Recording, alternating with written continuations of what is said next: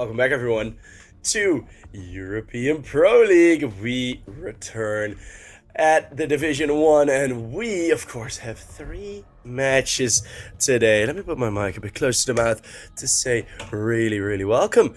As Astralis Talent versus Allianz, a sort of Scandinavian matchup is what we have right here.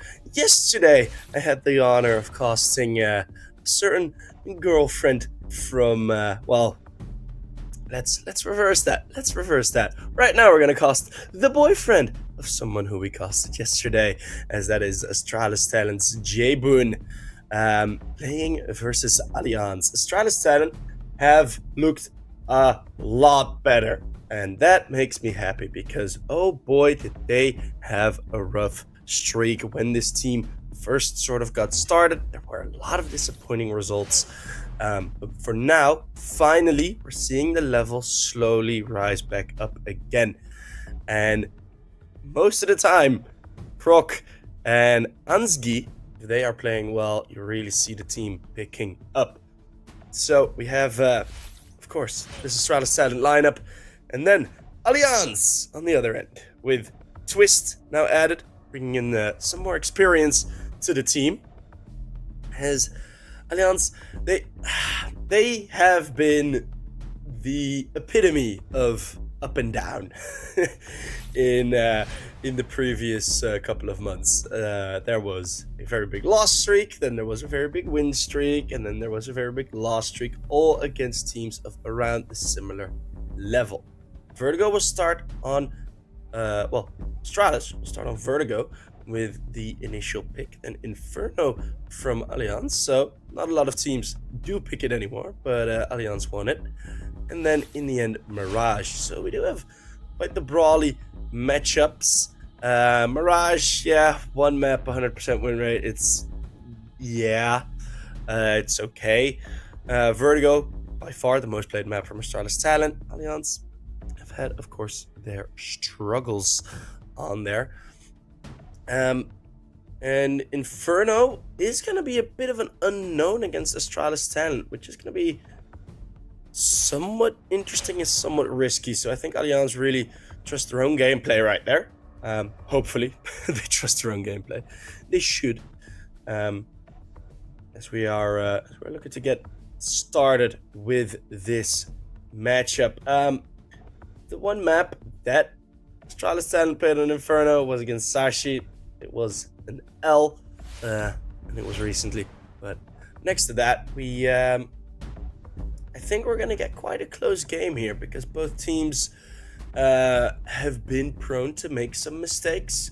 But hey, let's see where we end up, because if both of these teams have the option of just completely showing up this morning, and of course that would change a whole lot in the outcome. That is major. My beacon of attention, let's call it. And we get going. First game of today. First game of 3. Is already, Astralis Talent. They're not in the mood for waiting around. This is going to be a brawl in middle, and it's Krok with a triple.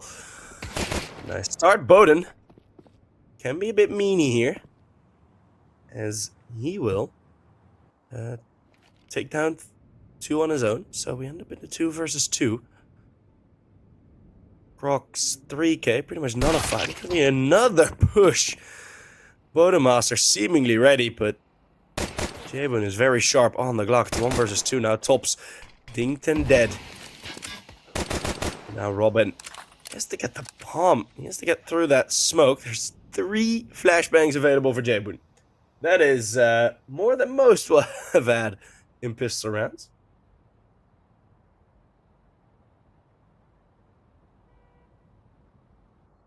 Let's see if it will work out for them.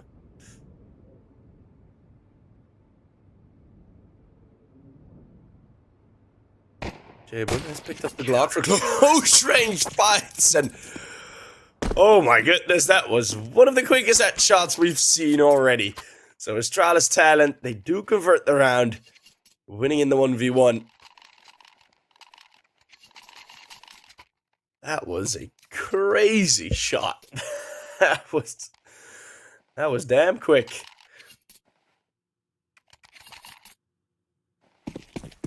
Astralis talent take round number 1, preventing the bomb plant with early aggression. So no force buys that are very, very effective on this map. The nades are great onto J-Boon. It is P250s for 2 of them. Robin and Bowden. Might be able to find some damage, but rifles are just going to be a bit too powerful, are they? Oi. That's a quick shot. Allianz. Everyone in the server is looking really sharp. Like, they woke up. They had their coffee. Or, you know, it's all young guys. It's mostly young guys, so maybe just their energy drink.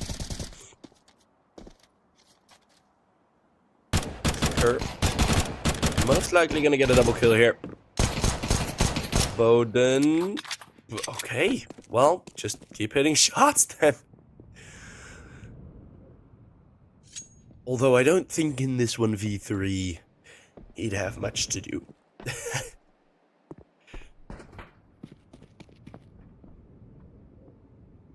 Probably the most well-known P250 clutch was, of course, the one of Rain against Cloud9 on Inferno, where I got that instant triple kill.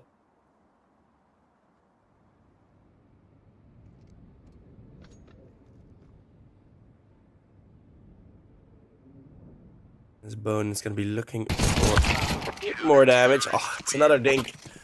No conversion on the kill.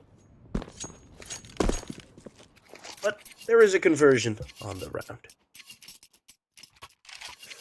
Let me real quick type something.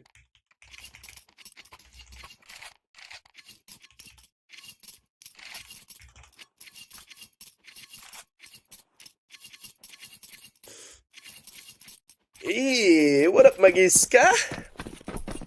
Allianz at bootcamp. Ooh. Now, well, then you have to wake up. If you don't wake up, then that's the scary part. Like, if you're tired in the morning and you're on bootcamp, your team can meme you so hard. You just wake up with an air horn next to your ear. At least that's how it usually goes on team weekends or team weeks. Lots of teams going on bootcamp after post-major. So.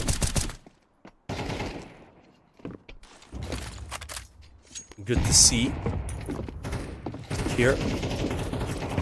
Looking for a bit of a jump spot. It's mostly the passive A-ramp attack. Keeping these AKs long range. Kerr wants to fight back. And first kill of the game only after 40 seconds of a full A-ramp fight.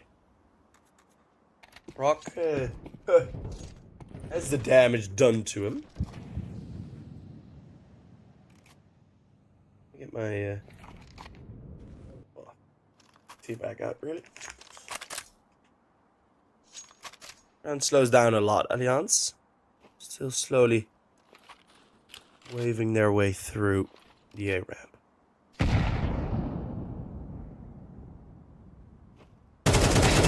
Has the boost, and Lesson had he gone for the double spray. Croc 9 HP, it would only needed 1 bullet. Lesson getting dinked down to 1. Croc will now be found short HP out of Veed, who doesn't really care much about that. Still peeking in for the second. That's getting tops. Don't really got much to say.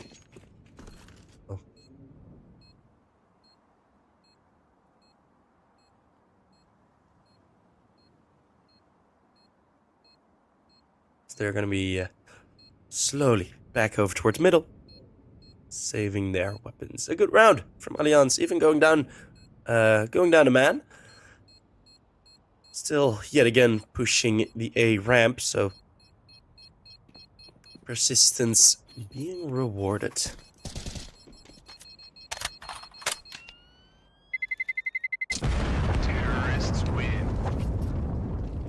There is a possibility that you might hear me mute my microphone in very odd moments. That will probably be because I'm sneezing. The hay fever is kicking my ass.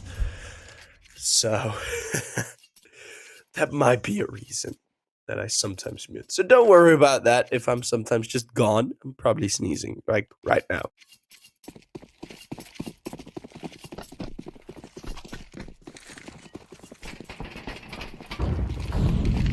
If I were to sneeze in the mic, I'd probably deafen everyone that is watching right now, so I'm gonna be nice. I'm gonna be nice and quick about it. Love that it's nicer weather, though. Crook. Yet again at the top of ramp. Allianz, it's a pretty dangerous sign for Astralis talent that they managed to get the A ramp in the last round, right? Even with 4 players, even after that initial fight happened. Still a very good trade in, still a very good round made out of it.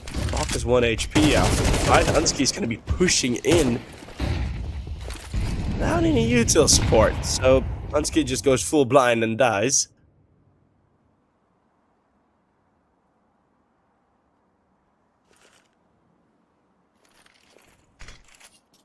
As we have Boden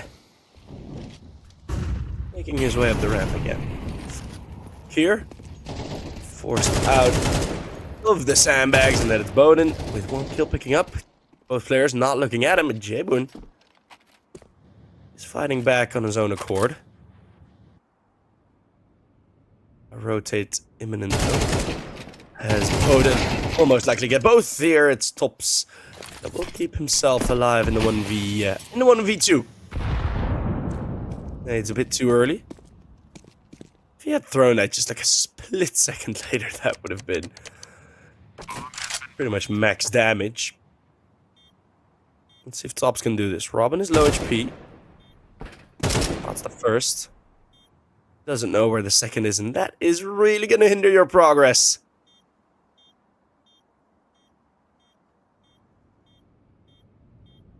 Into the next round, so Tops is slowly going to be backing away. The AK a bit too valuable to try and attempt this. So Twist becomes the MVP of this round in game as he plants the bomb. Still on 0 kills, but a good lurk. The information gathered. There we go, Mr. Detective Twist. He does have a very detective look, if you look at his picture. Like, if you put like a Sherlock Holmes hat on that, you know, with his raised eyebrow, you know, that mustache. Beautiful mustache. He'd be a good Swedish Sherlock Holmes. I'm pretty sure of it. It is the morning CS conversations. Tea is so nice. I keep forgetting, every time I drink tea, I keep forgetting how good it is. Warms my insides and stuff. Oh, nice.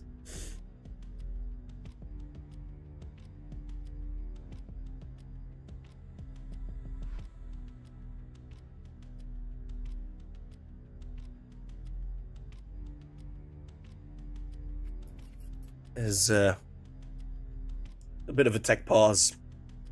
I don't know why we don't have the cameras.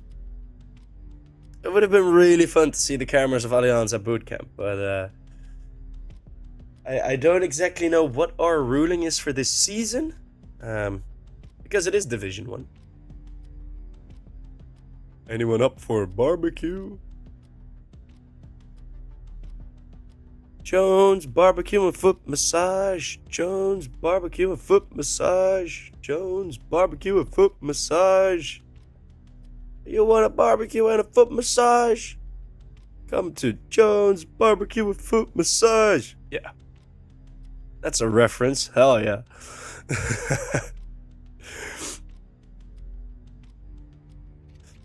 Well, maybe someone's PC got barbecued.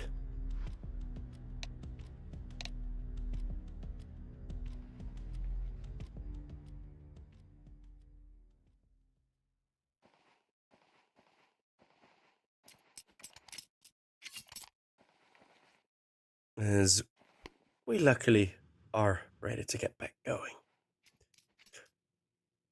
It is Tops with that AK. Over towards the ramp.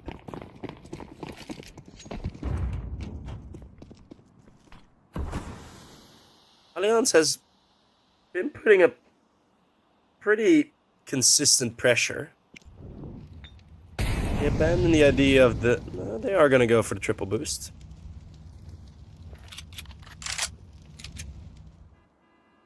We're going to be waiting for it a bit until players have crossed in. It's quiet from Astralis talent, but you have Kerr, the smoke, a Molotov, yeah. So that is the information that Tops was waiting for. Pleasant not looking for it. The timing is hot on perfect. The shot misses though. Mag 10, the cleanup crew from Bowden. Tops still in the sight with the AK, but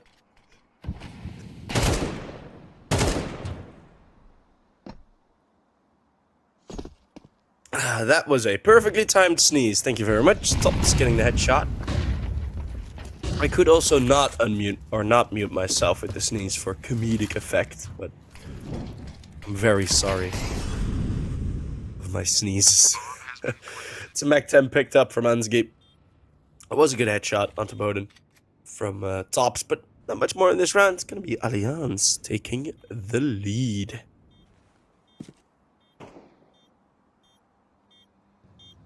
Also, by the way, FlyQuest currently having Virtus Pro on the ropes. It's the Chengdu matches. Twist, first kill of the game. Tops is gonna save the AK for one more round. Why not? Why not? Just keep hold of that AK, my man. The bomb goes. And it's 3 on the board for the Swedes. I actually had the enjoyment of going to the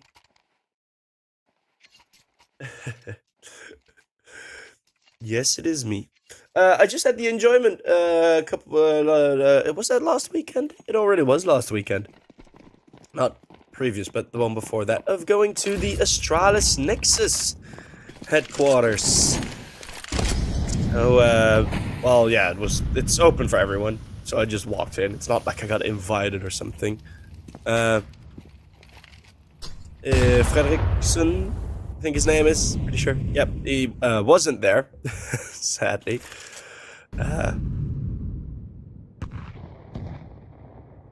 Really would have liked to meet him. He is now currently streaming with Astralis on their own channel. It's, oof, nades good onto Pleasant.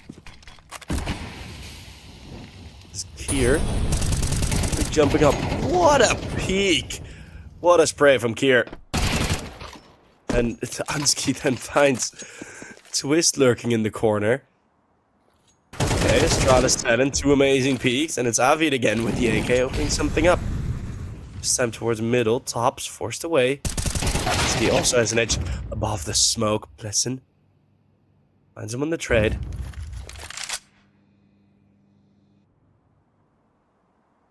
Two versus 2. An interesting round, this. Because there's very little information from Astralis talent to work with.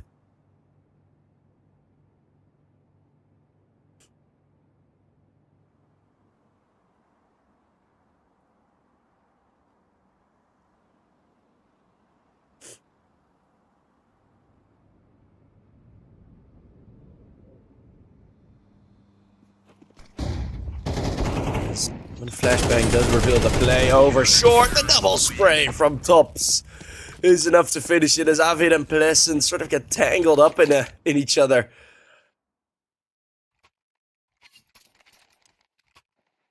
And it's Tops with that saved AK. 3 rounds in a row he's been saving that AK. And it does come into effect. A 3rd on the board. We're staying equal here. Money's still not the greatest for Astralis talent, resulting in a bit of a weaker weapon buy, but Allianz is pretty much in the same boat, though they can all afford AKs.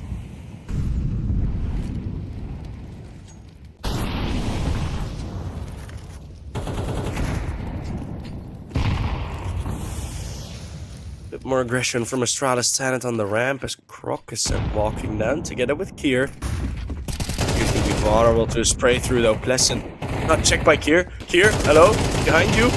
It's Bowden and Robin to go for the peaks together. Avid then suddenly on middle finds Ansgi. Those mid lurks, they get stopped time and time again. Allianz on all the map areas, it's been sort of 50-50, except for middle.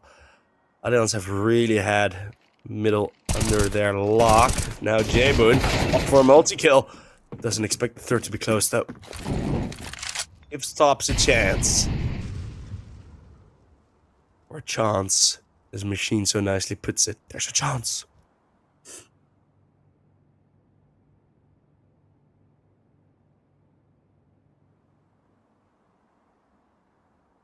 As Bowden and Twist in the 2v1. They have no damn clue over where Tops is. And they're gonna both go towards short. Ooh, a headshot needing to be hit. Although Tops holds it passive. If the timing works out here, something to be said, but Molotov's good. That Molotov isn't. Twist landing wider than Tops was ready for, so they do get the bomb down. If Twist had gone down there, that would have surely been the round done. Now Twist has tucked into the left. Tops checking the over smoke angles, but in a 2v1, you rarely see them peek those. Twist in the bomb site, time is starting to tick. The first kill comes through. Now a smoke defuse is possible. Still, he thinks it's planted default. He does go for the bomb defuse, and it's so shallow in the smoke. One bullet reveals the position, and it's an easy conversion. And another scrappy round. J-Boon nearly being the hero. If only he had expected close position of Bowden.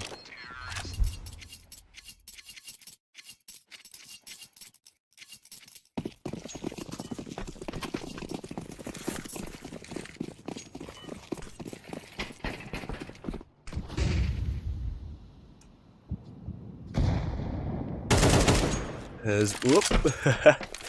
Avi does not want to deal with that.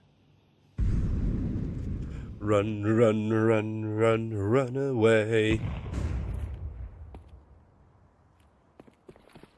It is the better decision there. Not gonna lie, against the pistols. Ooh, story time. I've been in an esports studio on picture as I see the studio on Bowden emote coming in.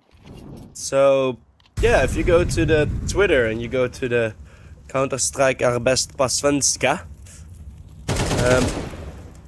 I'm in that video together with all the casters and NES apparently. Twistin. Yes, Pleasant and Twist. Get a couple of openers at the tops on the rotate. Awesome Swedish, yeah.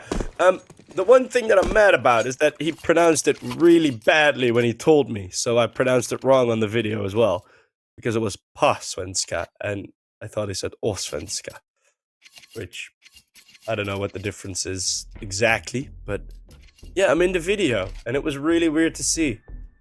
I'm wearing the orange hat that I was wearing at the intro to all events I go to pretty much. Because I'm an attention whore, and I just, yeah, that's it. And the guy from Esports Studio just legit walked up to me, stood in front of me and said, "You look like a funny guy. Do you want to be in our video?" I was like, sure. And then we had the talk of me actually like casting a lot of the games that they are also streaming.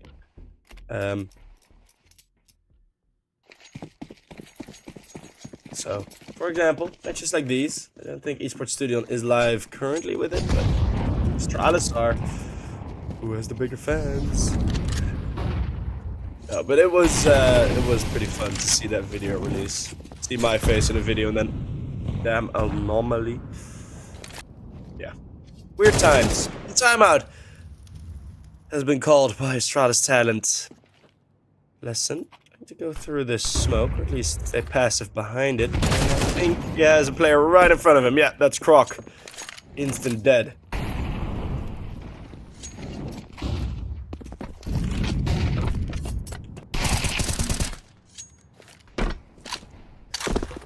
spray from the M4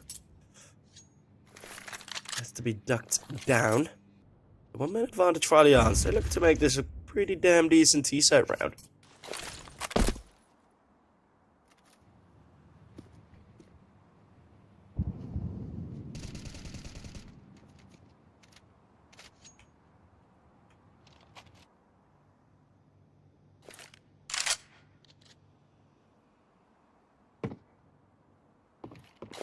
It's gonna be... Ooh, that nade's good. I don't know if it was enough damage to make the sound cue. I also don't know what is enough damage to make that sound cue. Not seeing the new smoke yet, but Kier, that's a mean shot through the smoke. Onto Pleasant.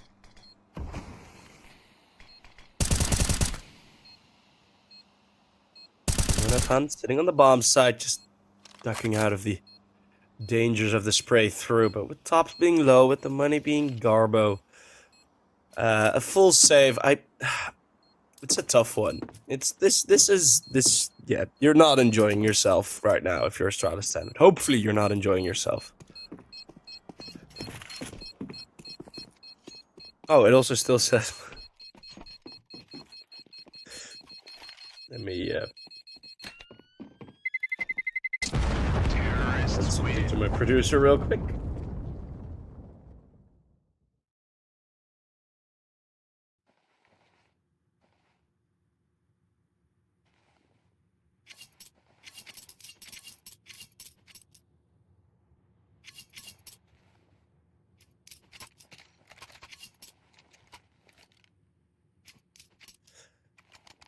There we go.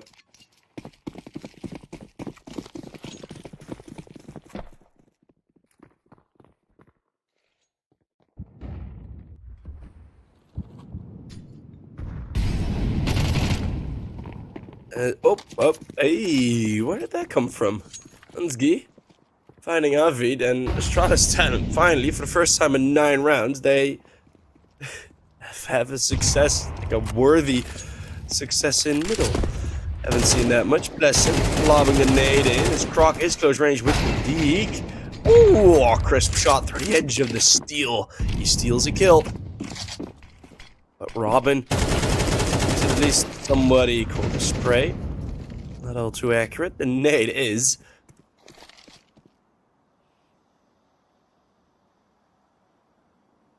You're looking for a boost up. Jumping up now. Post flashbang, post util.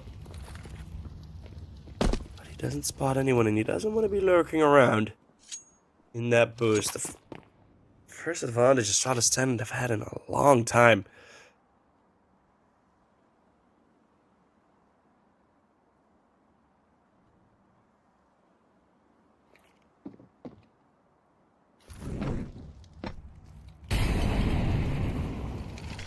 Astralis Talent, fearful of a possible rotate, have all gone away, and it's the same as we saw in earlier gun rounds, that even with a man disadvantage, they're just slowly progressing up the ramp. Ooh, Croc. Not a good bit of damage there. Odin is now going to be going for the safe con. You're not giving over, although Ansgeep seems to have the idea of our Bodin is at way out in the open. No chance at the triple peak. Ooh, a 2v3. There is one defuse kit on Ansgi, so he is going to have to go on to that bomb plant. Twist going to be found by Kier. Robin, 1v4. Can he do it? No, no, no. Defuse is in. Astralis Talent finally winning another round. I'm only here because I betted. Well, you are still very, very welcome. And I like that you're watching this game.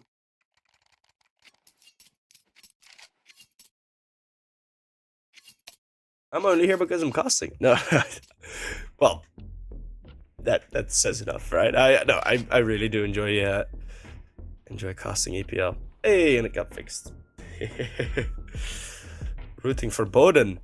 I actually saw the name of Bodin's as AK, which was Take Me to America, which is a good reference to a band I really, really like. The Biotsa Collective.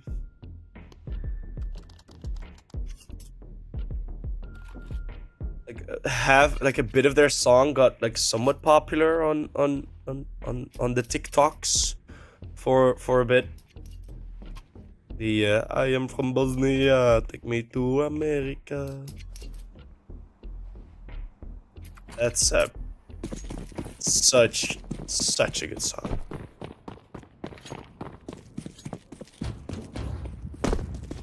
And still enjoyable and entertaining. That's where that's my job, baby. Yes. Alright, let me just do my job then. It is gonna be a bit more of a passive round, and Avid, after losing middle once, goes for a bit more of a rookie position. A bit more of a teehee position. In middle, just holding the ladder to prevent another push. Because that was really what sort of won them the round. For Astralis talent. In the previous. But all in all, in these past 11 rounds, we haven't seen that many change-ups from the Astralis talent team, and Allianz, they have an A in their name, and I don't know if that was, in their opinion, like they mistook the A that's up there for like the call the coach made, because they've been pretty much only going A. There was one lurk from Twist that allowed them to go towards the B bomb side, but it has been an A ramp simulator, true and true. Through and through, I should say. True and true. Both are true. Flashes are good, so they are being held back, but it's short isolated now. Croc is gonna have to do a whole bunch of work, but he's gonna get hurt already. Avid and Robin just waiting on him to peek. Bowden, good angle onto here. Does fall to the wallbang spray, headshot eventually connecting. The op is a bit too late, and Bowden is now gonna just smash down that control button. And oh my god, Bowden! Oh, 3 ways to anger J-Boon, and that is absolutely one of them. That is a ridiculous timing on the peak. Oh, that's gotta be frustrating. As soon as he grabs the Molotov and throws it, just whoop, peeks out, op instant dead. We haven't seen the op get any impact for Astralis talent. Yeah, J-Boon has had it for 2 rounds now, but economy's been gunk for the AT.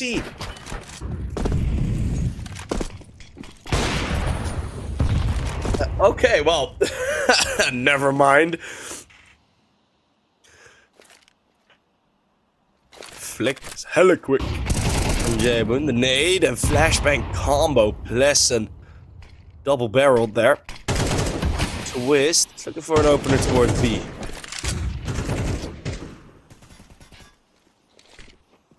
There's also some damage in middle. The boost up over. Top's his position. Oh, the double nade. Oh, 7 HP. Top still walking.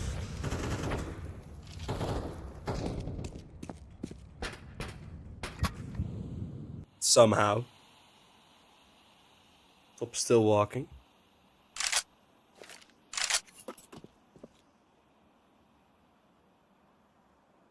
One bullet through that wood would just instant take him down, so Robin's just gonna wait for the jump up. 5 HP himself now. Skir gets the kill in middle. Astralis Silent have just kept hold of the advantage. Since that J-Boon opening kill, Croc has now pushed in towards the ramp. Shadow advantage, and Twist somehow still gets that shot. Both players are so low, such low HP though. That one Molotov from Ansky just destroyed him, or the bullets from Kier. Robin gonna be the last to fall in the half. Kier completing 2 more kills, having a Allianz on 7. And that round was sort of an example of why we did not really have Allianz going over towards the B-bomb site. Because it didn't really look any good.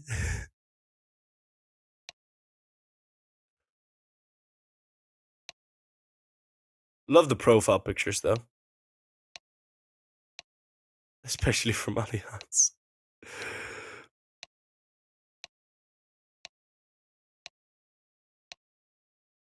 As halftime is upon us.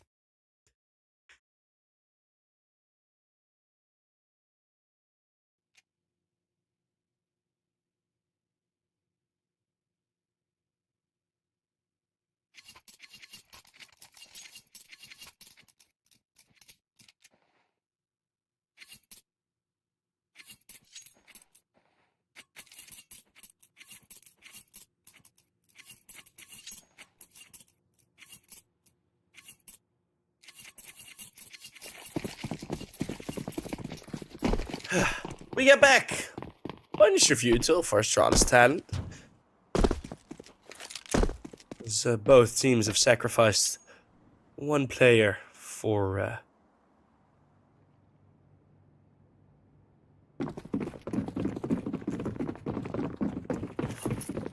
one player, two players for the util. That's a lovely Glock skin. I want to know which Glock skin that is because that is looking sexy. Util thrown in. Astralis talent gonna continue on the A-ramp simulator, and Ansgi finds an eager Plessman throwing his bullets through the smoke. Made towards default. I think it's been thrown already. Let's see, the 4-man retake. It's a smoke on the bomb, but Tops is just gonna sit in this. Ansgi, another kill through the smoke. You don't need to see. Twist is gonna go for the knife. He's gonna get taken out. Ansgi, a third kill through the smoke. More smoke kills. There is one kill where they saw the opponent for Astralis talent. What? Oh, man. That's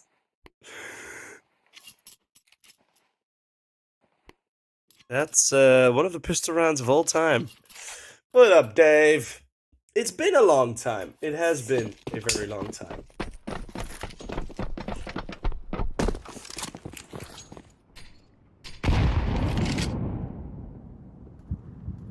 Well, Allianz apparently have enough clay,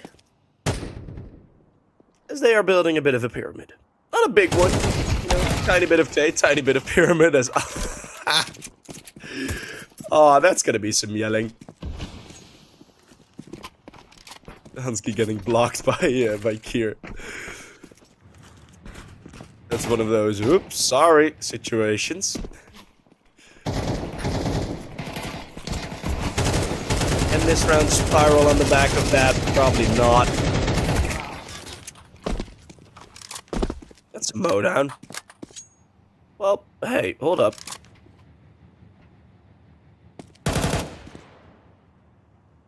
Odin does spot Kier. It is a 1v2. And there has been some damage done already. Wait, this might be...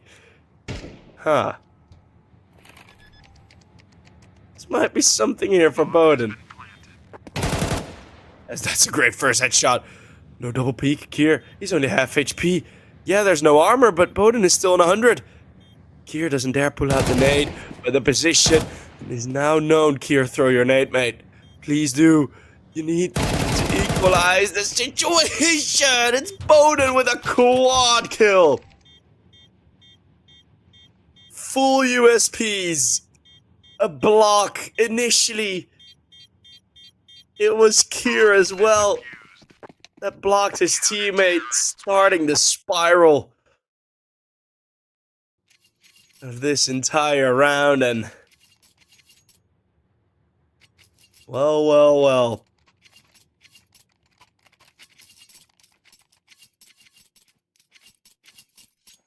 Bowden on 16. Baby. Those are some impact frags.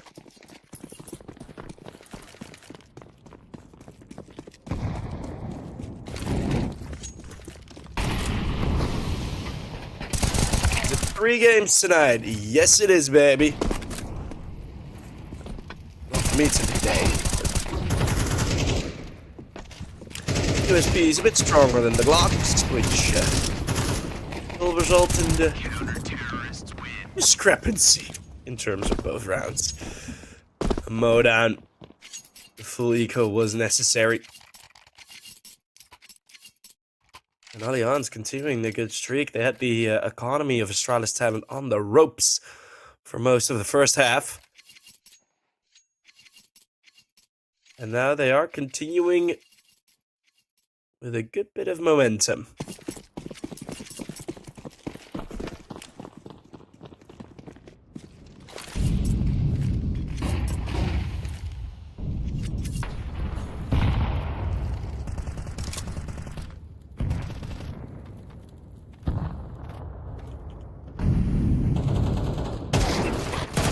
Only a mid-totem pole setup. Jabun is able to trade. F down on 50 though. It's oh, make that 15. Oh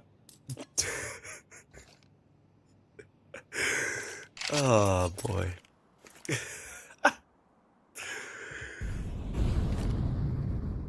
That was one of the more instant jinxes that I've had. AT on the B-bomb side. Still a nade available. Luckily for Jabun, he's far away from that.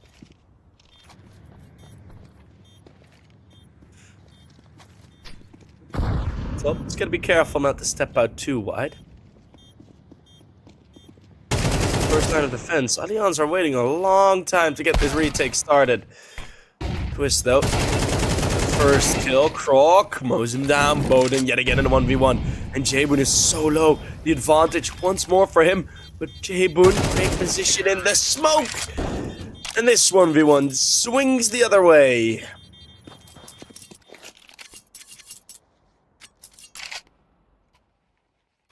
Seven. Still money for Allianz. That's the most dangerous part, right? Yeah, Astralis, you win a round, but everyone goes down low. You're only on... You're 3 Galils now. Fighting against the almost fully packed Allianz.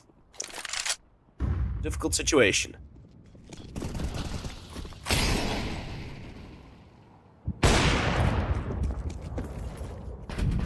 Bowden already gets away with one. Where are the female games going to be streamed? Mostly on this channel. Through the tarp from that angle, but Croc is good, but he can't really deal with the triple kill there. Never bet on C9 or Twist. Oh, C9 I could have told you, to be fair.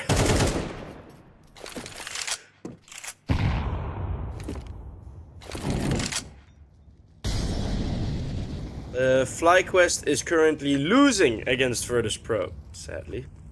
It is 11-6 on Ancient CT side for VP. I want FlyQuest to win. OT in the first, 13-11 in the second.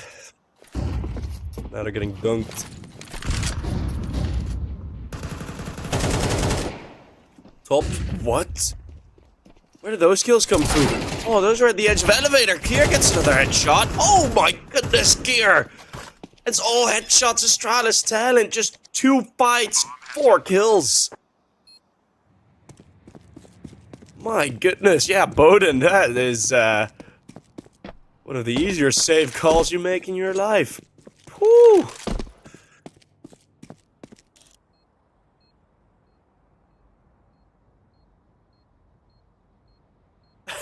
That was crazy.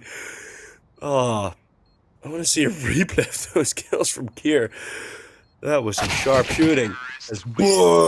Jesus. Don't be so mean. What is that peak? Oh my god. It starts with this. So Astralis 10 are down 1 man. And then Kier just pings them with 2 headshots. And then Tops flies across the crosshair. What the hell?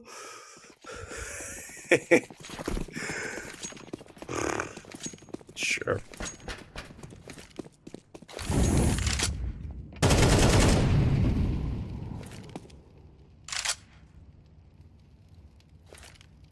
Of course, it is still the group stage match.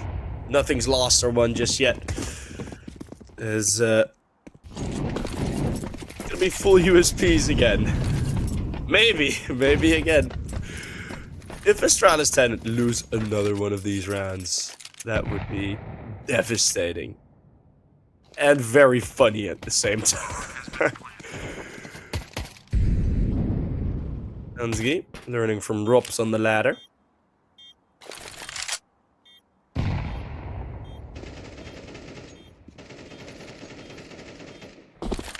As we just have Hansgi rattling it off. We don't even see it. Too grotesque to see. Hansgi ace? Nope. Tops take it off. I'll try to be more optimistic. Ah, that's good to see. Let's get 10 kills. Oh, he's on 4. Oh no. You need a shot of Henny. I don't have any Henny at home currently. Why didn't MOUZ NXT play Allianz? MOUZ NXT are playing later today. Against... Actually don't know who they're playing against. Oof. A flock on the nade, but spray through. Connecting nonetheless. Robin. Also with 1.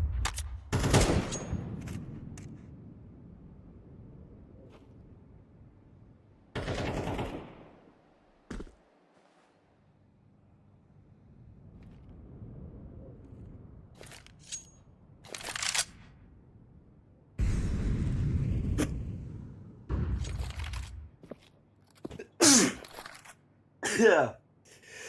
Shoot. I said I'd leave it in for comedic effect. Oh, that's rough.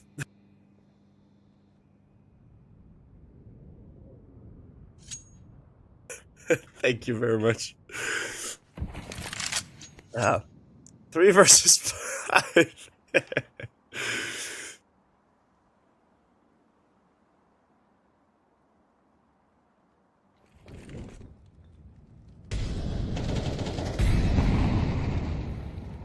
Avid, he's right behind the ball. Then on short, Kier does find the fight, but now the flank already has found Hansgi. Allianz to get to 10 early. At least earlier. Topping Kier, though, can still prevent that. But both on low HP, it's gonna need to take a lot from the Astralis talent guys.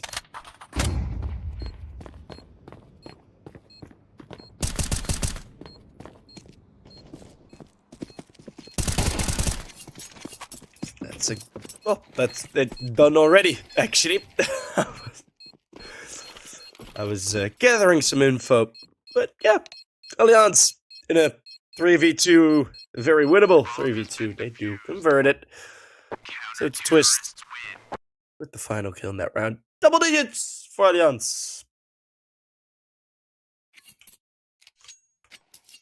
By the way, apparently NIP was a banned term.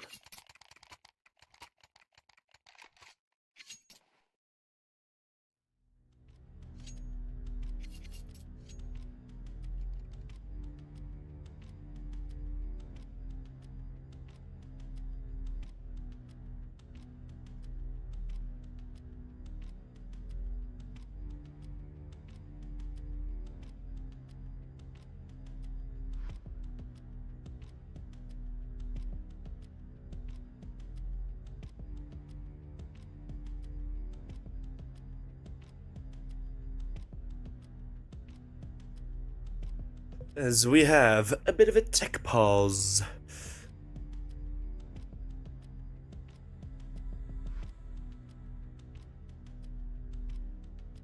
On map number 1, second tech pause that we've had.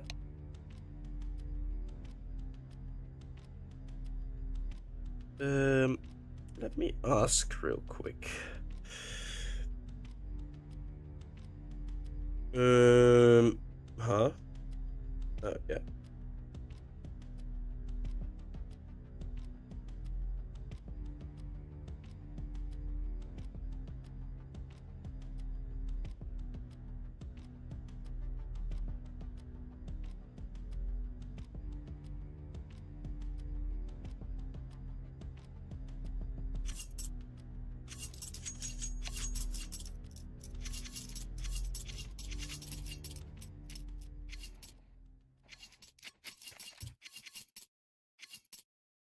9 to 10 and we're back at it. Maybe a smoke or some hardware.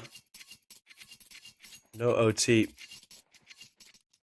I really need to go to the toilet as well, so OT does seem like a bit of an awkward prospect. At least for me. Well, Twist is not having a bunch of kills because he is holding the bomb site in what is an A-ramp simulator. This whole game, it's pretty much been only A-ramp. We've seen that light, ugly brown wood for a bit too long. And those eyes-hurting yellow tarp ends, and then things like this happen, where middle gets left completely open, and Ansky runs in with the lurk. Croc finding Robin, and we've traded rounds, but this one is looking very lopsided for the Astralis talent side.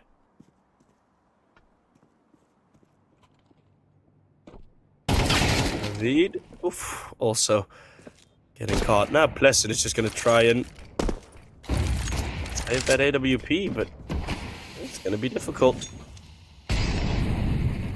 Here in the smoke, maybe through the smoke. Not yet. Oh, they're really hunting him. Oof. Good shot. Straight to that dome.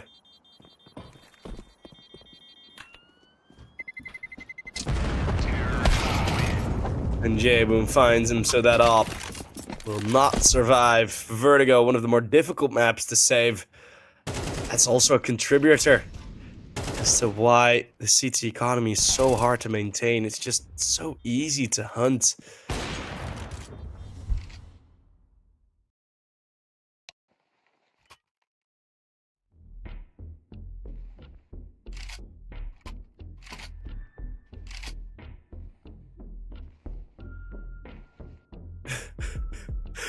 That response is so funny, by the way, in chat.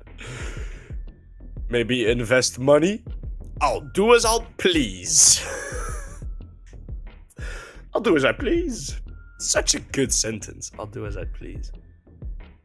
One of the better sentences in English that you can construct in the English language. So I do appreciate its usage. Get a full posh English stream. Oh, splendid kill there from the young J-Boon.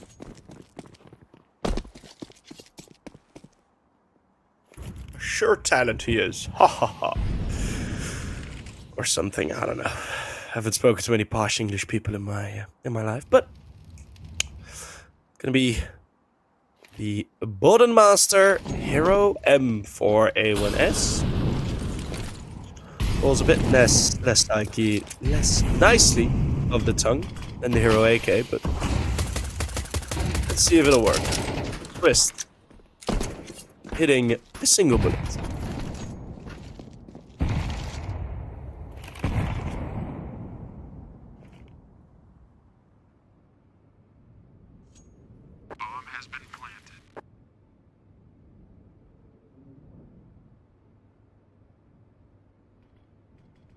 Ansky waiting on him as it's the first Boden on the flank, instantly getting the AK.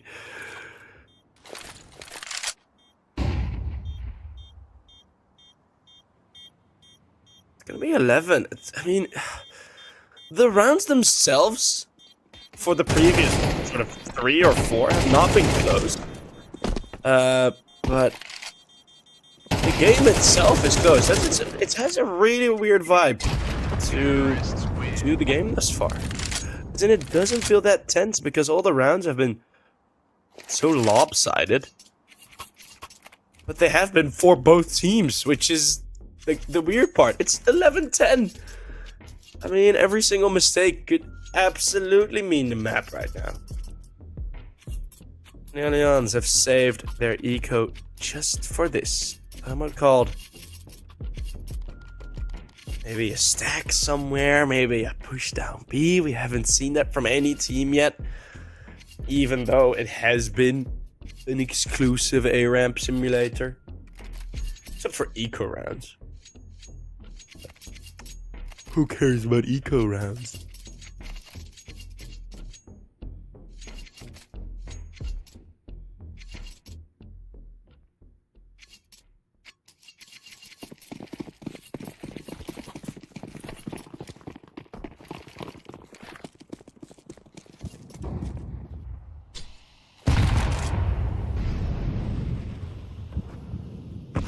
Well, Twist is gonna get a job to do.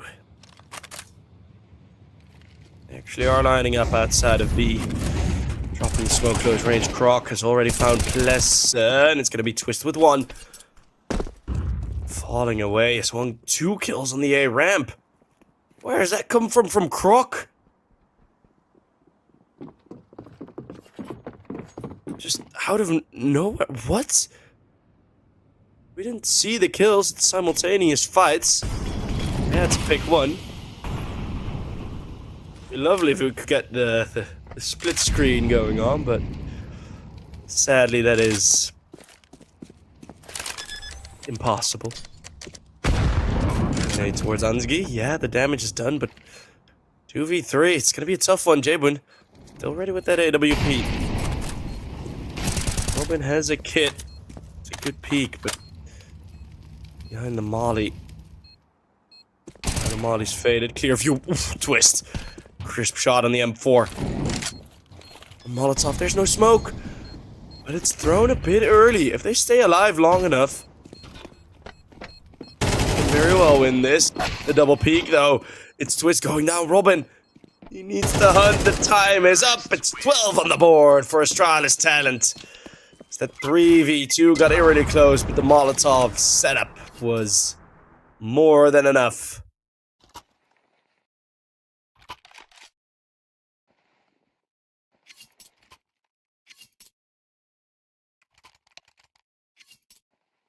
And what is this? Tactical pause. Oh boy.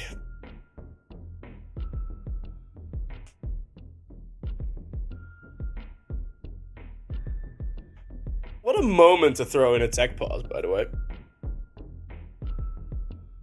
Wonder what the reasoning of this is. Is this just some BM or I don't know.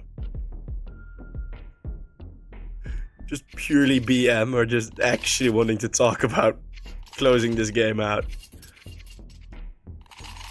Because the thing is, what they're doing is they're of course also giving Allianz a pretty good opportunity to get a bit of talking.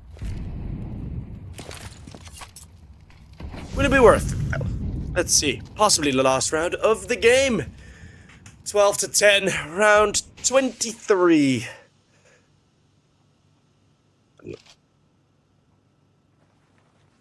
As may have found the reason of the pause.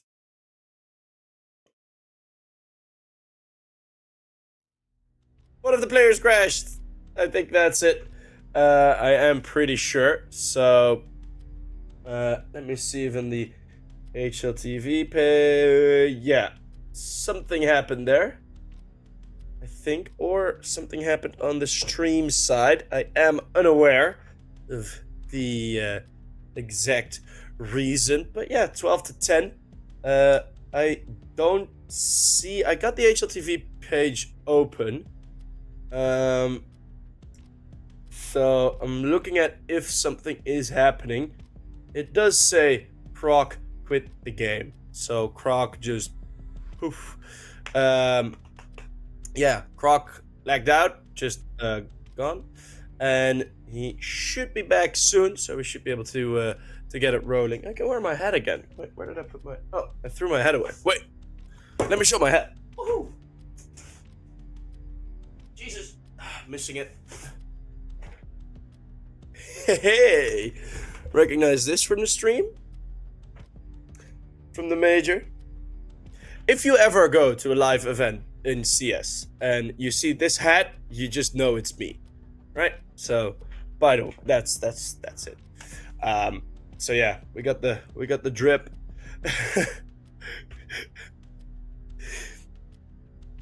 Nah, this hat is my beacon of recognition in all the games. But yeah.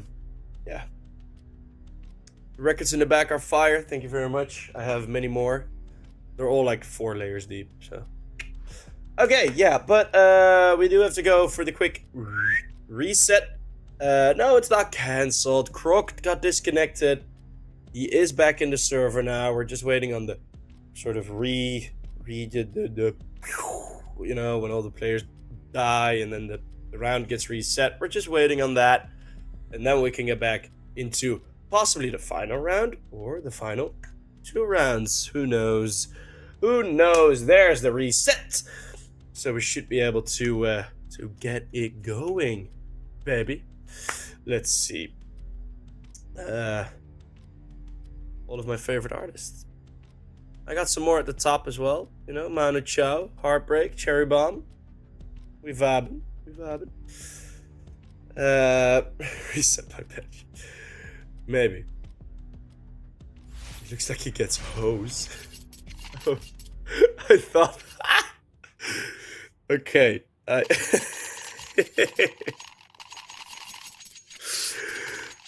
really thought with the way you spelled the word hose that you meant something else. Right. Croc has returned. A bit of an unfortunate timing, as some people would consider it a bit of a fishy timing. Sure. I understand, but the Croc just went poof out of the server. So he's gonna get back in. The buy is the same. A Croc, well, that's back in with a vengeance, as his entries on the A bomb side have been quite fierce. There is still Robin holding on to these peaks from Avin and Twist. They have just equalized this round. Robin is hearing all these footsteps, but they're not going over towards short. Jabun is looking for that flank. Twist. There's an opportunity here. Robin, another great spray. This was a 5v3, and Robin is doing so much work from short. Jabun with the close range AWP can't hit any shots, so where it looked like to be all over, Alliance lifted from the grave. A Frankenstein round from Alliance, with a Frankenstein buy scraped together, but they managed to give it enough shock to make it alive. 11 on the board now. Ooh-hoo-hoo.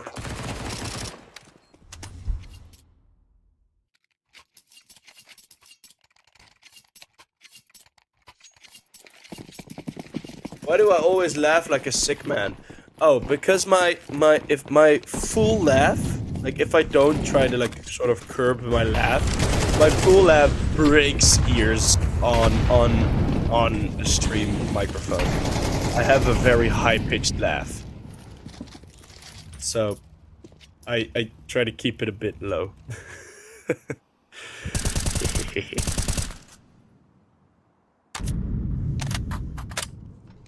If I go full laugh, you guys will die. Good nade. Broken Kier. Low on HP. Pleasant. Ooh, I like this position from Pleasant, but the util's starting to run out already for Alliance. He's gonna stand straight in the smoke. Flashbang's great. Pleasant. What a move! Double kill. Tops trading with the ump. Ansgi again through middle. His lurk has been so mean. So sharp. On both ends. Both ends of the half.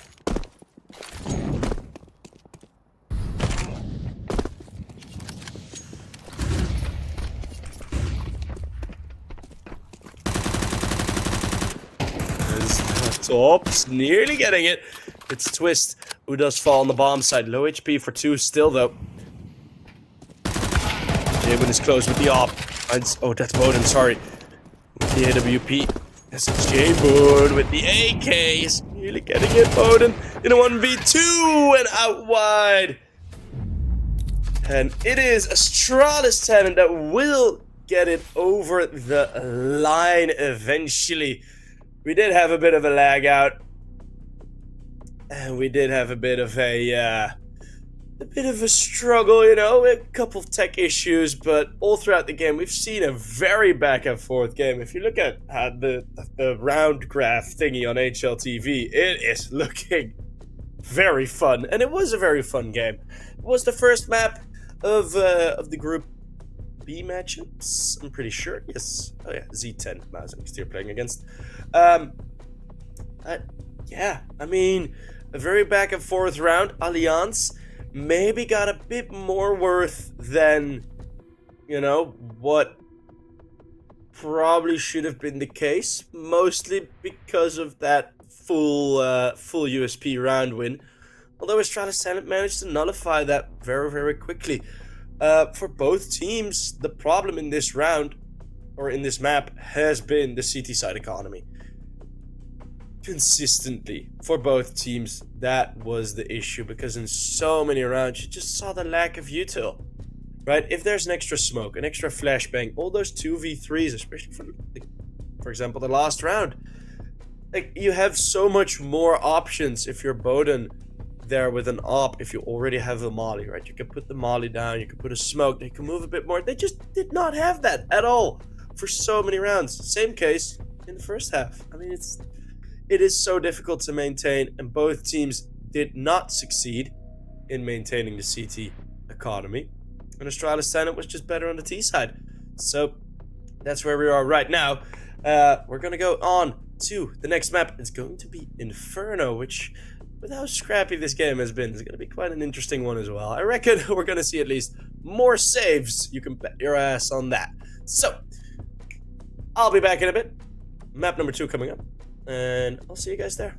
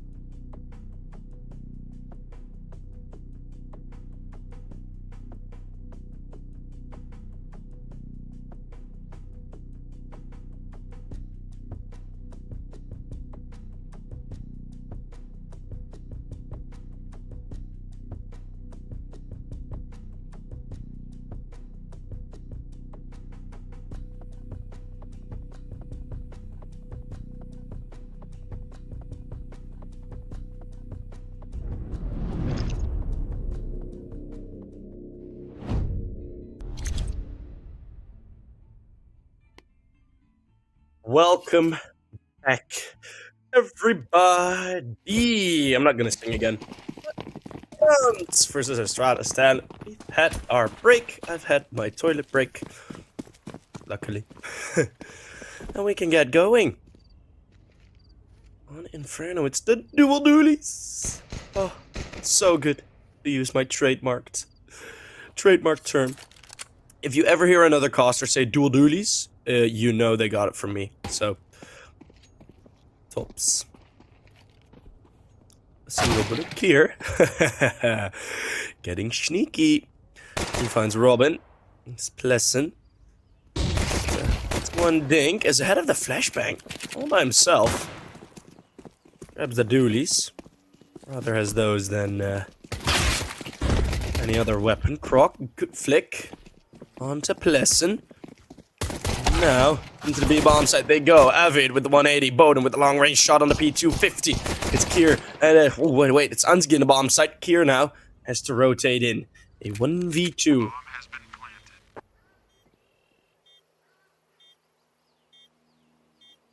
don't know if you heard Twist jumping, or if you can hear him running. But, he has to clear the entire bomb site. Spot at 1 now. Does not know where Twist is. Here, walking in. Ooh, that's the first headshot. Now it's all on Twist. Twist rotating around. The bomb's planted for Church. Although, Twist, he has his internal clock running. He knows it's past 10 seconds. Forcing him off the bomb will be enough. And getting the kill is the cherry on top. Astralis talents. Oh, Allianz. Sorry. Names at the top are the wrong way about.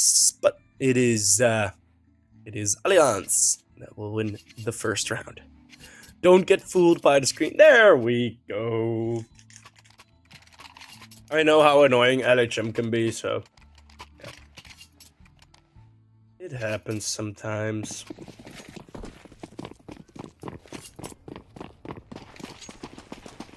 It happens sometimes, you know. Maybe the CT force buy. Quite often you see it on Inferno, as it can be pretty damn effective. A wild eagle spray. Howdy. Just gets the headshot eventually. Croc with now one more. And the SMG also falls to Twist. So Twist already on 4 kills.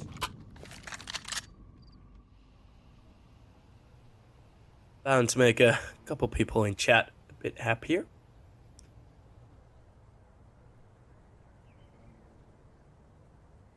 As on their map pick, Allianz do look like they have a bit more comfort, at least in these first couple of rounds. Still, it's a 3v3, so let's not get ahead of ourselves. The bomb site is fully open. But Allianz, of course, do not know that. Maybe this will reveal it a bit. 2 players at the top of mid. It's Avid. Won't be able to fully complete the spray. They are not going to respect this smoke at all. They're just going to walk through. No issue whatsoever. Unsgi though. With him, what a bullet of death! What a shot on the deagle! Twist. Last time it was a 1v1. This time a 1v2 and low on HP as well. It's going to be a lot more difficult of a clutch. And now, the bomb planter is hiding. That smoke still persisting. And it's Tops that will find the kill through. Astralis talent. Win the force buy. Round number 2 is theirs. Jeez. How did... Okay, well, Croc, sure. But that shot from Unsgi onto the bomb site. Absolutely round decisive.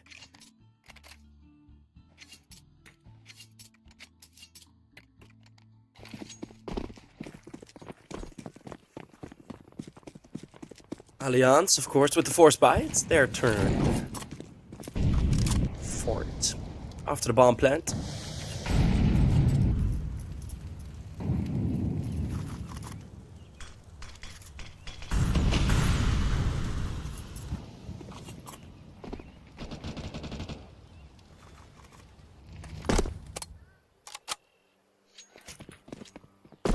And a slow round start.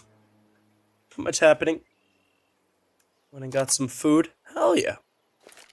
I'm getting some food after this map, but good stuff.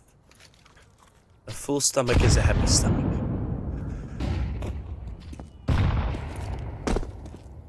Some util thrown out. Croc with another grenade, an HE drop by his team. Could give the impression, at least, that there's more than one player. Nade's doing less damage than expected, by the way. As Allianz are going to be lining up for all the util. Only 2 players to defend here. Croc and Kier are going to need to do a lot of work. The smoke, no Molotov to really stop them. Twist's gonna go in first with the bomb. He falls, then through the smoke, Kier goes, but he can't pick a target. 3 versus 3. In the retake. Astralis 10, and obviously they're gonna go for this. They know they have the weapons advantage. Ansky though, trying to challenge his crossfire all by himself. Support now coming in. And that's Robin with the first, then aTTaX, but it's Robin with 2. Jebun heading for the hills.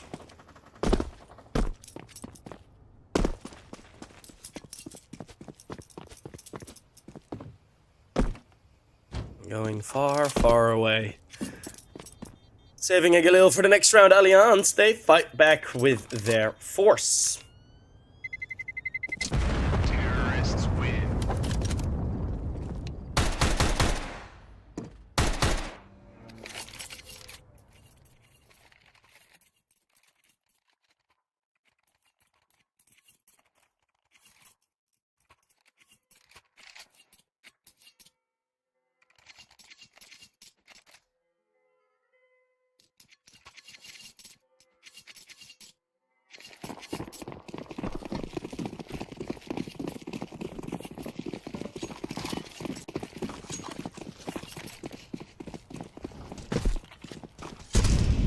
As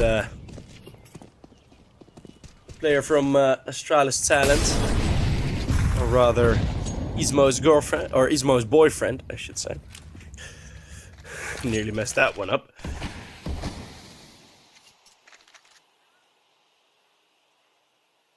You got timed out for saying 2 words in caps. Oh, I didn't know. Otherwise, I'd untime you out. Yeah, the bot is really, really uptight. But, hey, who would have guessed another force buy? Welcome to Inferno, lads.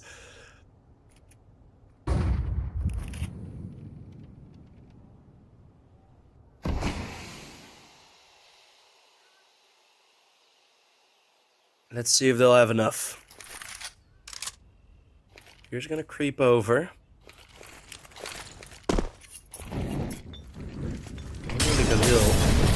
It's the rifle that they have, and it's way on the other end of the map. Support is coming in though, and Allianz, this is looking like a full commitment. Breaking open the smoke to give them a bit more of an easy entrance. No kills yet, no shots yet. Twist is there with the first. Twist is there with the second, nearly the third. As Mac 10 runs dry. Here, only fighting 1 Deagle kill in return. Now the M4, it's a 2v3, 1v2. Nade flying over, Bowden. Tucked close left. Twist, far right. Not like that, but here, walking his way into the bomb side, and Bowden steps out wide on the crouch. Allianz are the first with consecutive rounds.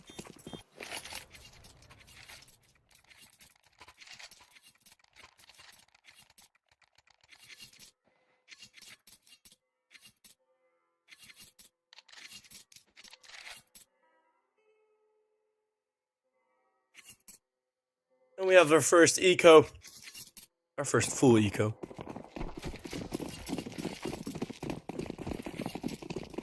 So we settle into the game. Momentum on the side of the T's.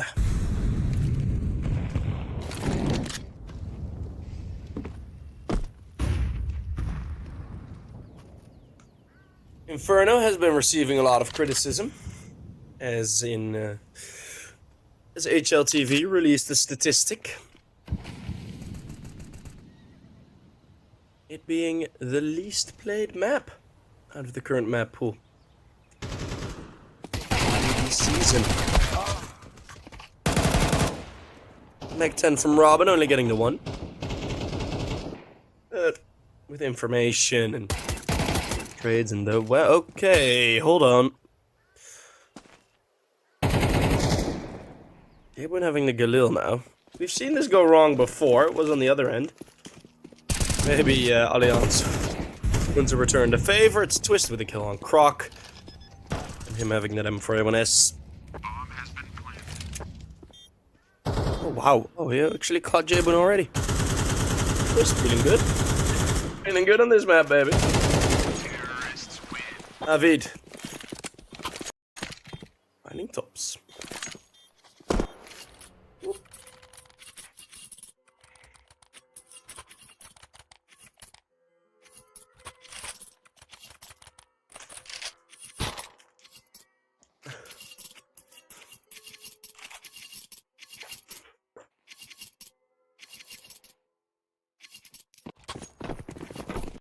Oster Jinx. Yeah. I got it.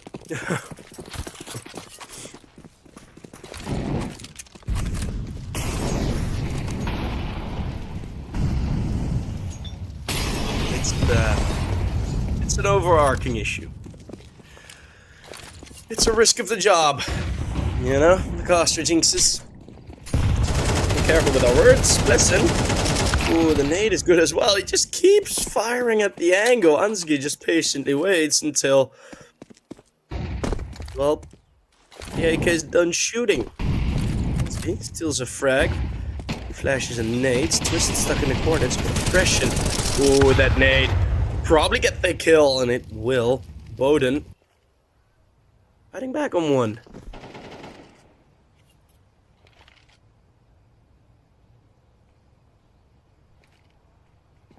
3v4, 3v2 on either bomb site. Tops gets the dink, but then can't seem to really control his M4 all too much.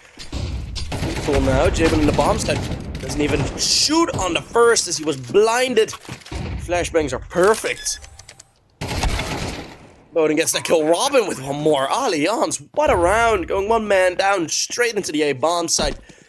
Picking him off 1 by 1 in Astralis talent. Not really playing that cohesive. And it's gonna be their downfall. Kira really wants an AK, but it is not there. Yeah, great round. Great round from Allianz.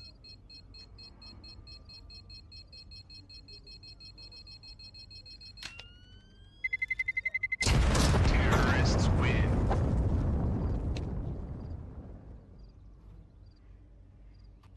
As I have a feeling we're gonna get a timeout. No? I just heard a chat click for nothing? Okay. Well, no timeout.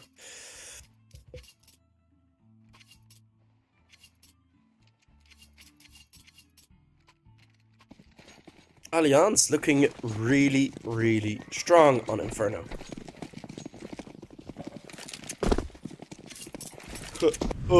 Costume, they fixed it. Yeah, but no good to see. For all our Swedish friends.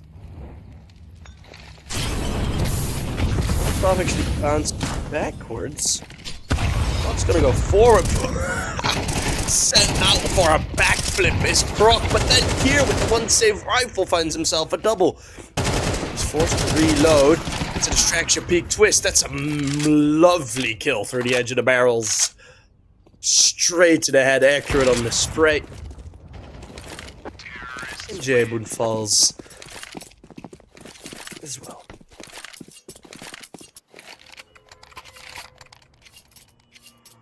Six to 1. I like our new fire graphic a bit better, by the way. So shout out Pro Team.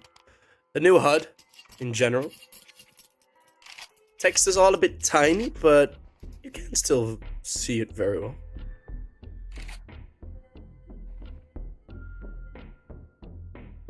Like, especially if you're watching on PC, it's gonna be a lot easier to read than on mobile. But who watches Twitch on mobile anyway? I might have just offended half our viewers. But no. Twitch on mobile is fine.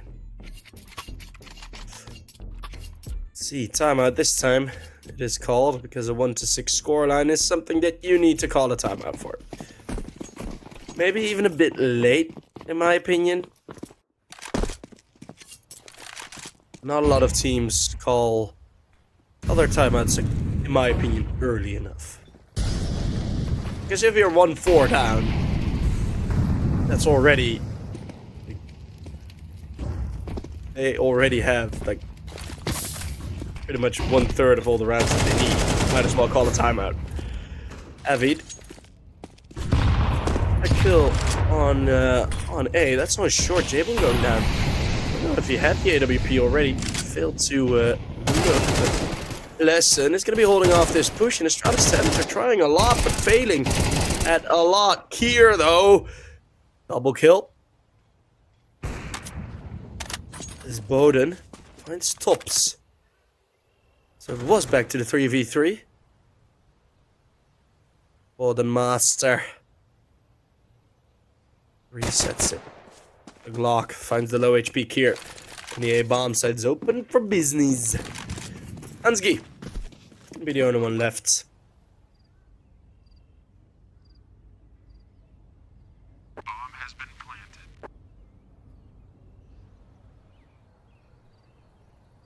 Slowly walking through banana. Pleasant. I did not know that this was a new angle. It is nasty. Jeez. Looking over the edge of the brick. 7-1. We enter Brazil. As J-Boon has lagged out.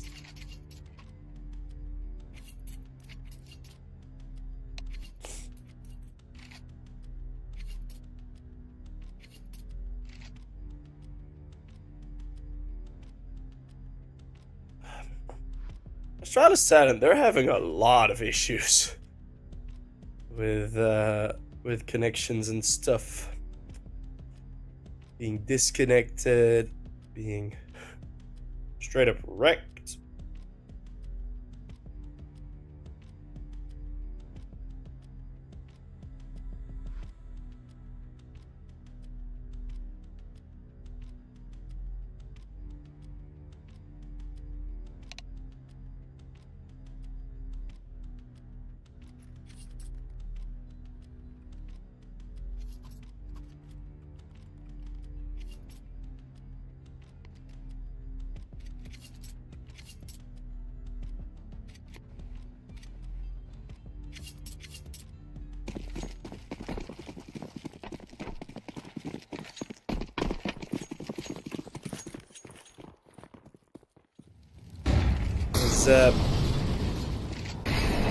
Tech pause is gone, and it's looking more like a pistol round by for Astralis. Your average first round in a casual game type buy. The Eagles 5.7s, P250s.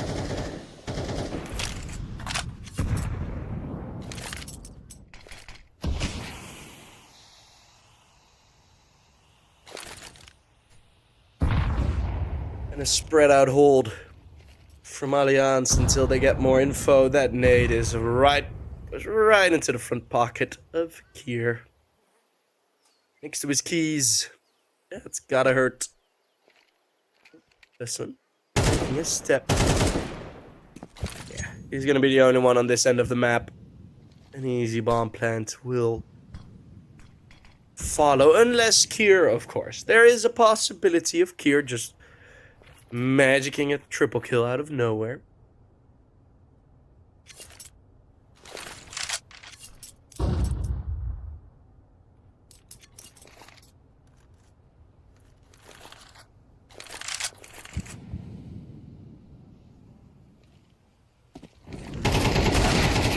here.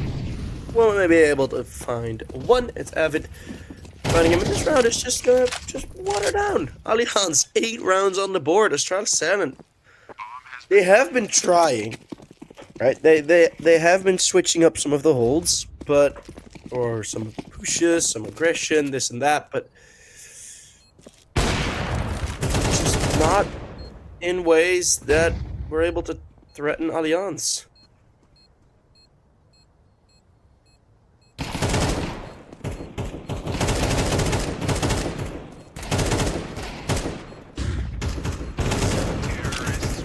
Bit of a shooting gallery in middle. 8-1. This is the complete opposite of what we've had.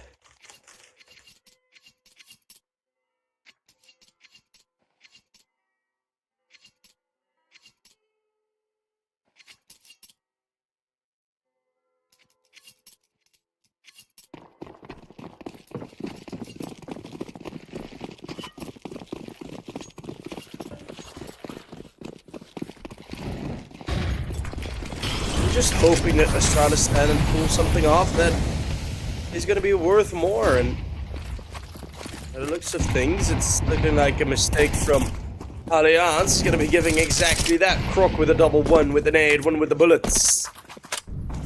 2-man advantage after the first B fight. Lesson is right behind the soul, right behind the molly. But Croc is good for a third. Him and Kier have been pretty much the only ones fragging, as that's happened a couple times.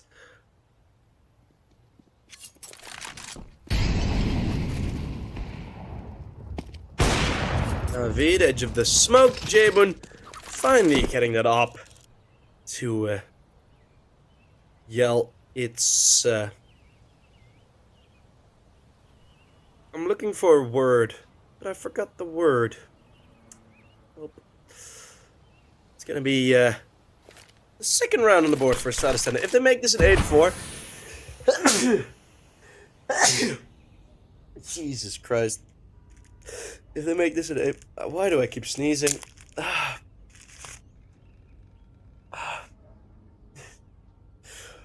What I said, comedic value. Ah, boy. Pollen, yep. The hay fever's killing me. I'm gonna get some medication today. It's Bowden. It's just gonna save his op. The money's still good for Allianz. Counter-terrorist win.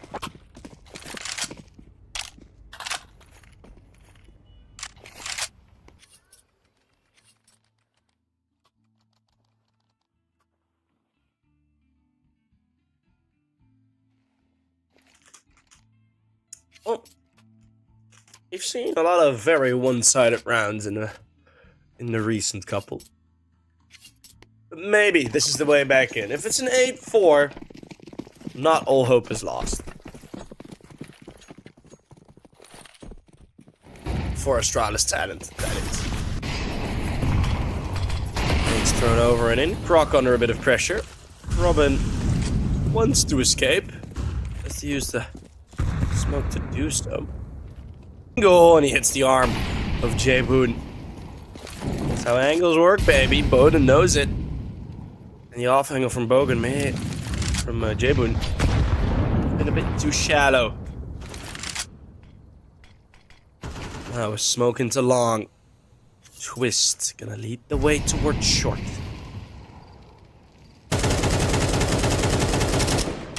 And again, it's just a bit flat from Astralis talent. There's just not. The things that they are relying on at the start of rounds are things you cannot rely on. Like, you can have those positions, right, that Jabun is in as a sort of like just a regular good position, but I mean, this retake is still on. Let's not give up hope just yet. This retake is still on because there Robin falls. Twist is still low HP. Now they have the man advantage. Bob's finding Avi. This retake is definitely on. Lesson. Unless he can do some magic here. Oh, unless he can do some magic. He's the wizard. Blessed with a quad kill on the bomb side. All four in the 1v4. It's Allianz on 9. Hopes destroyed. An instant pause. Allianz going for the BM.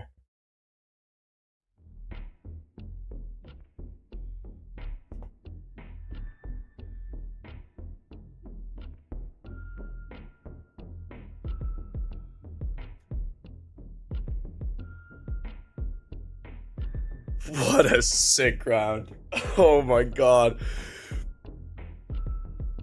A bummer we couldn't see it from his perspective, but oh, that flick on the third. And then the bullets running on empty for the final peak.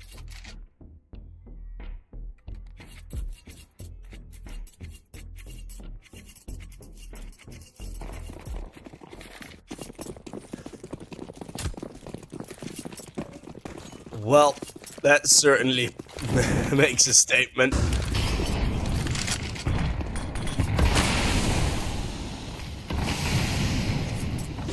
Lesson, under a bit of pressure as, oh my goodness, Robin! They line up for him, side to side, and it's Blessin who finds the third of the round, the individual shining on the Swedish side.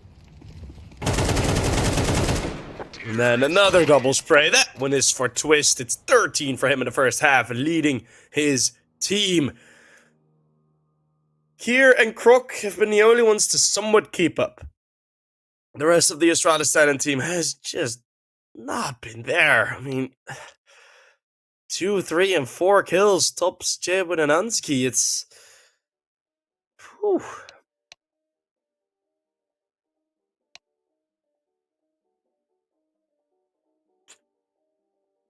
It's just not what you're looking for. And then you have Plessen, who was playing quote-unquote bad with only 5 kills, but then in 2 rounds he makes it 10. Coincidentally, making the round total 10 as well.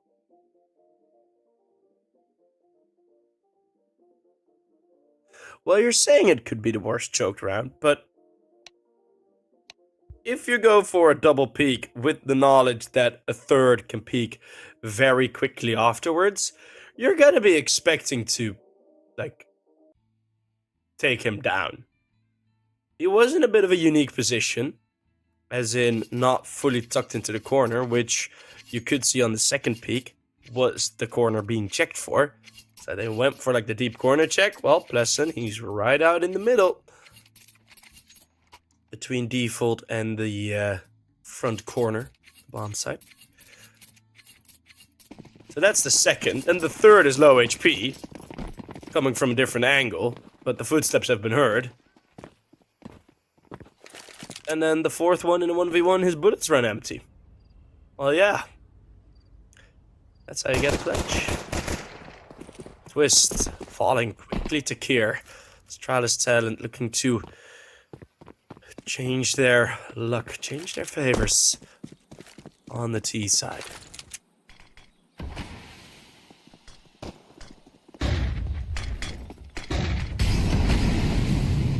Smoke's all down. The entrance is there. Spray through from Robin. Just not connecting. It would have been a bit too much.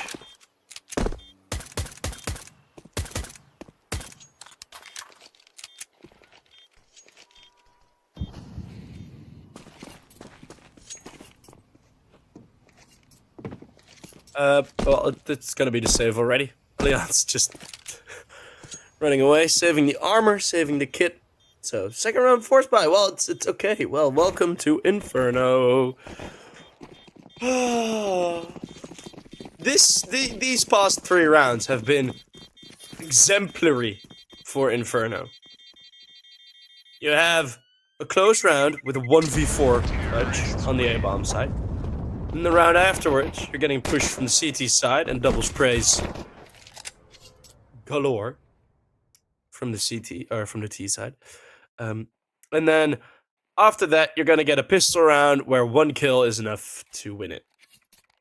and then instantly a force buy afterwards. It's just Inferno things. Just Inferno things.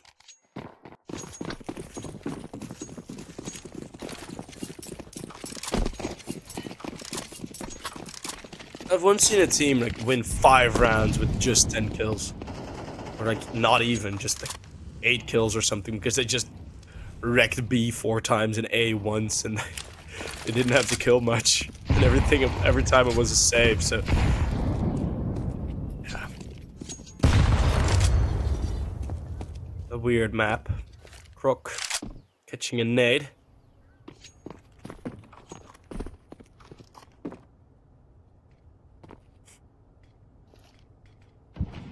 And Unskip at the Mag 10 is looking to challenge Avid.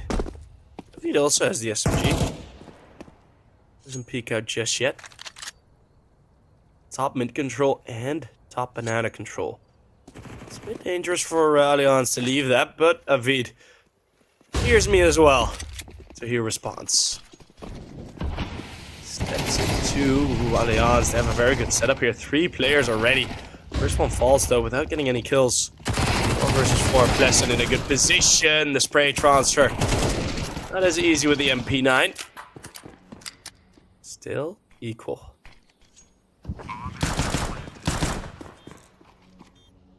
Twists his shots. Just missing.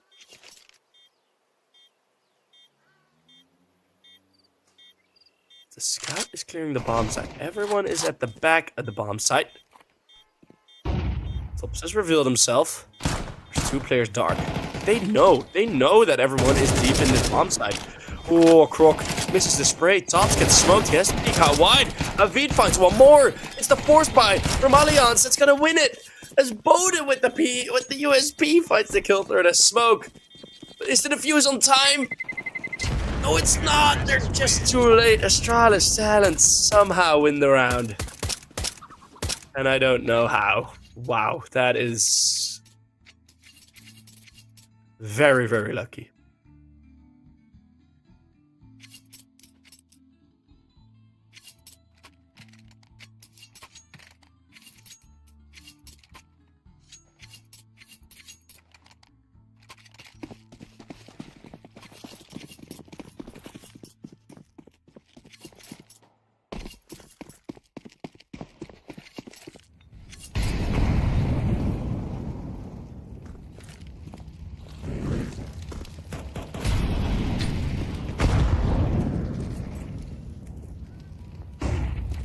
Half buy for the CTs this time. Just smoke baited out. Bit easy from Twist to bait out a smoke that quickly.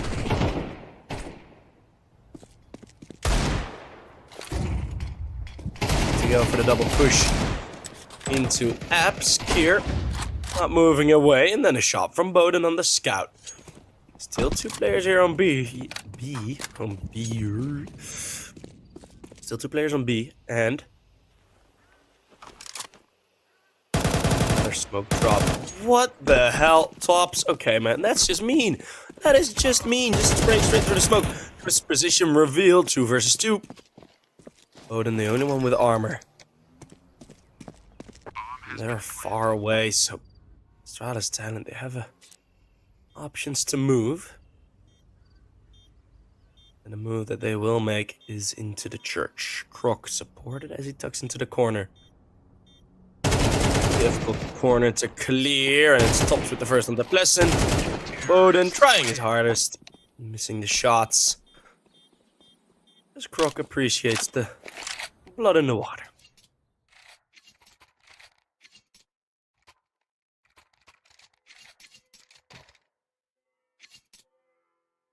After the half buy now, the full comes out, but Astralis Talent, they know that as well.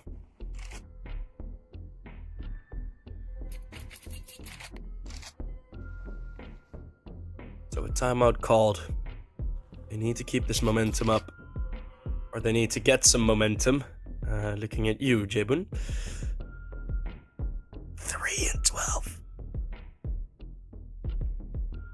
Let's not tell the others. Yeah,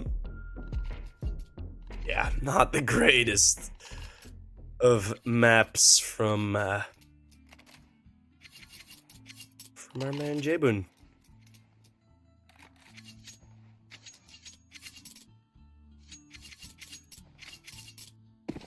You have his underwell. You shouldn't have said anything.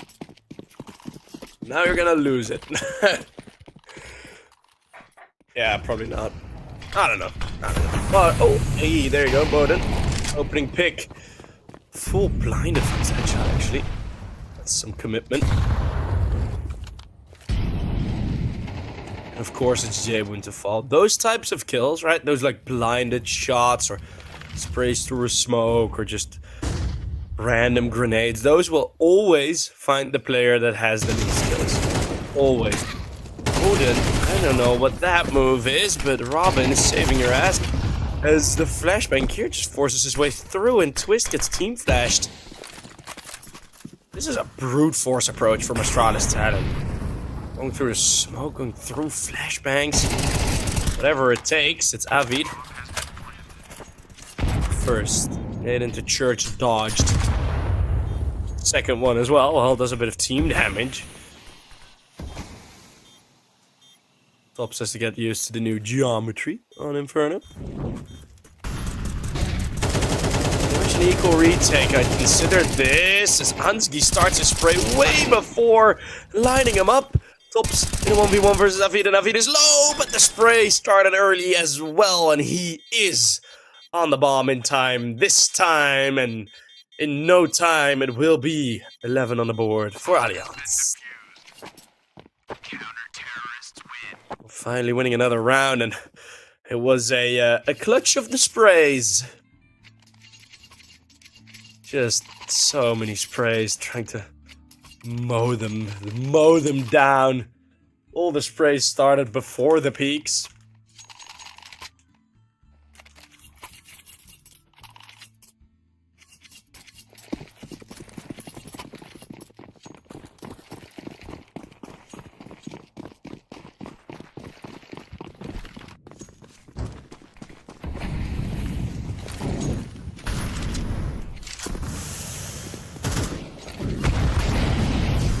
Oof. Big nade down middle.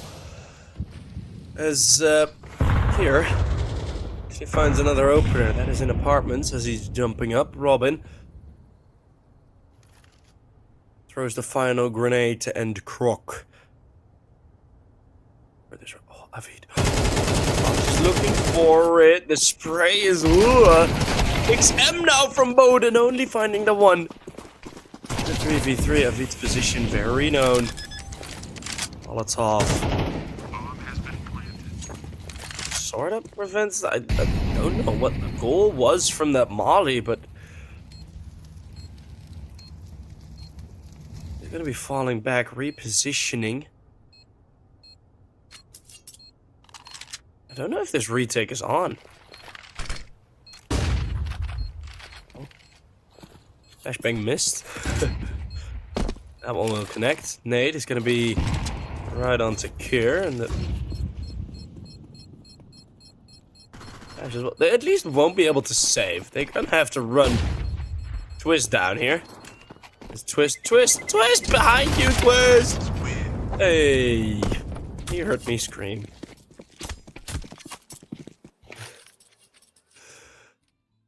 As it is Astralis talent picking up another round after one loss. And again, it's just a bit brutal. I mean, as in not brutal as in dominance, but brutal just as in a bit gory. That may be a better word. Al Gore.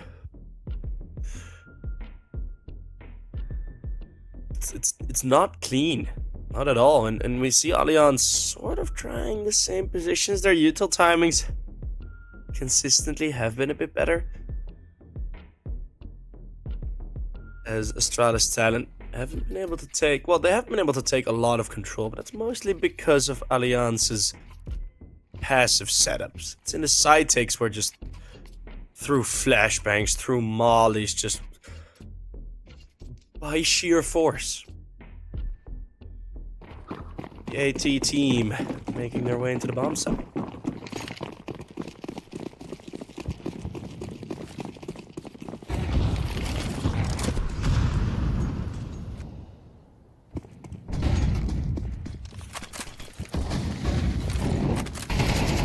And there you have it again, just straight up running in. It's Kier with the trade. Ups falling to Plessen, and long control now gained. Still in position in app. It's there, and it's only the one. Yet again, a trade. Bowden tucked in the bomb site. Oh, there must be one more here, Croc. Not a good find, and just once more, it's just complete destruction, just wrapping him around. The boa constrictor of the Astralis talent team. Choking the life out of the A bomb side holds from Allianz.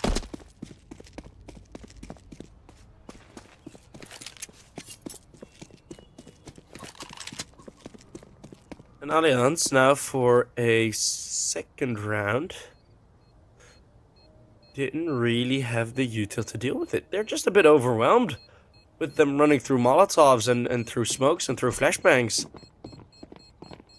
But they haven't really changed it up in the past couple of rounds. Not much to say for them. Croc will fall to twist. Unsky the only man alive for AT, but their money is good enough. Well, I say that. Oh, Jesus. Their money's poo-poo. Why did I say it was good enough? Their money doo-doo, man. Good thing it's the same case on the side of Allianz.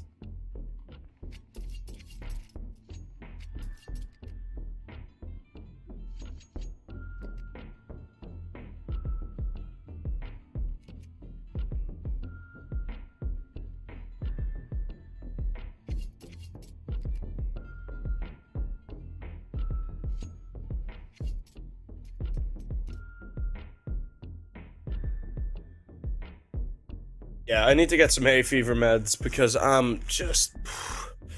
How can you find headshot kill stats? Well, you can look at the screen right now and you can calculate it with the headshot percentage and how many kills they've had. But if math is not your strong suit, you can just go to HLTV to the advanced statistics of this map.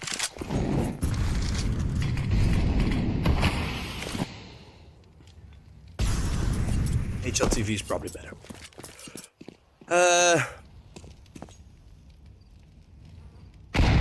Yet again, such an awkward buy for Allianz. Couple of players on 1k. I mean, I love to be proven wrong, but I do not agree with this buy. I want to say it before this round starts. So Twist still has that saved AK, but so much youth is going to go over. It's hard to imagine them finding anything here. And it's Robin only with the one, but it's round over again. Might as well just let Pleasant save, but he's going to lead the charge. You're the only one with armor. Ugh. I don't agree. This is just not a good way to play the CT side.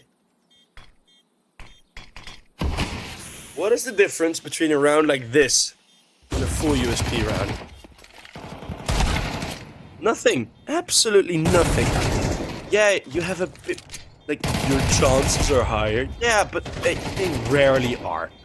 Unless you really have a good plan, unless there's an IGL, you're saying, guys, I know we're going to get a force buy.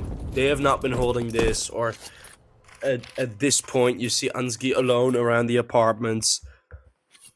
And that's how we're going to win this round. Then yeah, but you're going to go for a sort of scrappy force buys and just play defaults. It's not going to work. It's just not. And I understand why, but we just have to look back to the previous map. They played 2 full ecos on the CT side. 2 full ecos. On one round, they played a default. On the other round, they had the pyramid in middle. Now you guess which round Allianz was victorious in. It was the goofy round. It was the funky strat. It's something that you need in those rounds. You can't just like buy a couple of 5-7s and expect yourself to have a good default setup. And with the way this is going, it legit might cost them the game. That they keep going for buys like that. Yet again, there is a bit of a lack of util, and if Twist dies in the wrong spot, that kid is lost forever. That kid has lost the space and time if he goes down in the wrong position. Banana control at least. It's not even challenged. Astralis talent, although they have used a good bit of util.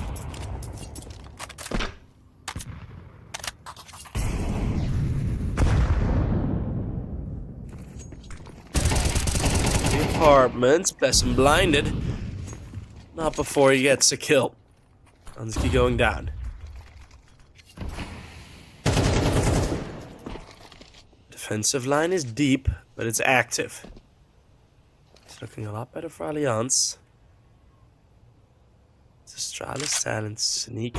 They have emptied all of their util. Oh no. Oh. It's 40 seconds left. Both teams pretty much have none. That's gonna make it interesting. Is Bowden fighting one more with the AWP, and there's the support. Double kill from him with the AWP, and Twist finds the final one. It's Allianz on 12.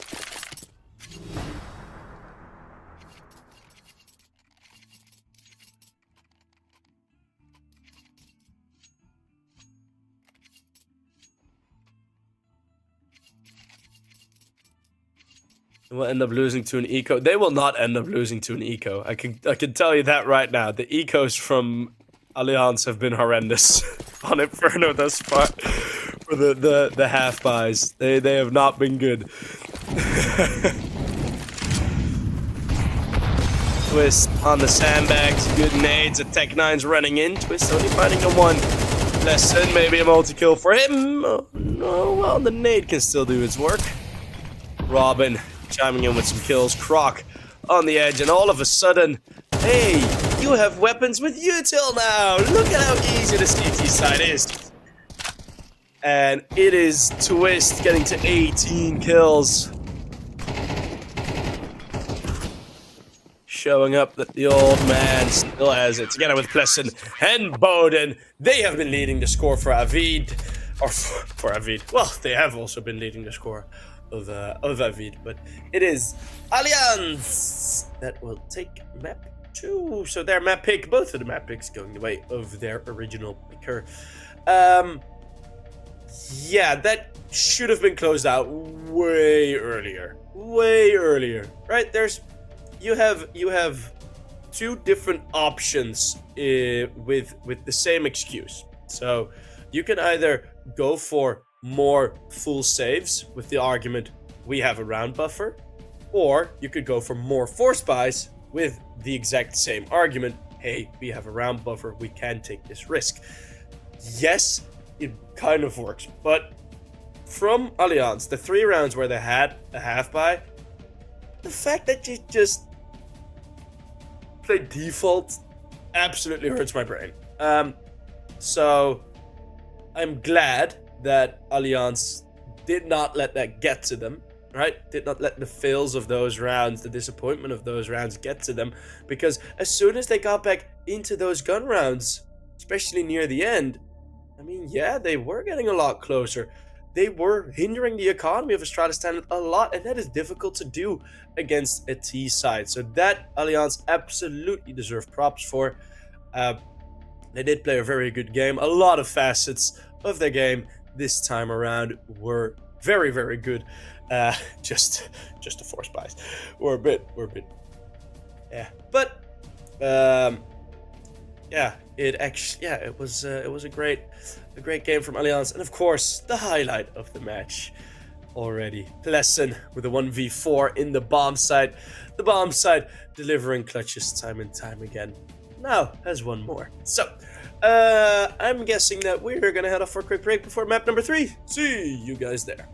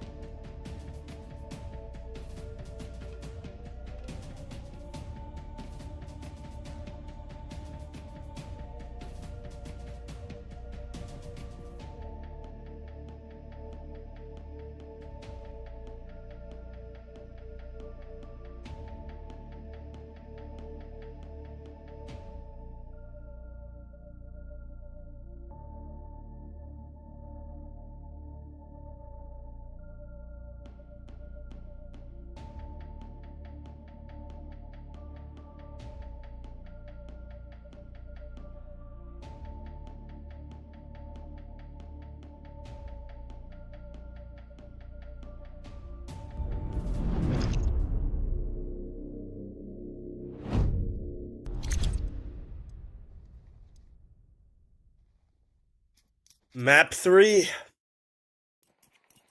We're here! Oh, it's gonna be so good to see. It's gonna be Mirage. And of course, it shall be the knife round. We have an hour of knife round to go. Just imagine teams running out the hour. As advantage AT, and they are gonna take the knife round. So same as with the Astralis women team. They also won the knife round in the games yesterday. So wahoo on that one. I'm I'm gonna be looking forward to this game because from the way that Allianz have been playing their CT setups, it's been very passive on both maps. On Mirage, can't really do that. You can't. You're not gonna get away with that. And for Astralis talent, I'm curious. They're probably gonna start the CT side, although they didn't really have much success there. It was very hard for them to get control, at least on Inferno. Of course, it is a bit more of a difficult map to get control on the CT side.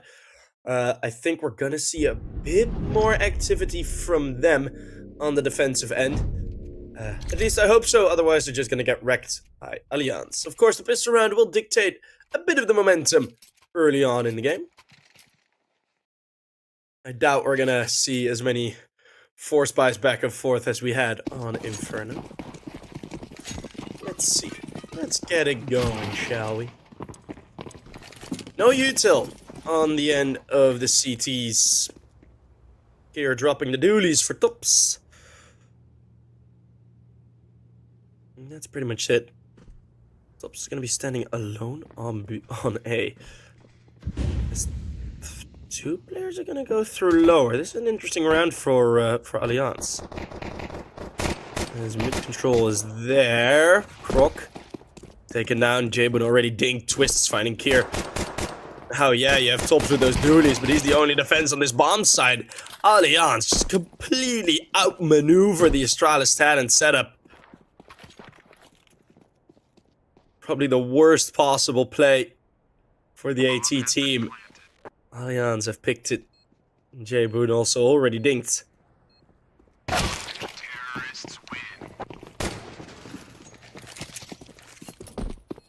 And Bowden will find the final one. Everyone alive, just 3 bullets in total connecting for the Astralis talent guys. Oof. Postponed my meeting to watch this. Better be a win. Well, hell yeah.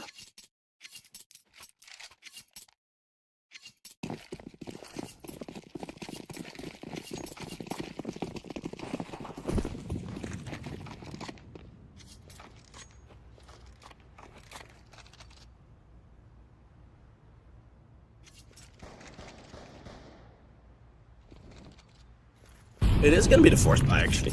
I just now noticed. So we are going to get a second round force buy for the CTs. Usually an unlikely one. We have the swag 7 on B and fully open A bomb site.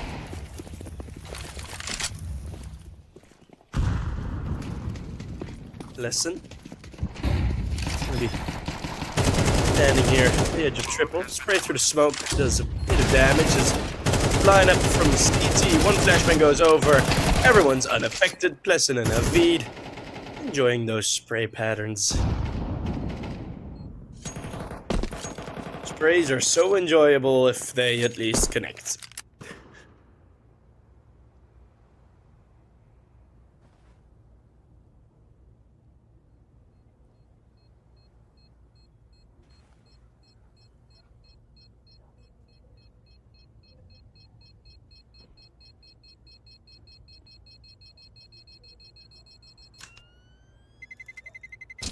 Terrorists win.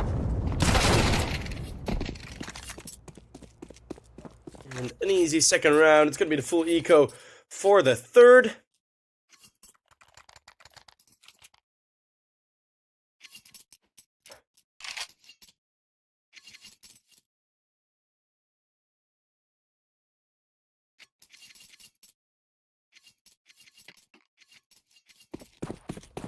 So, a free start from Allianz. Well, They didn't get it for free, but they made it free. And Bowden going for the classic, keeping the USP. I like that it's becoming the new meta. I do like it. Because Rambabam, who was the first, or who were one of the first teams to do this in Tier 1 CS? Let's get a trivia question. Well, I have your answer. It's Chris J with MOUZ. He usually did it with just a deagle. The full USP is a new one, as Bowden gets a double kill with the USP. Sends himself in there. Chris J even did it in overtimes. Especially on Train. When MOUZ was playing Train a lot.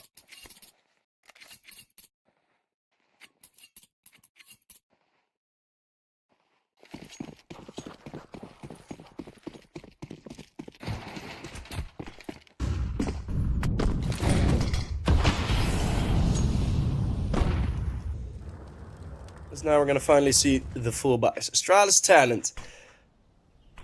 As mentioned, their CT side had very little control on Inferno, and as of yet, with this setup, it's looking like it's persisting.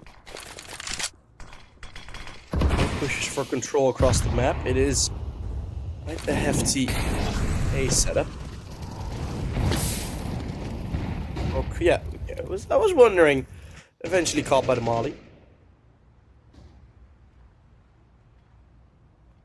Of course, Bird as well. Bomb still in spawn. No quick response. We have Avid garnering some attention.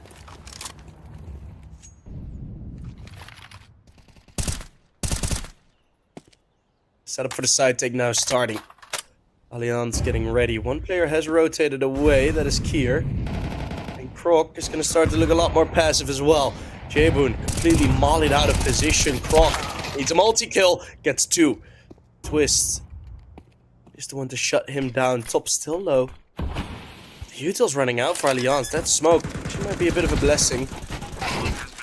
It's Bowden. Ooh. What? Does hit the shot on the op. Flashed out towards CT. They know at least one player is there, and I think they've already confirmed the last 2 being there. They move in passive. Robin is the trump card. Flashbang thrown over. Oh, that flashbang's so good. And the CTs are forced back, but are forced back straight into Robin's little tiny jaws. The piranha of the Mag 10 only bites 1. Rops. Whoopsie, we're not casting phase. Tops. Terrorists win. Left with 3 HP.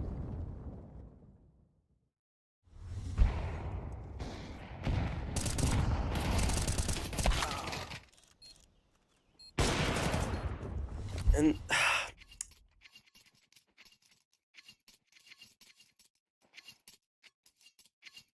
Astralis talent just again a bit behind the wave of the round.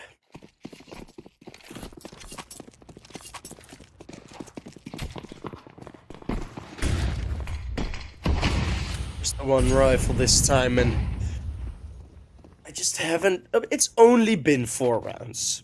It's only been 4 rounds. This is the 5th. It's only been 4 rounds, but I just haven't seen much threat from them. Don't get me wrong, Allianz have been playing very well, but look at these moves that Allianz are making on the T side. I mean, this is why they are winning at this point. They have so much freedom. They can go for everything that they want to go for. Ansky now making it a bit of a dicey fight in mid. Bowden decides to go for the AK, which is a wise choice. Here, spotted now as the Eagle misses his shots.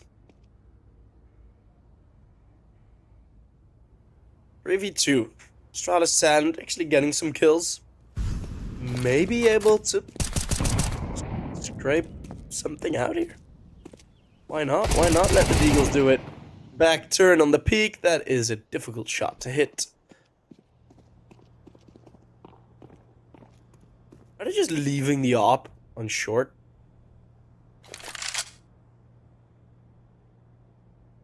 Huh?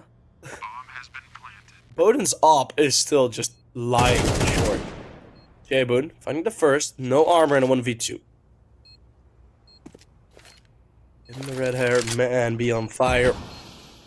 This one. Smokes off one angle. Actually doesn't know how powerful that smoke is. He's unaware of the fact, so he's just going to be saving the AK for the next. Maybe Avid will be able to save the op that's on short.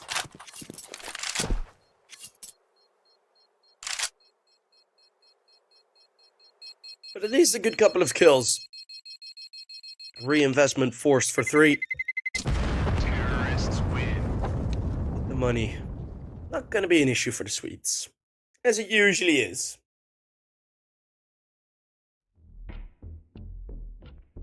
Unless you want to buy food in Sweden, because that can be very expensive.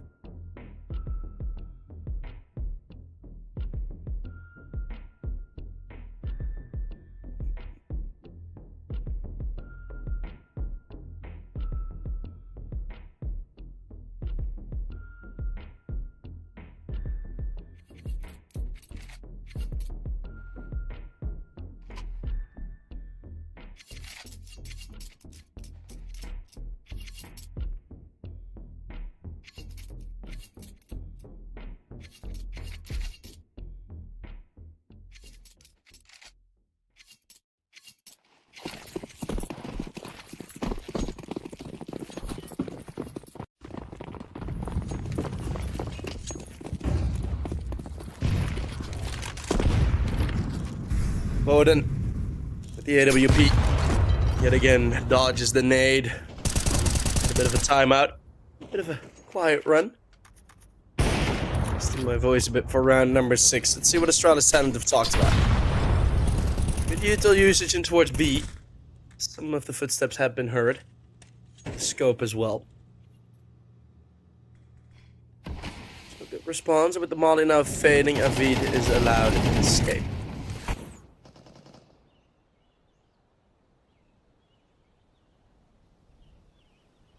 Looking at Kieran Krok, being a bit more active towards middle. It's good to see, and Jabun is going to do exactly the same. Going to pull the trigger through the smoke. Krok is, and he's actually going to connect.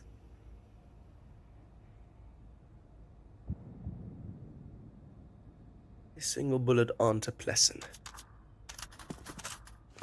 Also a higher up setup from Tops, and Jabun catches Plessen off guard, tops them with 1. Can he find a multi-kill or get away? He'll get away, and re-aggresses Tops. It's a good move, but the spray does not connect. 3v4. Still possible, Krok lines them up though, and that is a lot better of a CT round. Allianz trying the same. Poking and prodding towards the bomb sites, taking mid control and acting from there, but Astralis talent finally realized what they were doing and what they were doing wrong, mostly. Counter-terrorists win. And would you look at that? Going aggressive on ramp, going aggressive on connector. It's gonna work out and you're gonna win a round.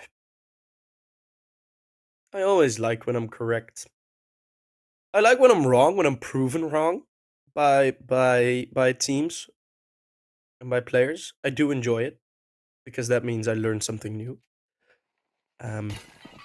But I also do enjoy when I'm correct in things like this. Well, finally Astralis are on the board. Took a while. Smoke down to allow some util to be thrown. In top middle, Boden jumping up, hoping that dodge of the grenade was going to be enough to get the advantage towards window.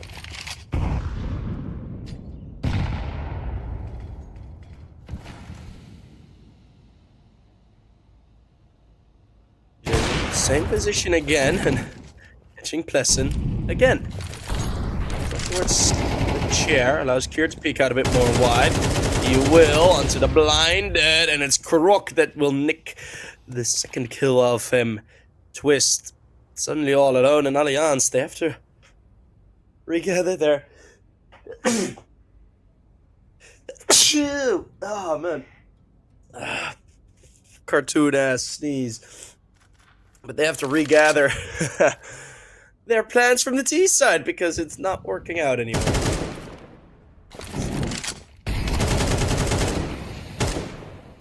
Twist will be found by Kier, and you have Kier and Krok, the mighty duo of Astralis talent, picking up the win. Loving the German pronunciation. I mean, it is like it's just. Is it really? Are you really thinking it's Alliance? Alliance. I just don't like. It's also the Dutch pronunciation, though. Alliance. I like it more. I just like it more. It's. Oh, you're an investor in org. Well, it's your guys' fault for picking a name that you can pronounce in two ways. Not mine. It's not my fault. Is it really? Okay, so officially it's Alliance. Okay. Yeah, fair.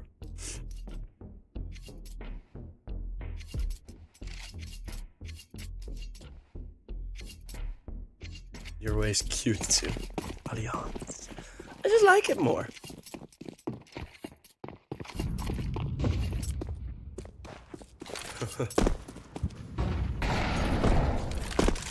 Well, let's see if the Alliance, I'll just mix it up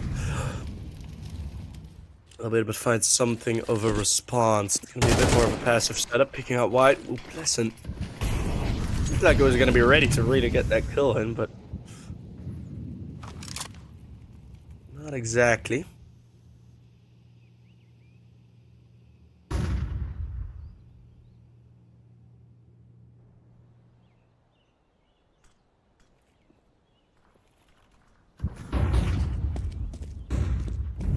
Regression from tops. It's a ramp. Seeing that it's clear. There had been smoke wasted, by the way, in the top of Palace. Here. Off angle. Can he find two? Of course he will. Kier and Krok consistently have been the best players on Astralis talent. As Lesson will also be found. Jebun. Ooh, close range flick onto Robin.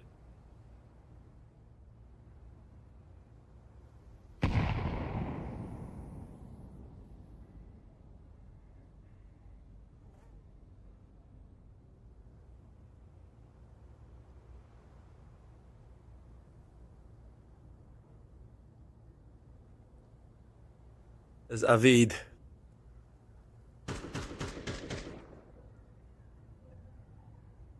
He's just going to be saving his rifle. Good setups from Astralis talent. I mean, Alliance haven't been able to find a response yet to this aggression.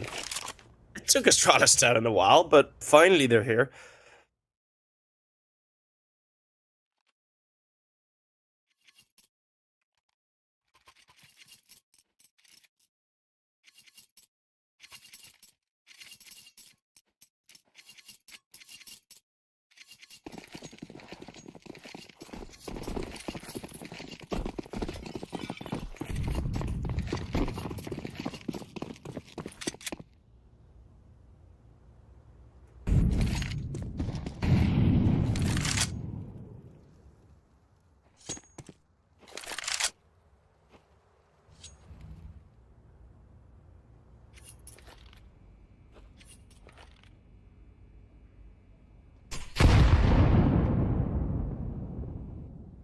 Lesson catches the nade. One of the first half buys from Alliance. Woden actually could have had a bit of a window there to blindside Jebun, but Maybe we'll find one. Robin, how does that crosshair placement work out? That is ridiculous. Crook on purpose holding an off angle. Robin taking pages out of the book of the amazing savant as the bomb drops in apartments. So yeah, it's a 3v2, but the most important part of your play is going to be dropped in the X. Still, it's 2 AKs. Robin and Twist. Only 30 seconds, but might be able to do something here. Nah. Don't think so. Astralis silent. Probably got this. Crossfire set up. I just don't see a way in how you get through here. That nade is spot on, though. And still a flashbang on Robin. Here. Wow, Robin flicks back to win that fight. And now Ansky's getting sandwiched. What? Alliance. Somehow win that round. Alrighty.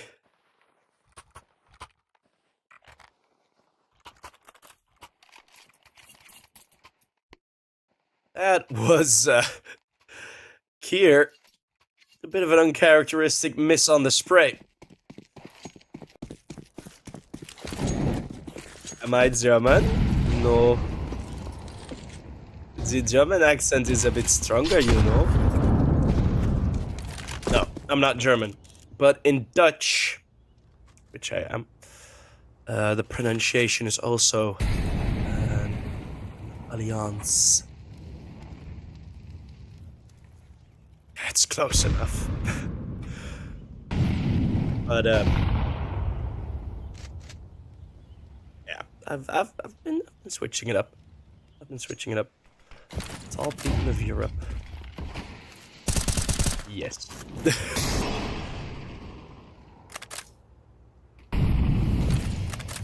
Well, 5 AKs and an op versus double op setup. Ansky didn't really have any luck with the rifles, so might as well grab an AWP. Yes, here, aggressive. Middle. Avid finds 2 in return, but then Croc punishes again. Croc also nearly taking down Twist. The bomb is still in spawn. Croc has fallen back. Oh no, the fake, but this is getting spotted. Did it get spotted? I don't know. Oh no, oh no, Bowden. Oh, Bowden will find Croc. Croc. He didn't hear nor see it. Bowden gets a freebie and Ansky doesn't like the AWP enough. Footsteps heard. Nade, well, definitely heard now. Oh, it's 12 seconds only. This bomb plant has to be out in the open. The Molotov doesn't fade on time, does it?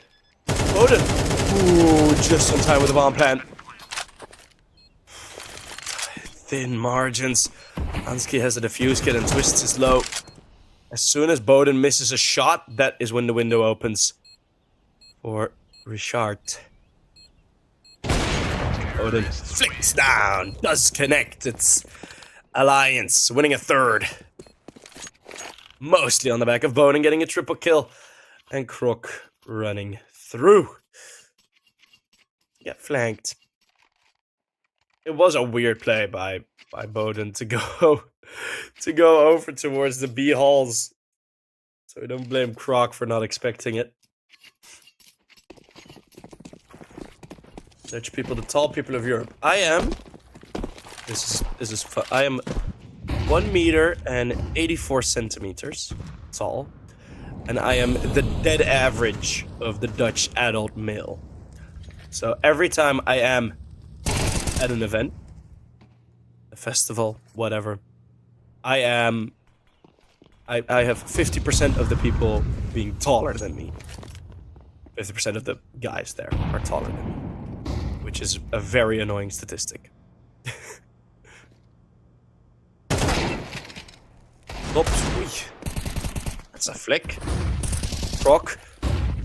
Also with one more. Wait, hold on, where did Croc get that other kill? That was all the way down in tunnels. It's already a 2v3. Astralis talent, it's their turn to maybe win a 4-star round, but then it's Avid and Robin with 3 kills in return. What is going on? Anski through the smoke. Robin on his own. And 1v2.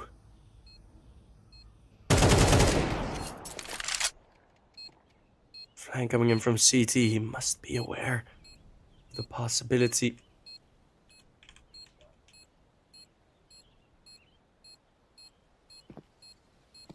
Tucks in to Tetris. It's only 5 seconds until they have to get onto the bomb. And that time is gonna run out now. And Robin has actually won it. Or maybe, well, now he certainly has. Forced off the bomb is Kier, who does get the final kill. Economy is hurt. But it's only one more round to play for.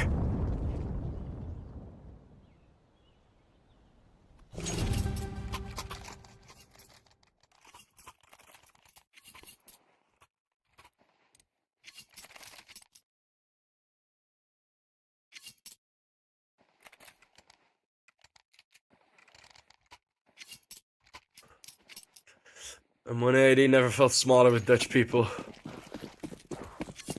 Or tall for a girl, at least. Yeah, that's true. I've had some girls at my school, man. It's ridiculous. Like 191 or something, just walking around like, ooh, yeah. She's tall as hell. Nah. Tall women the goat.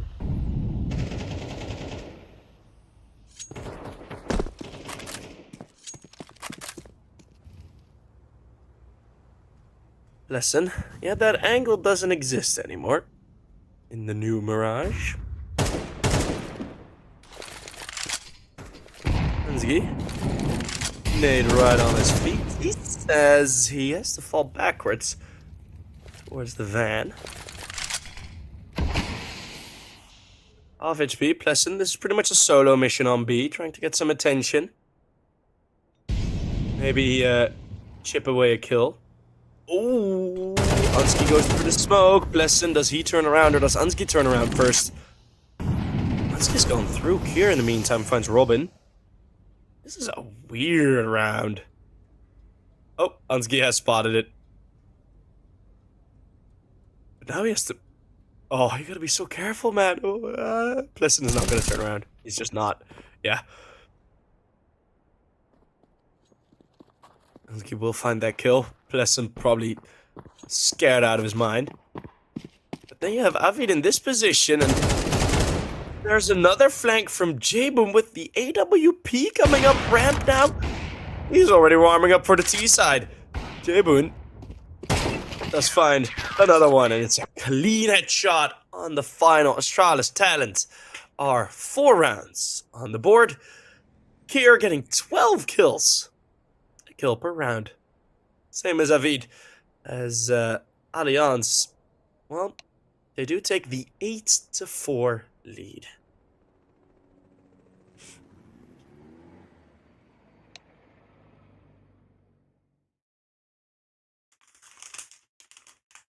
$158.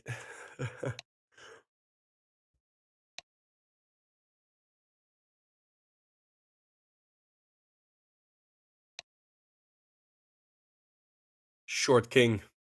Or short queen. I can't.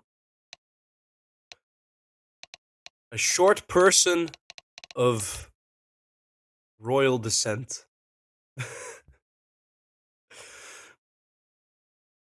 No, I'm dead average. I have the average shoe size as well, which is really nice, by the way, for secondhand shopping, for sort of vintage, you know.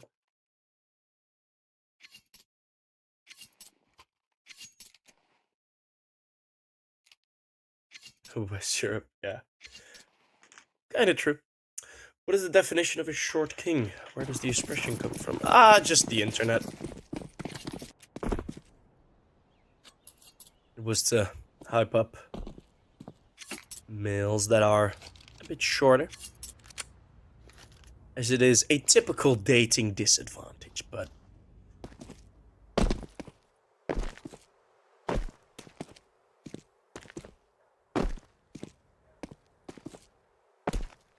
it's to praise short men. Shorter men, I should say. I mean, I've usually been around friend groups that have always been taller than me, and family as well. So, I don't know. Well, back into the round. We've had 40 seconds of yapping, and Kier is going to break that yap streak with a P250.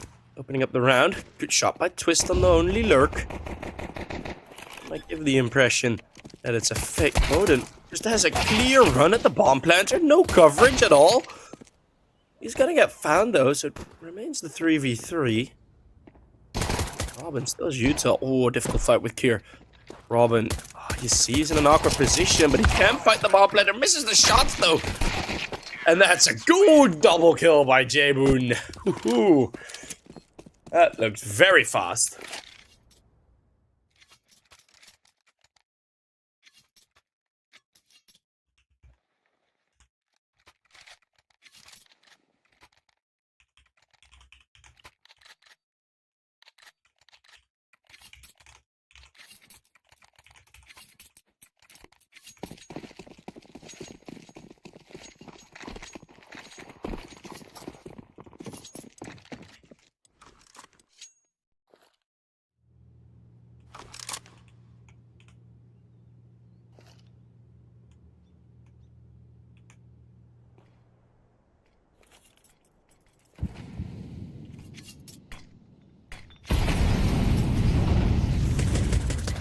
CT stacked with the USPs. His Pleasant somehow does not convert the kill into tops.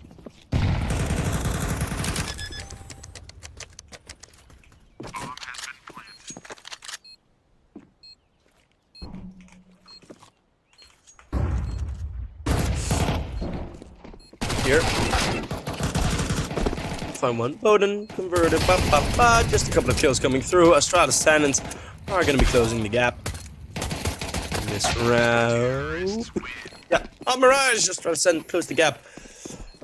Alliance.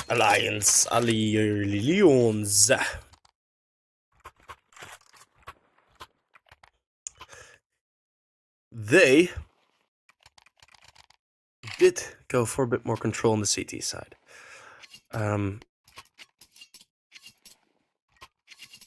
Although a lot of the rounds played at least on Inferno, they were proactive on Vertigo, but on Inferno they were very passive, and I have a feeling it's going to be the same case here. And Astralis Tannins yet again going for this sort of overwhelming pace as their main option of taking the bomb sites. Now they enter the bomb site with one man down. This pace will work the same as on Inferno, but we'll have to wait and see. First, we're gonna get a typical retakes. By the way, Volvo at retakes back again. It's Kier coming up from connector. Equalizes. That smoke's gonna be a bit mean. Bowden. Yup, Kier is ahead of it. He falls. There's no Utah left on Astralis Talent, but there's no defuse kit on Alliance. Twist finds one. Now they have 10 seconds to find J-Boon. J-Boon, who sprays down two, nearly gets the spray transfer. But it's Twist that will survive for his team. It's going to be 9 on the board in the first gun round that they have. Counter-terrorists win.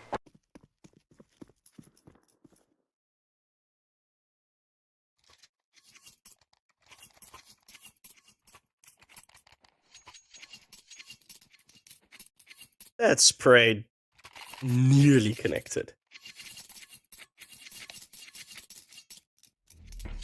That would have been pretty damn ridiculous. On global offensive, he would have gotten the kill. Blah, blah, blah.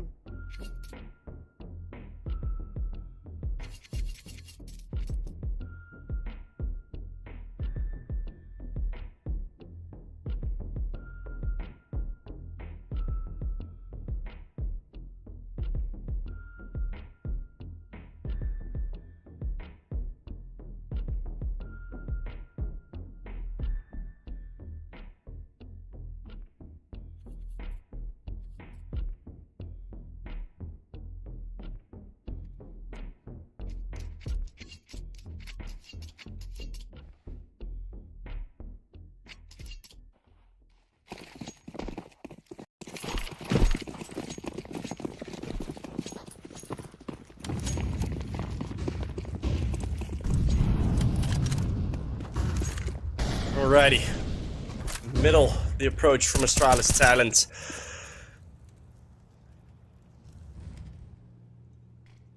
Lol, the commentator. Yeah, it was a bit quiet. It can be a bit quiet. Can I? It's in between the rounds, it's the timeouts. You know, I understand the timeouts, but it's difficult to fill the timeouts sometimes with yapping. I don't want to yap too much. I want to keep the quality of my yapping up to a certain standard, so sometimes the silence is a bit better. So excuse me for that. But Plessen is in a very good position. Let's see. It's Astralis Talent going for slower of a setup. The flashbang is not for Plessen, but a one and done position certainly is. Twist is not going to be holding over towards short. There's one player coming out of apps, and that's Ansgi, who will easily find the kill. Robin, fighting against two. It's 3v3. Molly is good. Molly's really good, but they line up for him. Ansgi now suddenly is a bit stuck on this bomb site. The flank's coming through with the Tech 9. Robin, there's a big role to play here.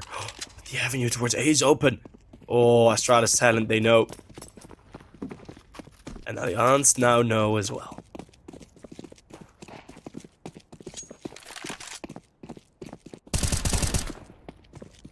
Ooh, that's the spray on one.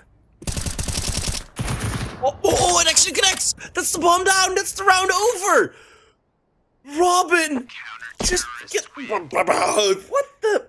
The final couple, he decides to spray through just 2 or 3 more bullets. And he actually gets the bomb planter down. What a way to end the round. Oh my goodness. Alliance are on 10. Going for a timeout because they knew that round wasn't good. Astralis 10, they did get through. I want to put a timeout in. Well, they have had some timeouts before in some mean positions.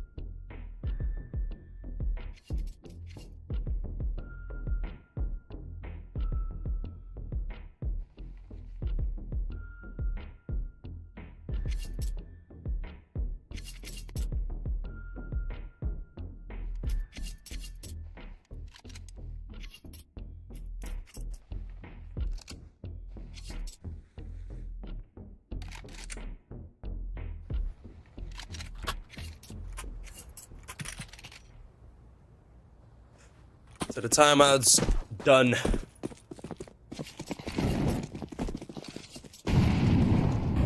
As Kier save this op. No money.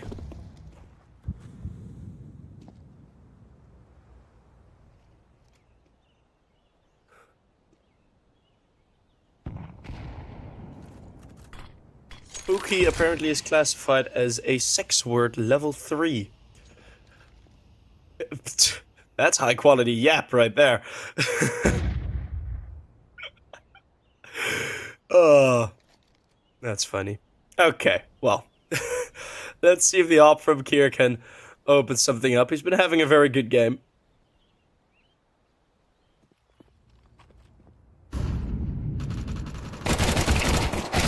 Bowden, that flashbang is awesome. Takes down 2 before Tops can get to him. Plessen finds his double, then you have an op and Kier, but you don't decide to not use it, which is weird. Tops is just gonna run through his death. Pookie is a term of endearment. It is, but the Autobot recognizes it as a sexual. It's not that. It's not. You're all right. You're all right, Yuna. Don't worry. You're still good. You're still good. HR would arrest me. I would have you arrested by HR. Still, for just still calling him Pookie. Still an arrestable offense using that word. Kier finds a good timing on Bowden, not looking towards him, and then finds the horrible timing of Bowden taking the kill. Crook.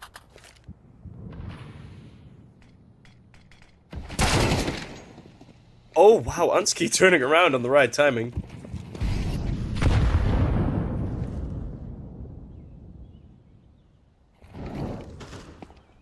So now Avid is going to be pushing ramp. Tops just eating some util with the Beagle only. Avid, such an advantage in that one-on-one fight. Rook in the meantime, though, has forced his way through Khan, so this is looking like a successful round from Astralis Talent. Couple ones in a row. Alliance have been getting away with it. That's pretty much the best term I can use.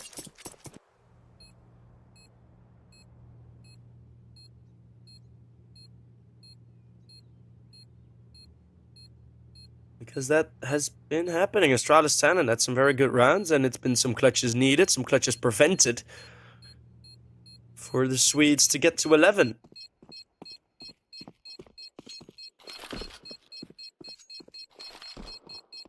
So Astralis pick up 8 as alternate aTTaX and Dynamo ECLOT are waiting in the wings to get their game started. Terrorists win.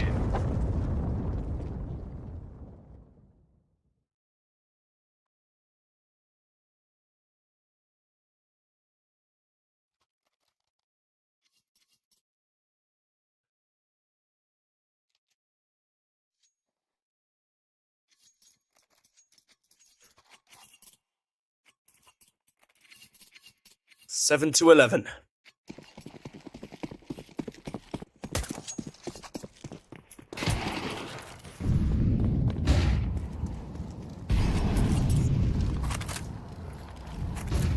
So we do have the scout on Boden. Then aggression towards ramp. Flick. Down. Robin and Avid. Tops has had some unfortunate plays called for him.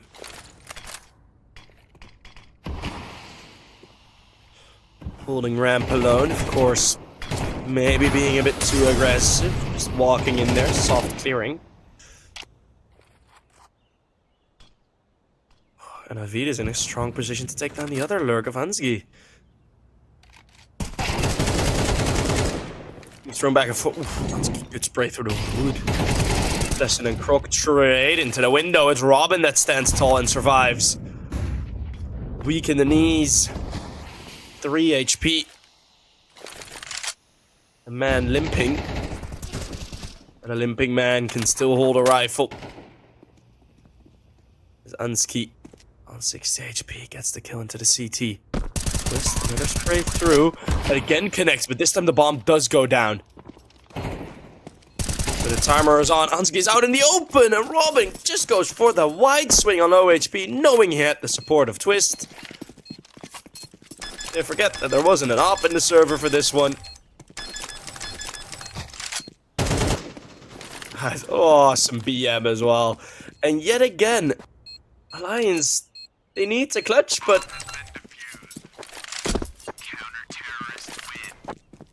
their clutches keep working out. And hey, if that keeps happening, it's gonna be your game. Alliance. One more round and they take the W. And we go into game 2 of today. We've had a long one already. We've been going for more than 3 hours.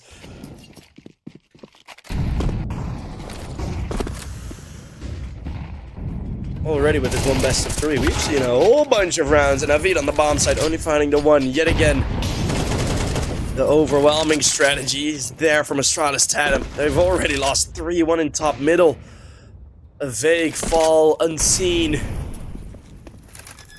And Astralis, there have been a couple rounds where they just went unseen on this map.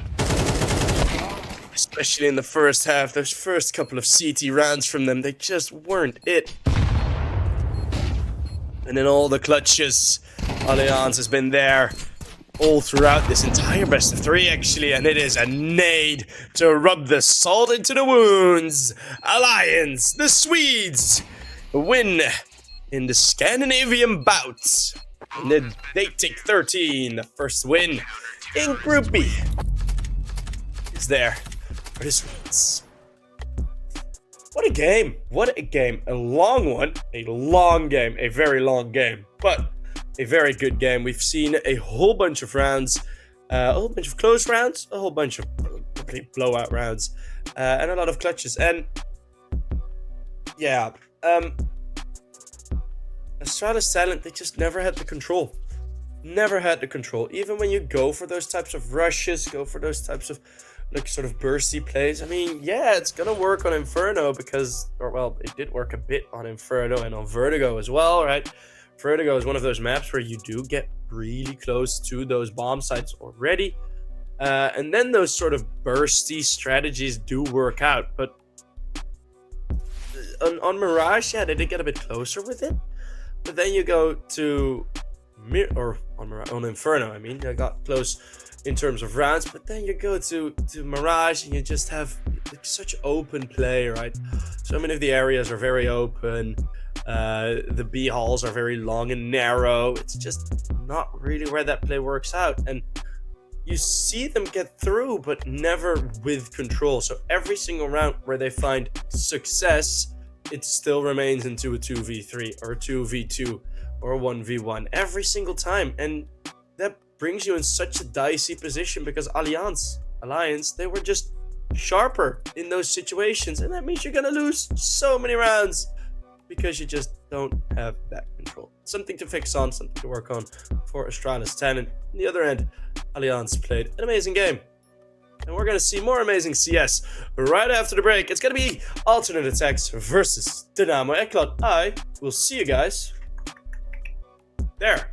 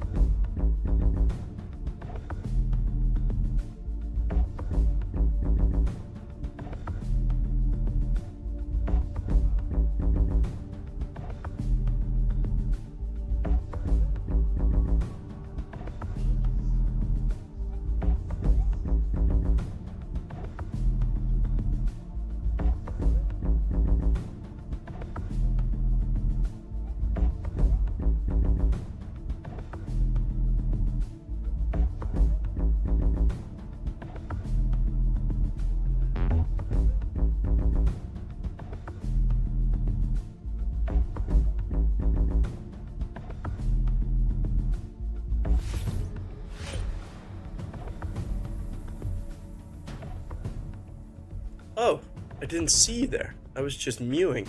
No.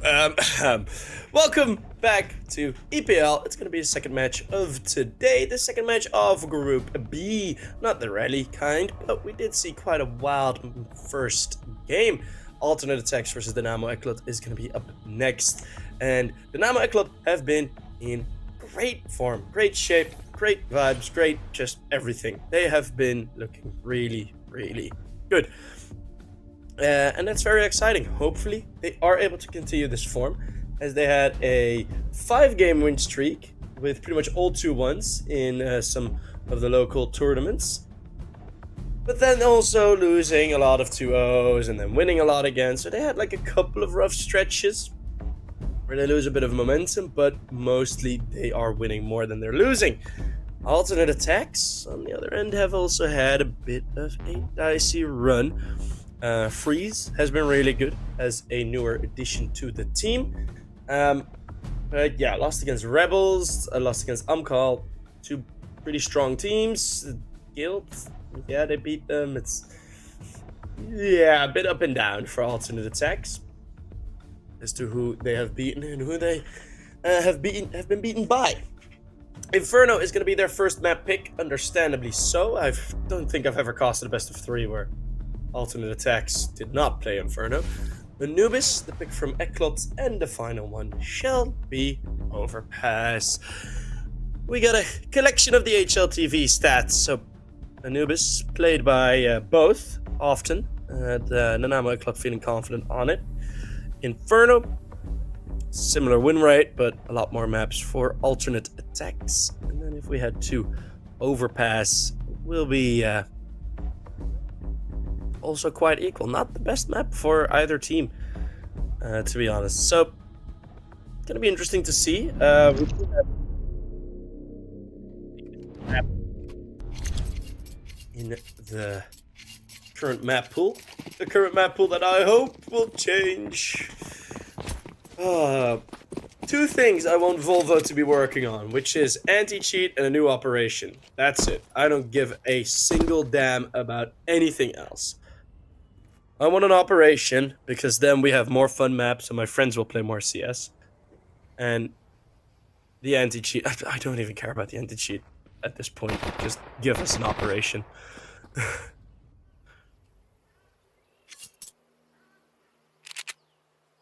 It's gonna be a very slow start. Some more Inferno. If the 3rd game also gets Inferno, I'm gonna cry.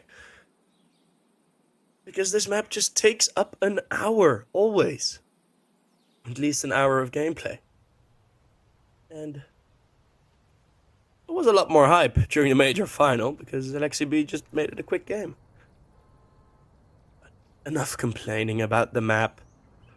We're here, and we have the dual dualies for the CT side. Both players with the dual Berettas are on B, and are going to be inactive for the start of this game. Freeze in the bomb side. It's Arrow dropping down, hitting Nubik in the head. Now Kreese and Forsey, they are holding on nicely, buying enough time for these dual Berettas to rotate in. Yeah, the smoke is still down, but this fight is awkward. We have the balcony position. It's aTTaX who does get a kill straight through the smoke. They run and Hyped, and aTTaX will get everyone.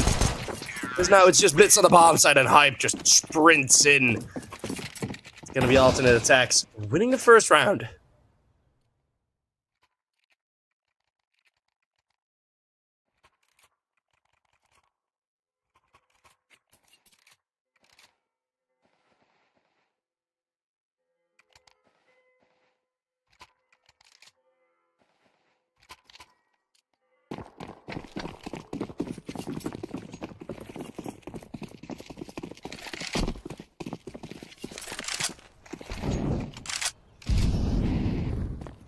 Full USPs for the CT, so we're not gonna get the same funky jibbity juba that we had that we had in the previous game with all the force buys back and forth. Now ECLOT just go for the save, build a little tower.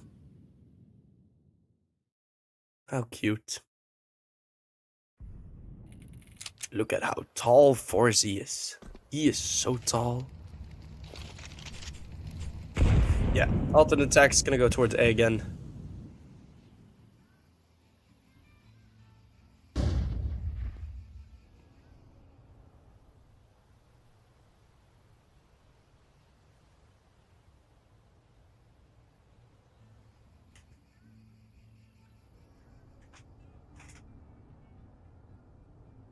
His Kreese is... Oh, wait. Might have been a bit too eager. I think Kreese could have gotten away with 2 kills there if he played that a bit slower, but 1 kill run away, that's gonna be enough for him. You know, save some money.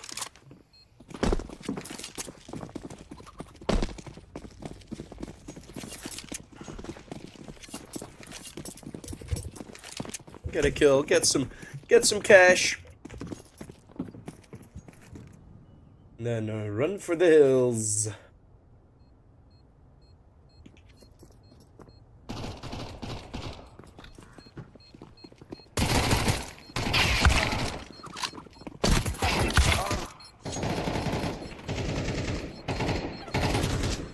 It's gonna be Nubik. Well, the hunt down. It's just gonna progress the same. You guys can cost this on your own, you know, in your head. Just, oh, wow, 4 zippers down. Wow.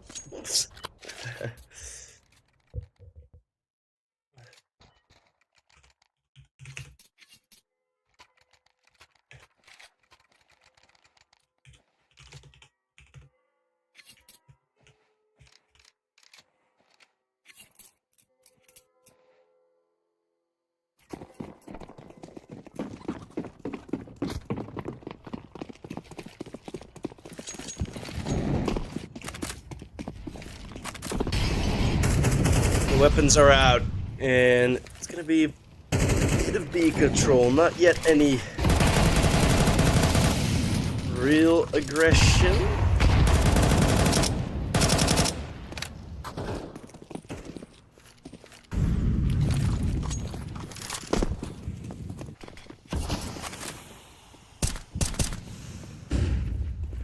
But again, the wrap across the block.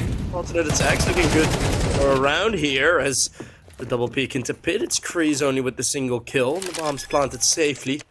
ECLOT yet again forced away. We've seen them do this very often on Inferno, which is save a lot. In terms of strategy, yeah, it is a bit more effective. In terms of enjoyment, not so much, as we're gonna do a lot of waiting. So let me finish my tweet real quick, and then I'll be back. No, yeah, it's I can't blame Dynamo for it. It's just so. It's just a map. It really is.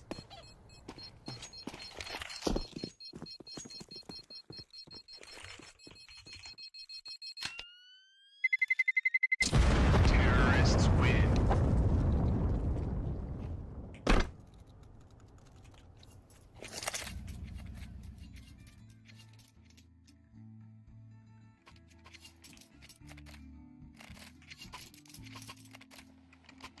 The 0 tenacity attack again.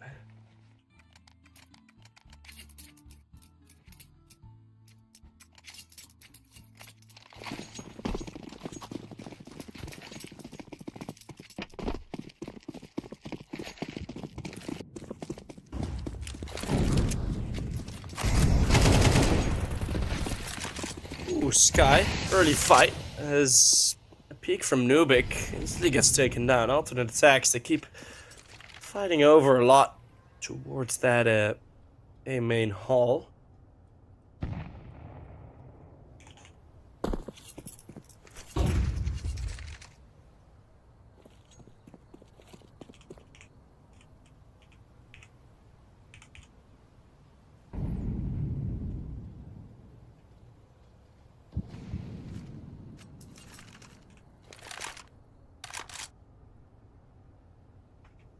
Well, it's gonna be a slow walk, continuing. Detour hasn't gotten a kill yet. Might see him be able to get something here. As they pop out of the apartments whilst the CTs are resetting. So a great timing, but it's 4Z that catches a double. Hyped on the AWP, unable to trade just yet. And again, the wraparound. 3 rounds, 3 very similar strategies. As Hyped finds one through the walls, Hyped in 1 versus 2. It's Forzy with the ace. Catches all 5 as they try to enter the A bomb site. Forzy catching all 5 is going to deliver the first round for the ECLOT. And yeah, it's a decent hold. I'm not too enthusiastic yet. I mean, whoa, Forzy with the ace, but yeah, that's sick. But it's a bit damning that you need an ace to win a CT round on Inferno. But this is looking a lot better. Some more aggression down middle. It's going to be stopped, and Sky's just going to peek right into it. There's no coverage anymore. Detour's able to trade as the B defense goes on a bit nicer. Forzy, good off angle. Sky, that's a loose push.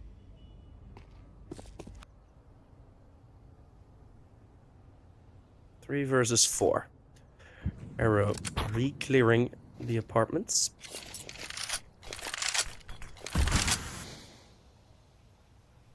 And Forzy's gonna re-aggress again. This could make or break the round. Ooh, it might be the latter now. As Arrow, quick one tap onto the AWP. And just once more, this wraparound long. It's a position that some teams underutilize. Kreese, he was a very big fan of it. Kreese has gone through the smoke. Now they know he's behind it. They know his position. 2 versus 3. Freeze and Arrow. And defend this.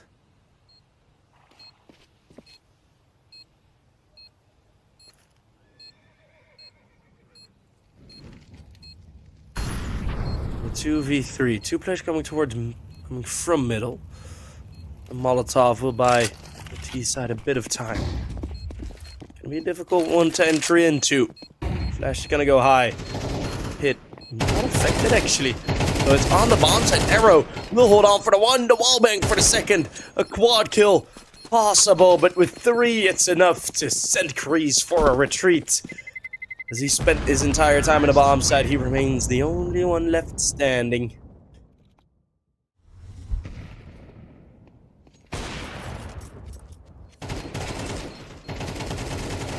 Gonna be alternate attacks in the clutch.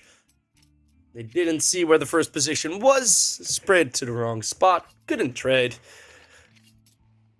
And we have alternate attacks. Just really taking this T side.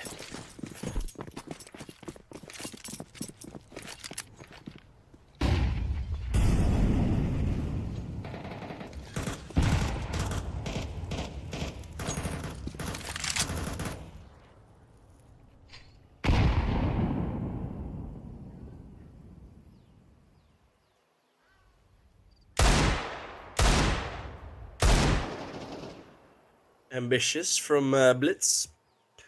We haven't seen yet. He is currently still one of my more favorite players in the tier 3, tier 2 scene. Hasn't been able to do much yet, mostly because they just haven't gone B much. Alternate attacks, 3, 4 A's in their name. And 4 players towards A. Ain't that a nice similarity? Of course, he's gonna get checked by Ozek just in time before the op fell. Sky holding the apartments. Detour just saving the AK, but Sky is gonna be pushing, and he saw Detour. Freeze will look up instantly. Now, Detour still finds the kill, actually. AK flung out of the apartments. And Blitz in a 1v3. Deacon on armor. Might as well go for this. You're gonna have a full buy round in the next anyway. Or just save an AK. That's actually gonna be pretty hard, knowing the positions of all the weapons. Ooh, ooh, ooh. That's 1. And that's gonna be it. Aw, no clutch. Blitz, at least he gets his first kill. Alternate attacks are going to continue their winning spree. It's 5 on the board now for the Germans in the Creek. Terrorists win.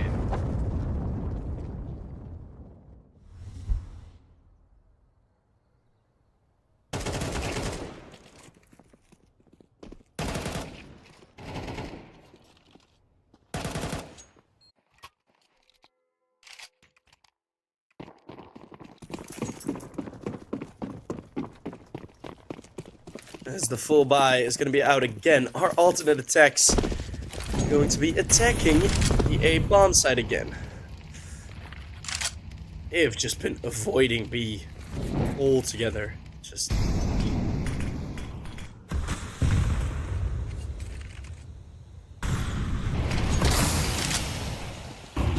interesting crosshair placement there, looking for the boost. Possible AWP. aTTaX can be ahead of the smoke. Unexpected, but Blitz gets a good peek.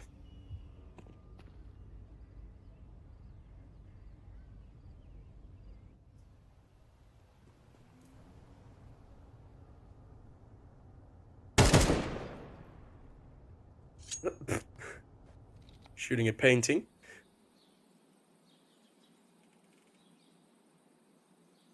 Very scary paintings. Ooh. Maybe he's watched Harry Potter yesterday.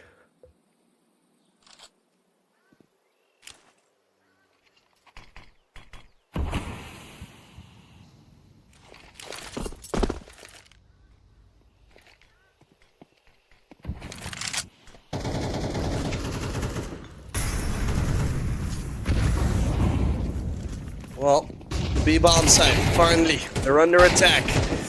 Blitz will hold on nicely with 2. Is there a third? No, it's gonna be freeze to trade. These are actually with a bunch of team damage onto Blitz.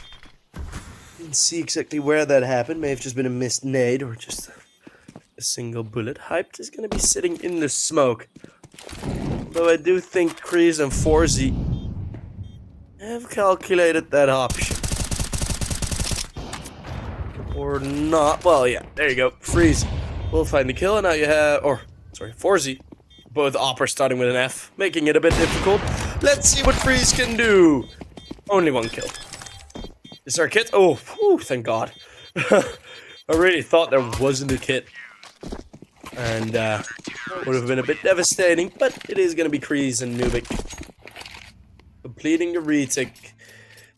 I'm going to put in a bit of a guess that the next full gun round alternate attacks are gonna go probably towards the A bomb side again. I think they will, yes, because that is what has won them 5 rounds. And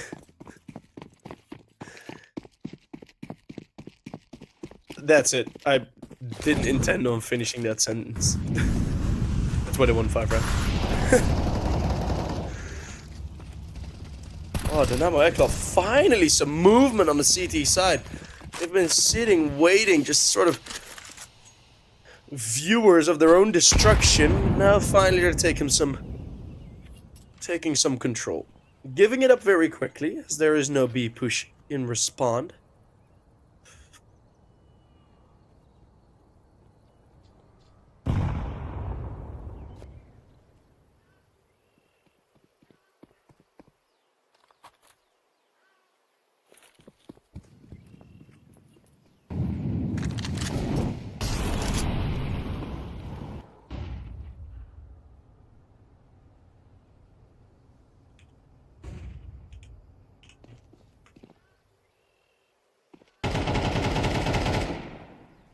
Totem pole setup, full blind for both. The blind spray next on the 1, Blitz. Set up for a double kill, but it's close range Mac 10 that will find it.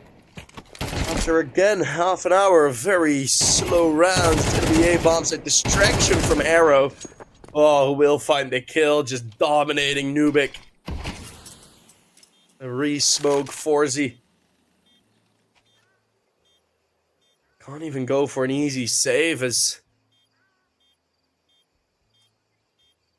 knows there's one in behind, or one could be in behind.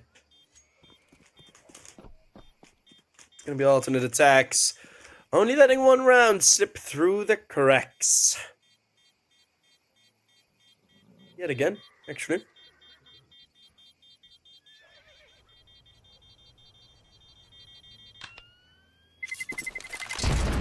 I'm gonna have a pretty right idea where Forzy is hiding.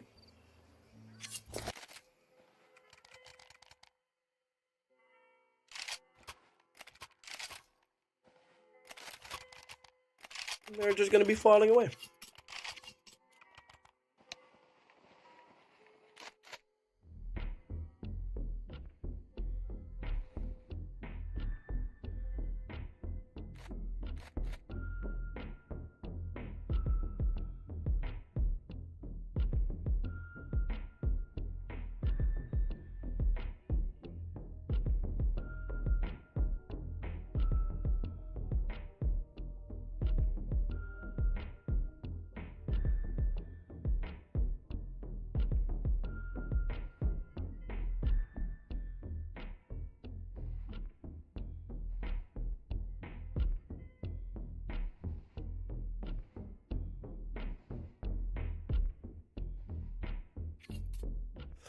As the timeout is called, Dynamo ECLOT still in a rough position.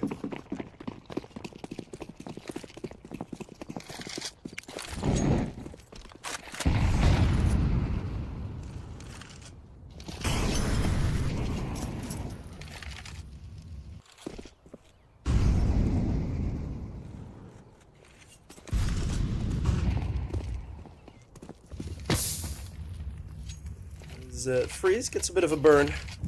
Another very slow round. Inferno is just horrible to solo cast. To be fair, I'm trying my hardest here. Forzy playing anti-flash on the op. We have a yellow snake waiting to penetrate that B bomb site. To be fair, Dynamo ECLOT is pretty much in the best position you could be in. Forzy is going to be dry, pushing forward, and gets away with one sneaky kill. Now this 5-7s can actually do some work. Especially if you have sneaky positions like this. Detour going unchecked. One kill next to the smoke. Oh, nice play from Detour. And Forzy with one more on the AWP. It's a 2v4 now all of a sudden. Hyped. Hyped somehow gets Forzy down. Arrow in the meantime has fallen to Nubik, who has picked up a rifle. It's hyped on low HP. Trying to attack Forzy with the bomb, but it's Nubik that will find him in the half-by.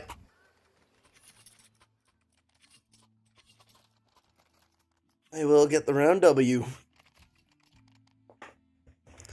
Just trying to plant the bomb on Forzy, just, you know, like the old, like the old Black Ops 2 Semtex clips, you know?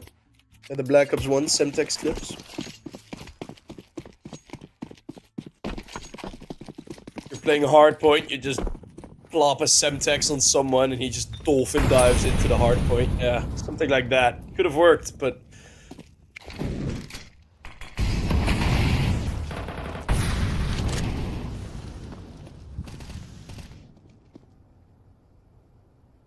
It's a good round win. I could get a lucky break.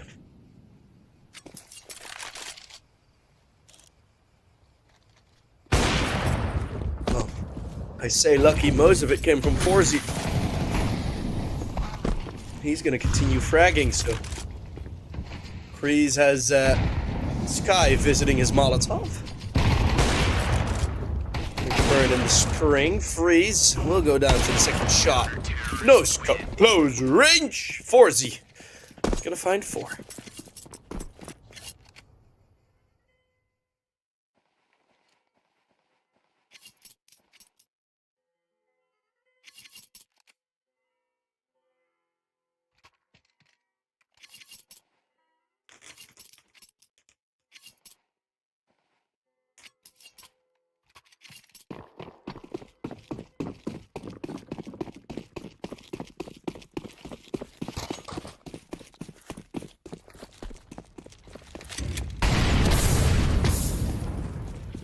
Dynamo ECLOT, finally some breathing room.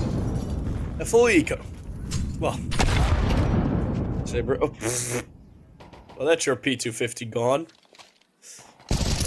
This is breathing room.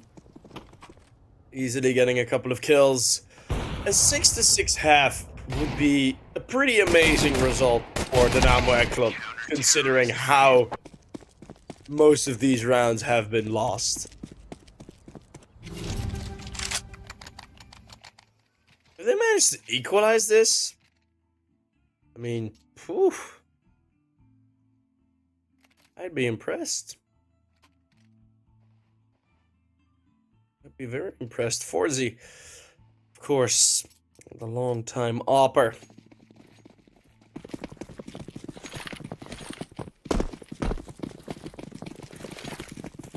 Two very important round wins.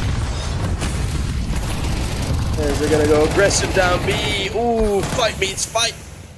Blitz gets a double kill. One with the molly, one with the bullet, says Titor. Makes it 3. Arrow in sky.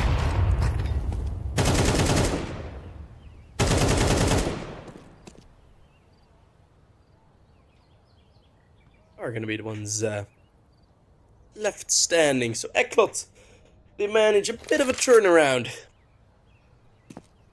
on the map. And,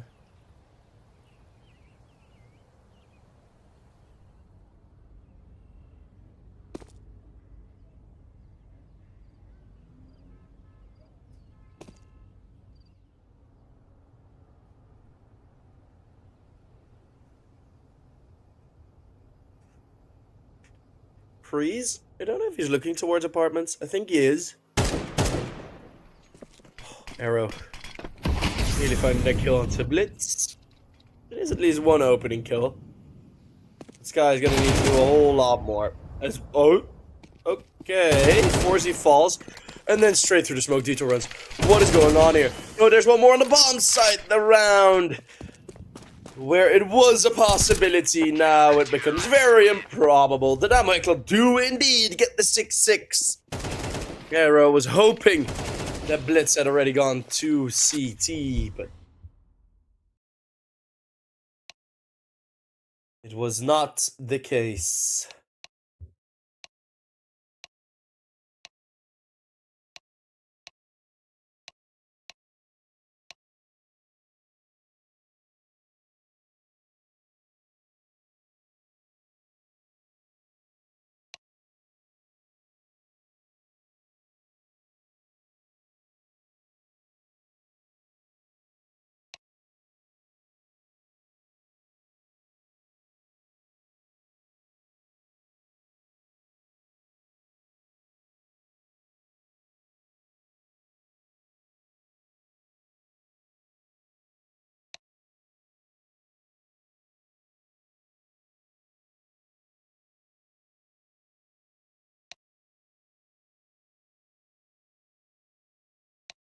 As the timeout is just slowly timing through.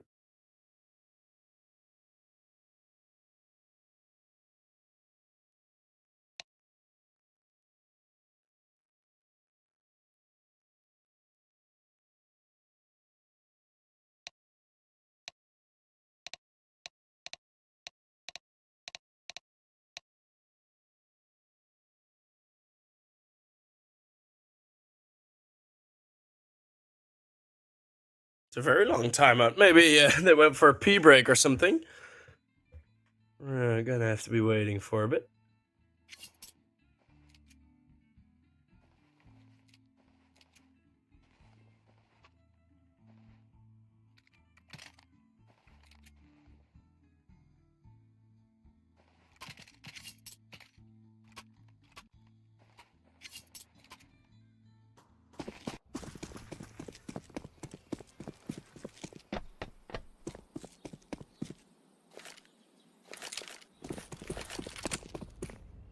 Let's see, the second pistol kicking off. Again, it's going to be a very slow start, as the length to cross towards closer range angles usually is not something that the T side want to be hasty with.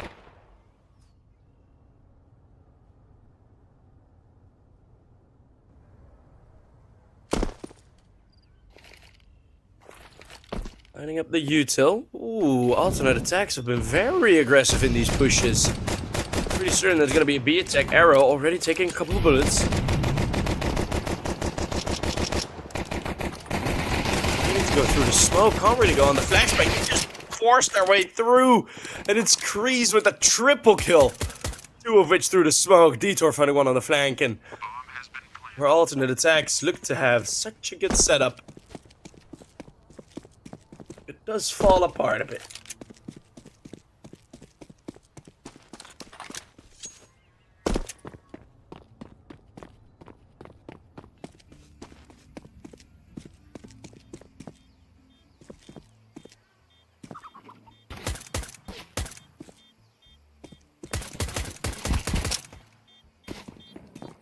Is the USP of Sky trying to get something done, but Detour will find Sky, and that's just, yeah, just an easy conversion.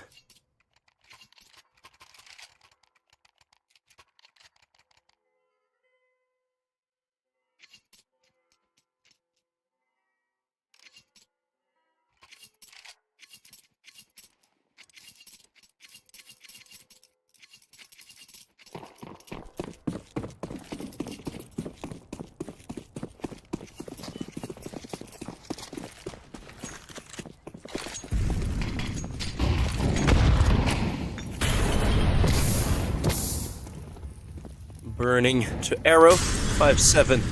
He holds in his hand. It would be a possibility to,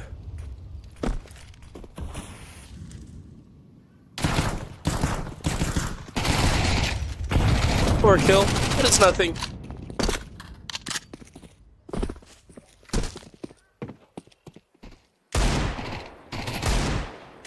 Whee! Hyped. Good shot. Hyped with a 1 dig.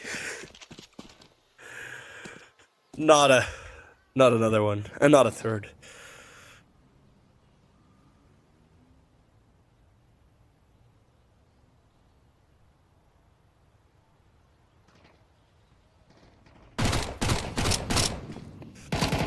Gonna be the Mac 10 spraying through. The armor and the 5-7s will just be saved for the next round.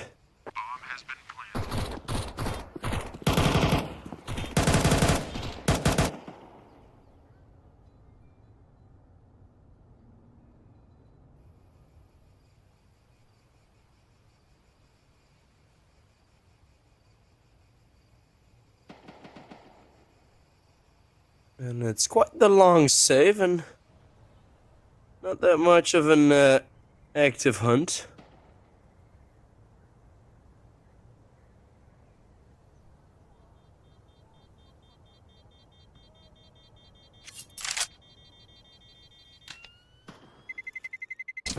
Terrorists win. Yeah, no hunts, just chilling. I wonder what the teams talk about in such situations. As at some point you have talked about everything there is to talk about. Right?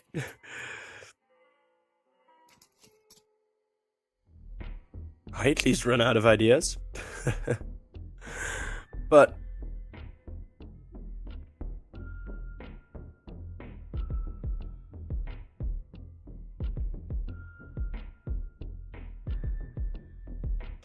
let's wait and see. It's gonna be the timeout for alternate attacks because they are gonna have to discuss what to do with this situation. Yeah, they went for a force, but it didn't work. So an eco now. Maybe a funky strat can help them.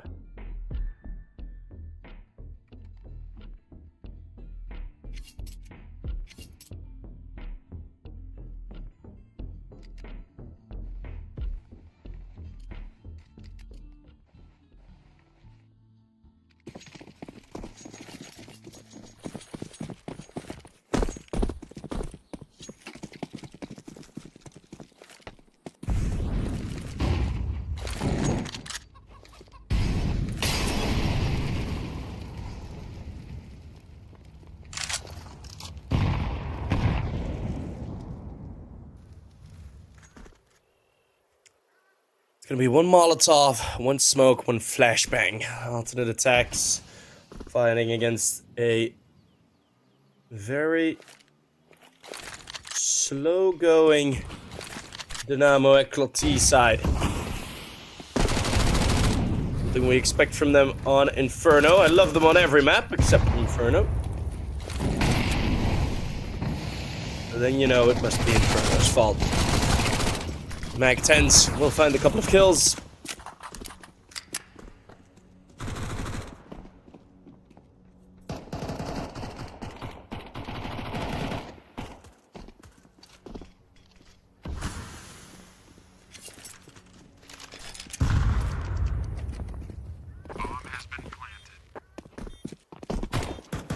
Maybe a kill. Talk about how they're gonna eat. Oh, haha, they throw, haha. Nubik is gonna find Ozek. You know, I really wanted to read chat and like read something fun, and then it's that. Well, guess I don't read chat anymore. It's gonna be ECLOT on 9 rounds. Hello there. General Kenobi. Terrorists win.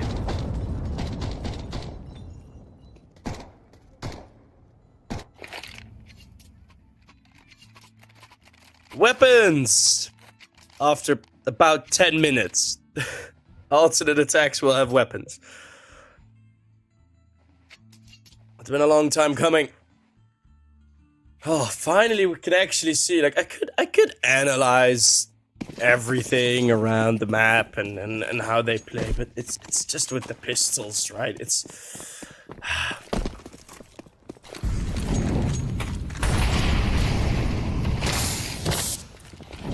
burning onto Blitz.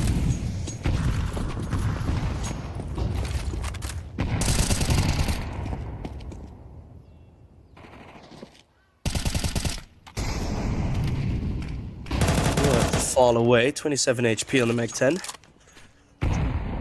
Bonus round for ECLOT. Even if they lose this, the risk of having the Mag 10 is probably going to be worth it. You know, keeping a bit more money on Blitz or Z. High up position, he's going to find Ozek Sky, just not having any util to really prevent that from happening. And yet again, a very passive setup. The CTs. Okay, slight push of B control coming in.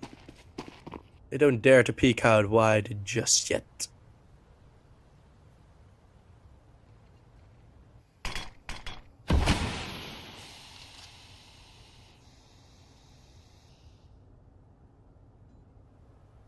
Four versus 5.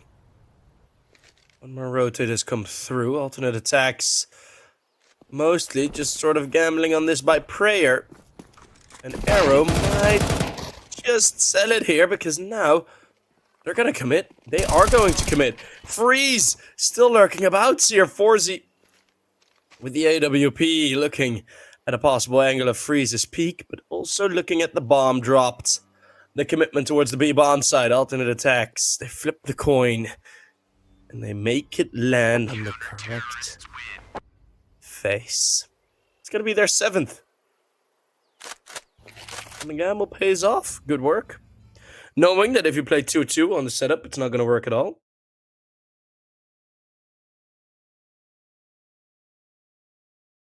And they play the minds of Dynamo. Of Dynamo ECLOT.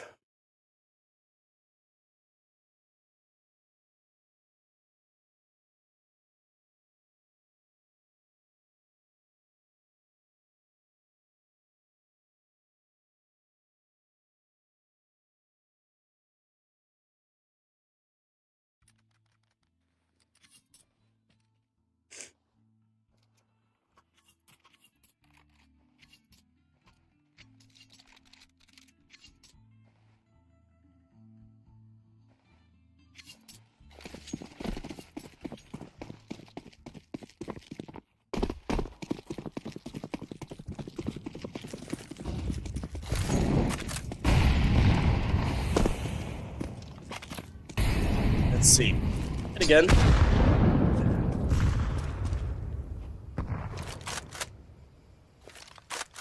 They had open A, yeah, but they did not know they had open A, and that's why it worked for alternate attacks.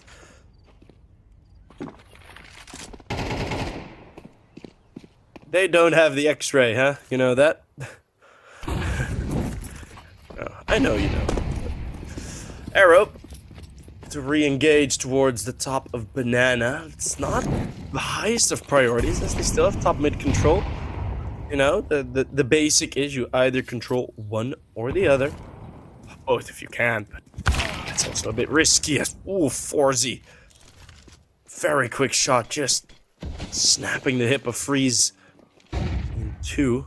This arrow now is in the back. Hype's gonna rotate all the way around. Flash goes high, turned away from. Arrow gives himself a bit more space. Hype still holding this cross, and the fight on middle goes the way of Sky as well, so no rotating option. Alternate attacks, they're looking set for another round. Having a 2 versus 4 ECLOT. Gonna need some miracles. There's still Arrow in the bomb site. He just hasn't died yet, and I don't know how. A wallbang by Hyped. 4Z yet again. Just seeing a drop bomb, and alternate attacks, as soon as they get the guns out, their CT setups improve drastically. Good util usage. All held on well. And I think ECLOT are maybe overthinking things a bit.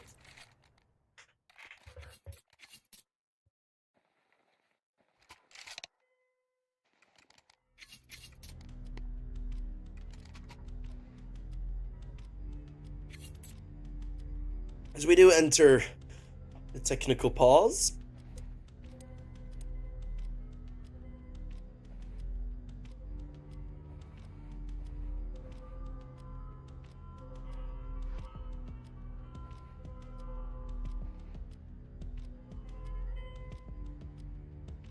Hurling.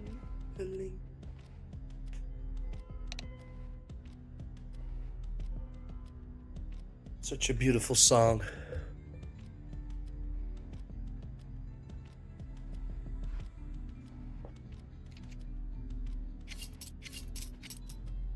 What are all the CS watchers doing, by the way? Because there aren't many games live right now, right? Or are there? For mistaken, 4 games live.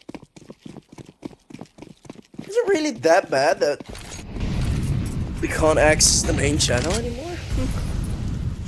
Maybe.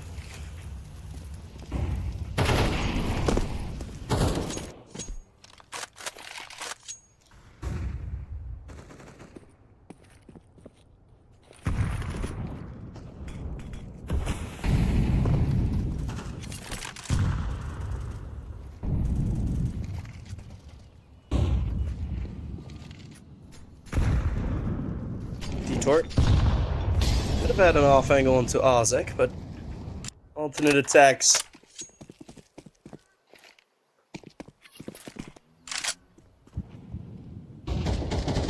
It's more going for these passive rotates. Hyped, boosted up in banana, and ooh, does get the kill into blitz. That's the player closest to bomb dropped. Wondering at what point ECLOT are gonna send someone back to fetch it. Looking like it will be Kreese to hold that mission. Arrow, just barely not being wide enough, and now the silent cue has been heard.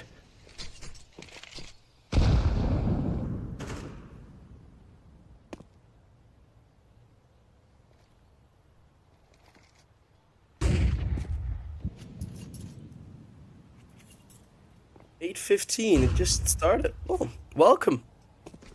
Welcome.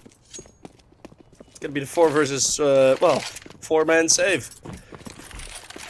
By 1 kill, dropping the bomb, delaying them so much that 1 kill and a single perfectly timed smoke is enough.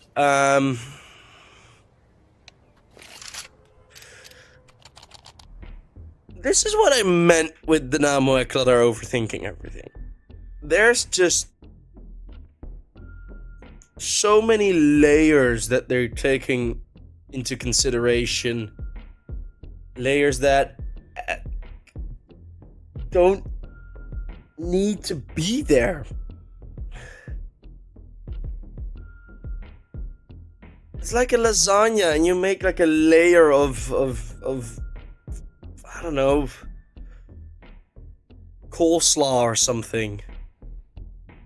Like yeah, it might taste well in your lasagna, but it's so unnecessary. It's so unnecessary. No one wants coleslaw in their lasagna. Yeah, maybe 1 or 2 times someone thinks it's a good idea, but it's just not there. It's just not there for Dynamo ECLOT. When they have peaks like this, oh, the spray goes miss.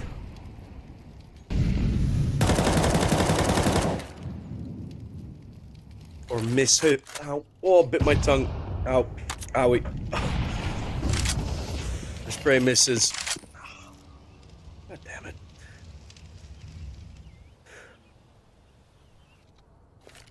Coleslaw and lasagna is a war crime. That is exactly why I made that analogy. Exactly the reason. We found the one Italian CS player.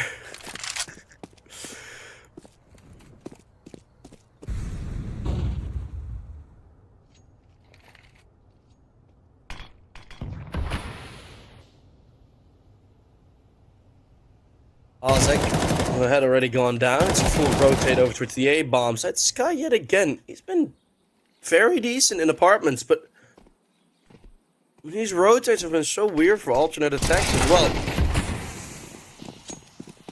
And Freeze won't find anything. Dynamo ECLOT finally going for a side take before 20 seconds left in the game.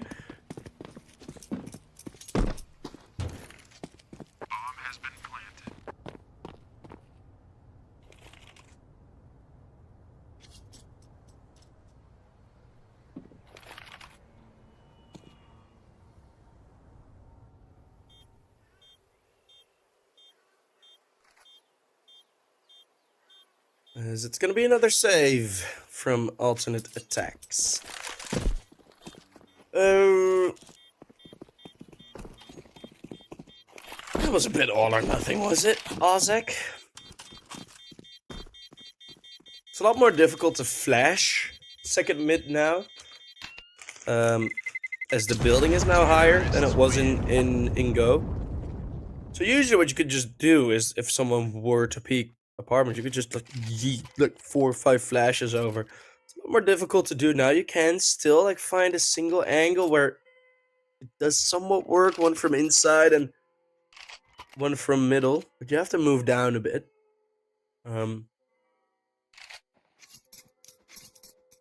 So as a result, you just get a dry peek of Ozek, which obviously goes wrong. Weird Molotov drops, a lot of Molotovs drop. Blitz actually finds the opening kill against Freeze. Ozek trades one with the nade.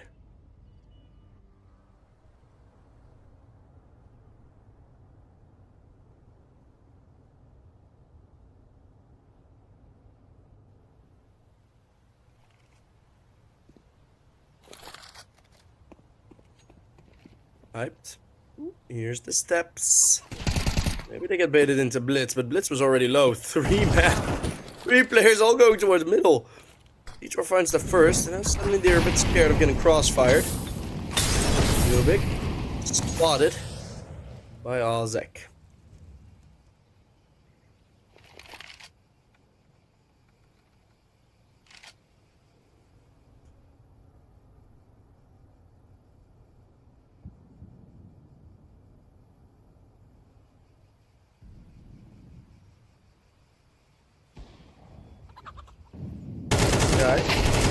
Ooh, difficult angle, especially with no head armor. It gets dodged, and it's still so strong, even with the smoke in there. Bit of a loose peek by Detour again. He's had a couple of those. The nade this time does find the kill. It's Arrow to respond. 4Z in a 1v2. With 5 seconds left, it's Gonna be a non V2. He's not gonna challenge them.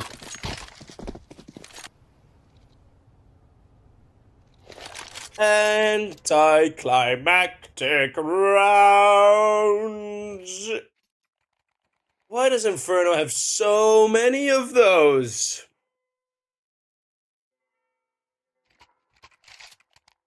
That is a very good description, dear sir in chat. ECLOT do not like this map. No, they absolutely don't. I've seen them play well on this. I have seen them play some good CS on Inferno a couple of times, but it's just that this matchup, it just feels weird between them. It's two sort of play styles that don't match each other in the most boring way possible. But still, we're seeing some exciting rounds, and it is 10-10, so it is a close game. Some of these rounds are just snoozers, as aTTaX has to be patient to get himself the double. Alternate attacks all of a sudden. And found a better solution. If Forzi had time to scope there, I'm pretty sure Freeze would have been dead. But, I mean, it was like this, right? It's something that alternate attacks did earlier with aTTaX. With the aggression towards apartments going straight to the window to peek. And instantly going down, facilitating the save. That aggression is good. He just overstepped the mark there. But taking a bit more control, right? Of those apps halls, you don't need to peek out. You absolutely don't, but just have some control there. So you have some extra options to peek out. You have some extra options to play with. You're not like boxed in. Same thing what happened there. I think it was Arrow who moved forwards through the smoke to get himself that kill on an unexpecting breeze. It's those types of stuff, right? It's the type of rounds where you're looking at like, yeah, hey, you know, the aggression is there. You don't need to overstep it. Now the Tech9s have gotten into real close range. Nubik finds the first already. And Blitz finds the other one. Flashbangs all across the board. And it's just two alive. Freeze and Arrow. There's armor on everyone. The Molotov forces them back. It's ECLOT with a burst in.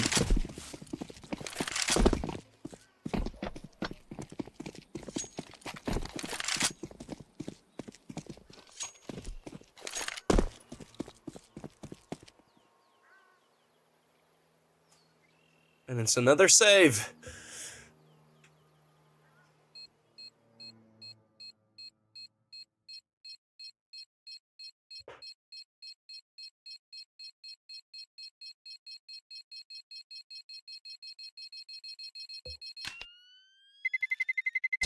And this is also...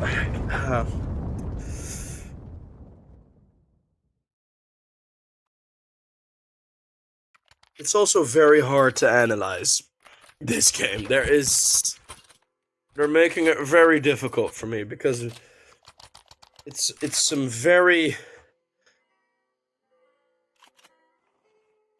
odd mistakes, very odd things that do go well for the teams. It's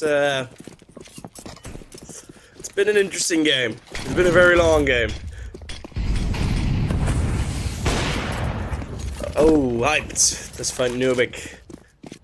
Some more aggression from alternate attacks. In theory, with the way that they've been playing, they should be able to take this 13-11. That is what I expect the most to happen here. Yeah, 4-man push of Banana. Well, now split in two. Split in twos. I could also say. As it's Blitz with the first, Blitz with the second. Ooh, aTTaX now trades, but the op of Hyped, it's still waiting. 2 versus 2. A near complete reset of the round where alternate attacks did have an advantage. Sky being very strong in those lurk battles. He's won nearly all of them. Also in the first half, he was winning them. And now it's another off-angle Kreese. Can he give his team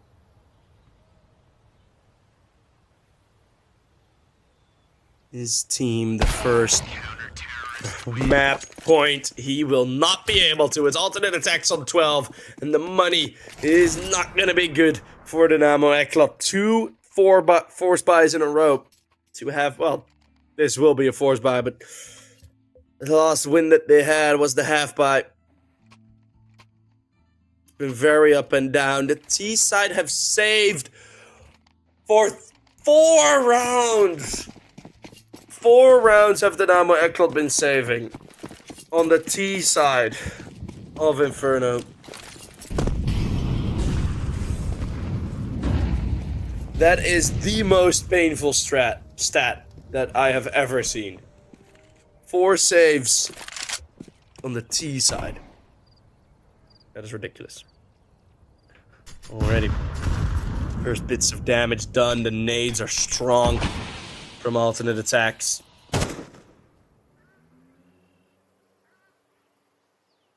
Alternate attacks have gone for some very funky but very successful rotates. And, I mean, their standard plays on the CT side, they are pretty well set, but it's just that they're making some mistakes, man. And I think that is pretty much the only reason Dynamo ECLOT are getting close, because someone mentioned already, they just don't look comfortable today on Inferno. I wouldn't be comfortable playing against the way this alternate attacks team is playing, though, either. This is a very, very weird team at this point. Sorry, frog in my throat. At this point to go up against. It's a fake with the bomb, one of the classic Alexi B strats. You know, let the bomb be spotted. They don't let the bomb be spotted. It's gonna be the A-bomb side attack, but then a perfectly timed Molotov. Again, the util spot on, and now you only have 15 seconds left to do anything. 10 seconds to get the bomb down. The bomb's not even close yet to the bomb site. Sky, with 1 spray, he can destroy them all. Everyone is low HP. And it will be Sky with the first and the second. Ozek long range for the third. Alternate attacks win an hour-long bout on Inferno. A battle of the saves, a battle of the economy, and yeah. Ooh, that was a very rough game. That was a very rough game. You can see it in my eyes that it was a very rough game. Let me sit up straight for the camera. Yeah, I don't really have much more to add than alternate attacks played a very good CT side, but they made a lot of mistakes. Like, a lot of mistakes. In terms of the rotates, in terms of, yeah, you go for aggression, but you go way too wide or unsupported. There were really a couple of instances of that, and as soon as that happened, Dynamo ECLOT, sort of like Manchester United, opponent's mistake, betcha will take it, and they got the round. But if Dynamo ECLOT really had to facilitate something on their own, as said, 4 T-side saves. 4. 1, 2...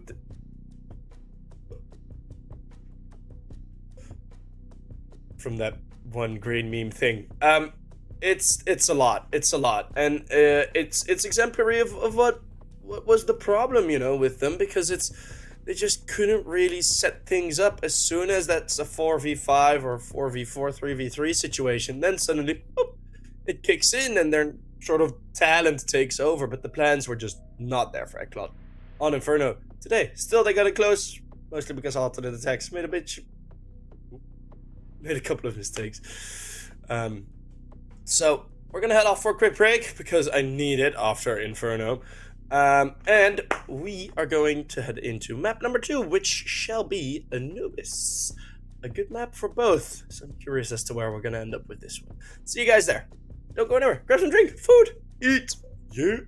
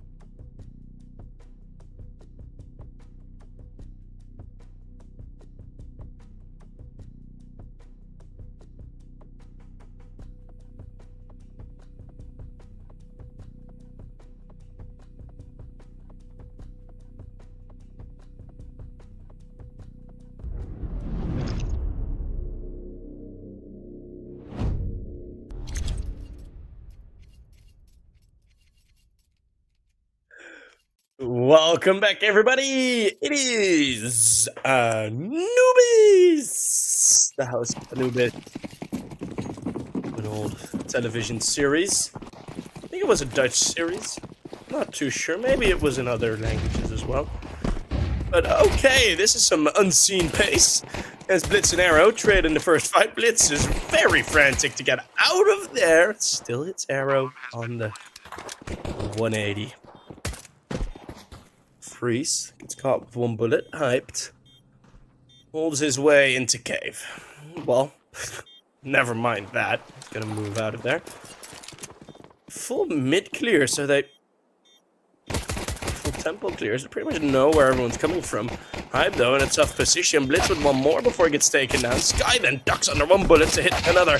Low amount left in the Glock. Now it's Freeze. Or Kreese, sorry, getting on the defuse. Oh, the knife is pulled out, but Forzy saves his teammate. And we're gonna get ECLOT winning the first round.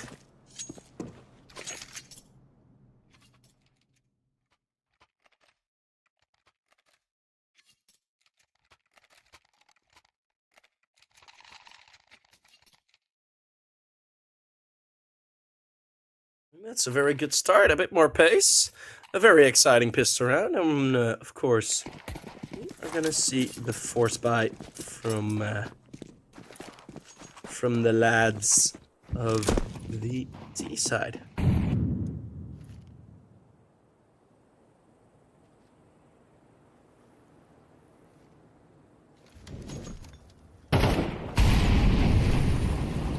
They got the bomb plan, of course.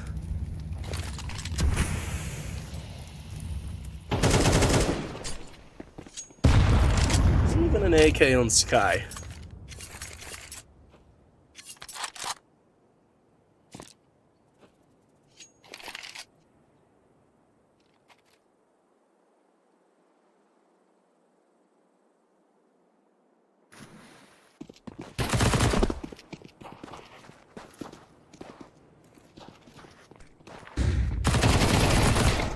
There's a good piece of aggression out from the CT side, out of B. Ozek traded quickly. Blitz having a lot better of a start on this map than he had on Inferno.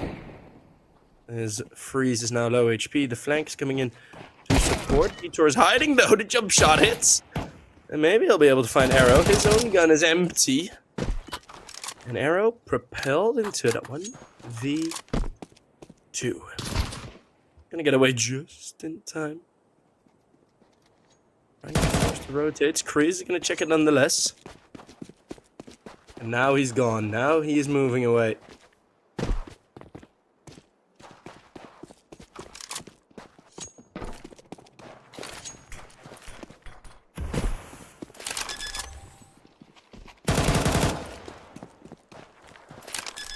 That's Arrow. Oof, after the fake plant. Finds Kreese being greedy and thought about going for another one, but the time's up. Alternate attacks getting close to that round win. But close, but no banana. Jump shot. Arrow actually did have enough time to go for the bomb plan, but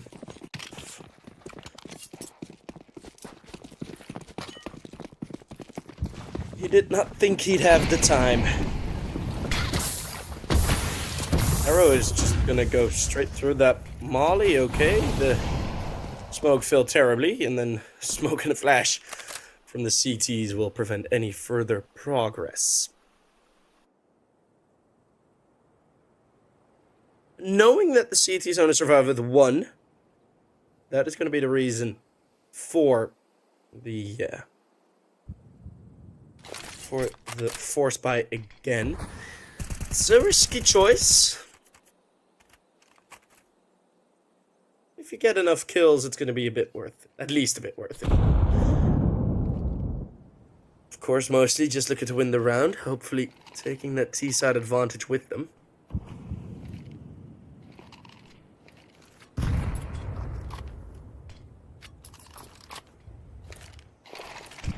Because it's only 2 players on B here. They could get overwhelmed. Blitz and Detour. Support coming in now. Blitz spotted from behind. Arrow goes range with the scout, finds a shot. Detour. Through the smoke, he gets the kill. I'm just gonna get planted. I hyped. So 4v4, the defense starts. There's a Molotov thrown in. They don't want to save that for the defuse. Hyped on pizza. I think he spotted 4Z on the platform. Hyped's gonna reposition.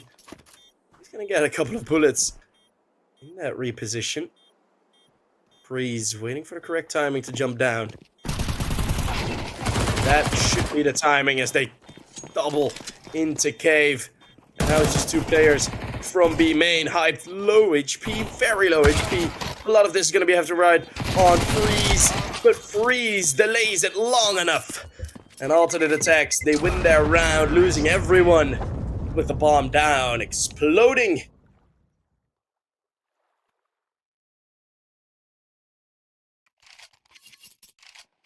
They do get their money's worth.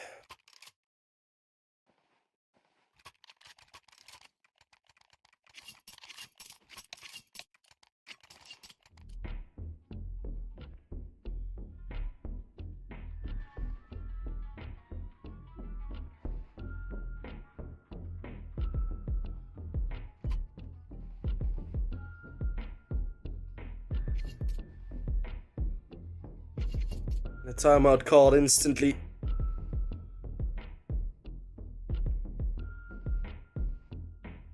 From the guys of ECLOT.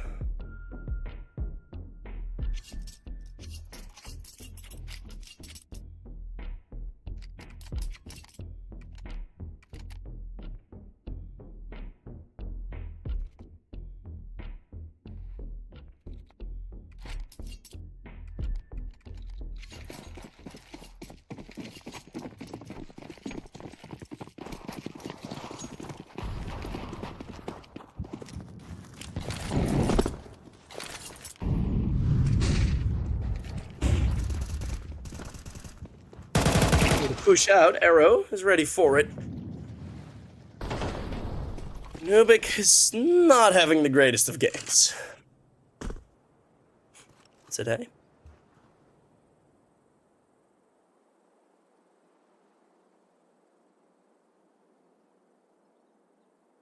Definitely not.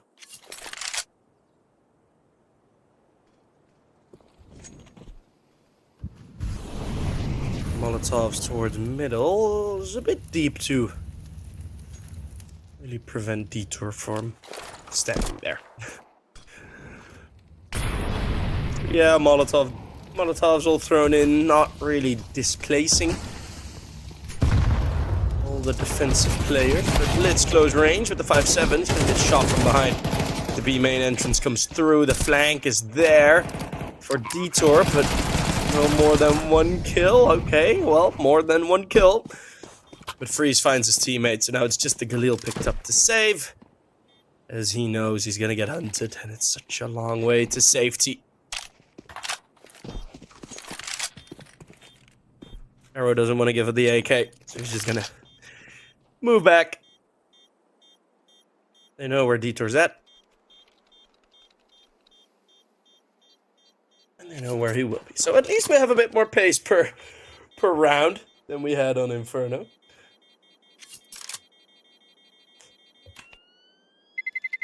Terrorists win. Making it a bit more fun.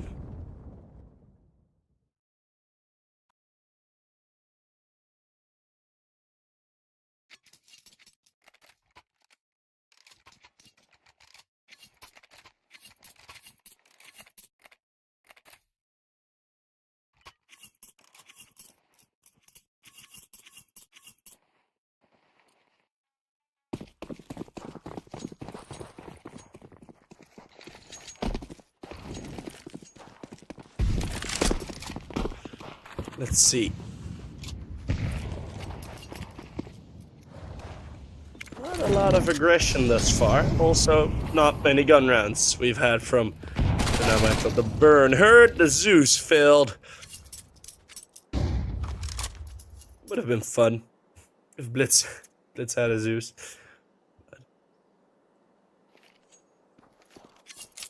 Won't be the case.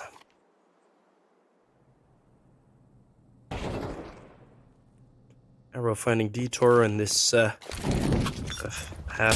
quickly dying out. Forzy trying to continue the Galil's lifespan to see 3 more rounds.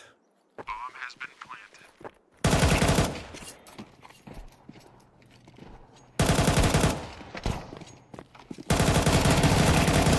As the Galil from Hype is gonna prevent anything to be saved.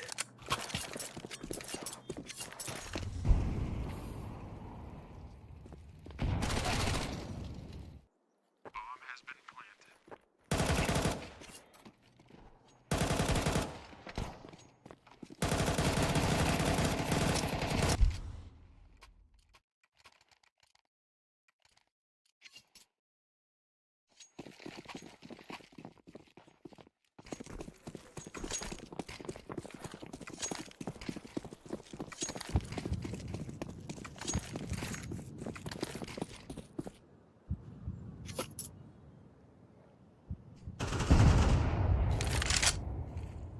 It is the guns out now, but not an active setup yet. I need to sneeze again.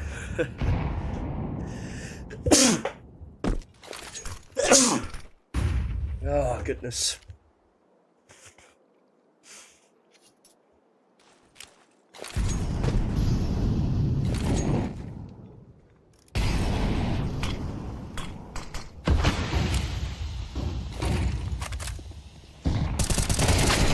As only the one from Nubik.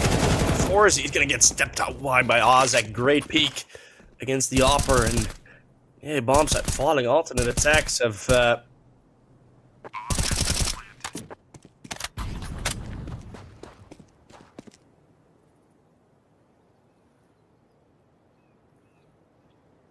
we've had some good decisions made thus far on the T side. They're not making any mistakes.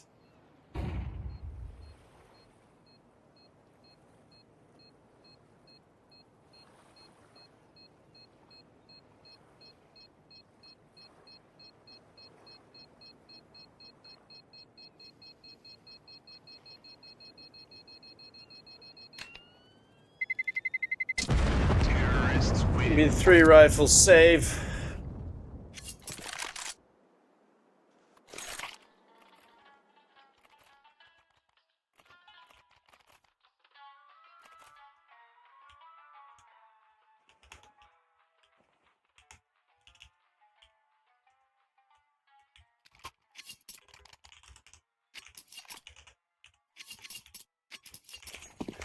And after the save, we're gonna see alternate attacks.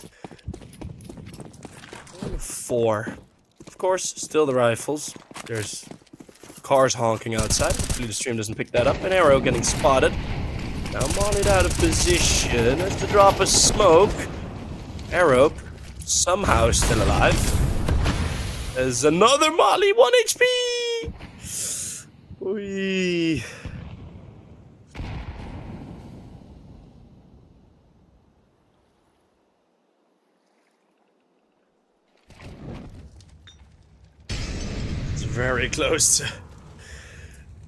Very close to dying for Arrow. Well, about as close as you can get, to be fair.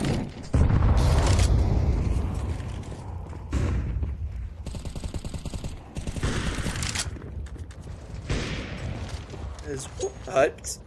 There, with a good shot onto Forzy. Freeze. Oh, hyped. What? 2 HP and 1 HP, but he's still getting those entry frags. Arrow's gonna go in first now. Great distraction. As Nubik was only able to find the 1 kill.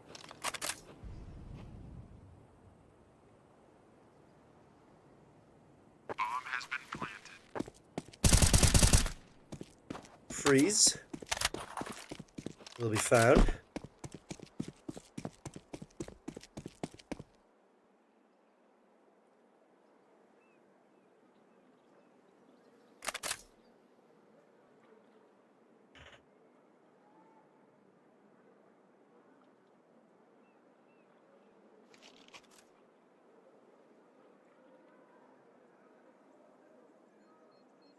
I didn't know there was noise here. Where Detour's at? But hey, another save. Maybe you should be a bit more aggressive on Anubis as a CT side, because this passivity, it's not a word, but just waiting on the bomb set, it's not gonna work. Yeah, you push B, but you do it after the bomb's planted. They know this. They know this. I'm not pretending like I'm the only one who knows this. It is Dynamo ECLOT who are definitely aware that it is a necessary thing to do on Anubis, but on Anubis CT side, but they just don't know the reasons why they just don't go for it.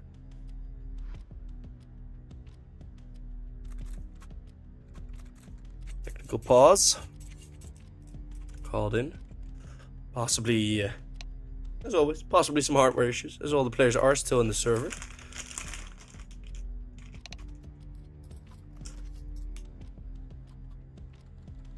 And, we're ready to get back going again.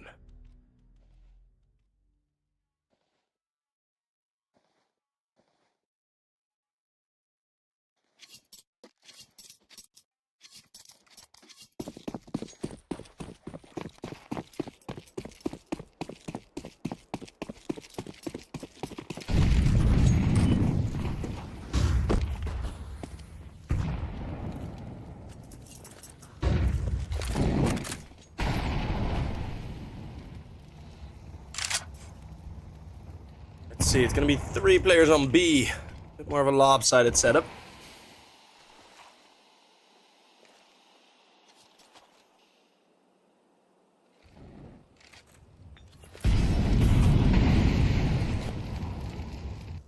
It's at least good to see. Bit of a variation. But now, middle is weak. And middle is looking like the point of attack.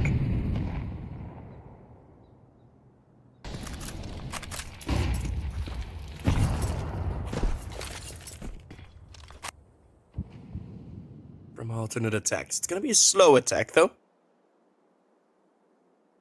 I don't want to rush into this.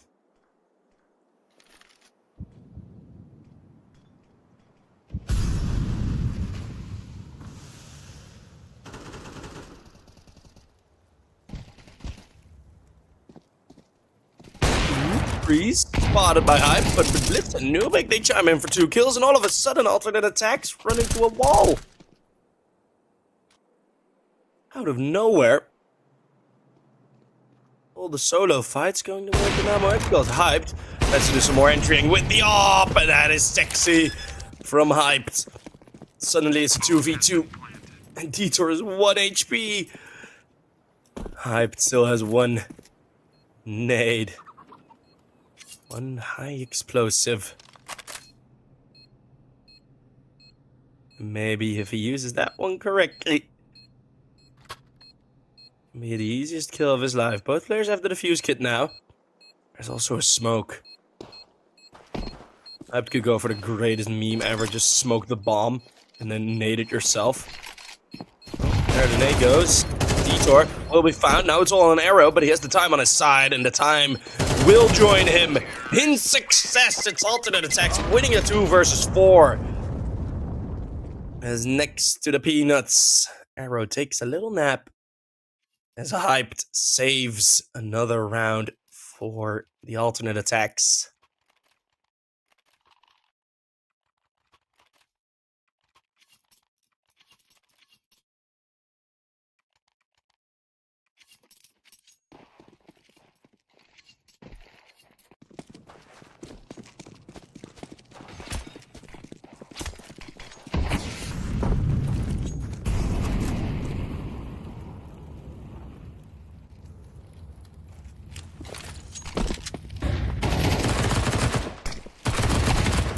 Flashes and mollies going through, and it's a aggression from Dynamo ECLOT. And suddenly it works. You're in a 2 versus 5. Thank you very much, Dynamo ECLOT, for listening to me. As Sky is gonna be on the pizza platter alone. That's at least the first. Oh, Detour nearly dead through the smoke. Sky, that would have instantly brought the round into the realm of possibility.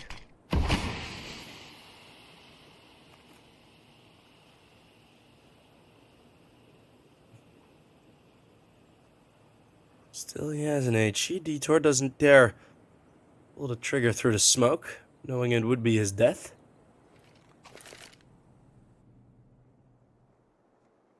Freeze and crease.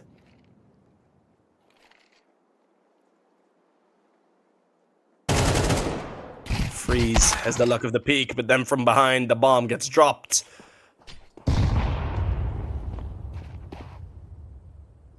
Detour staying close range, blindside Sky, and Dynamo ECLOT take a third. This could end up in a very, very similar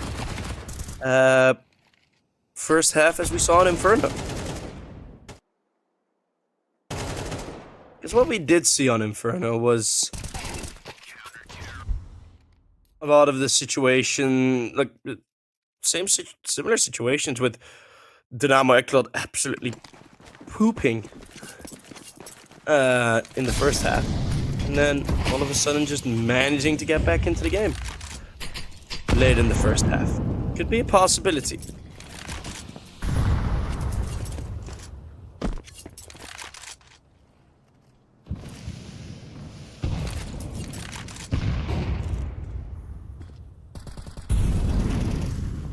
Just have to wait and see. No kills yet in this round. And a bit of a damper on the aggression.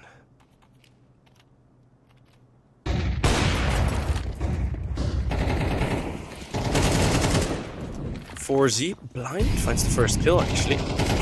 Exiting B main and 4 crosshairs. Looking over towards cave. It's FourZ not hitting the shot. Throwing a Molotov back at aTTaX. aTTaX, who thinks this retreat is safe, somehow still gets the spray onto Crease. And a 2v3. Or 2v4 now, actually. Well, got turned into the 2v3.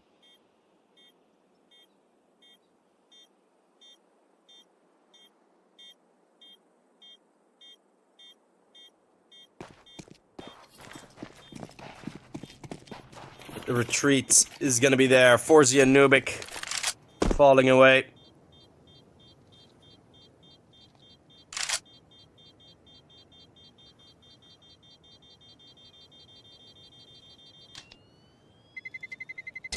Terrorists win.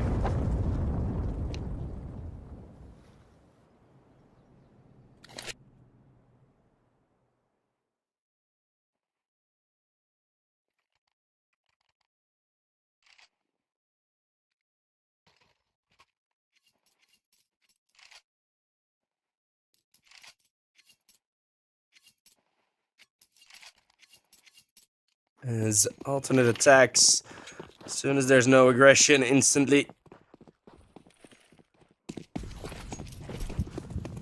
flying back into the bomb sites.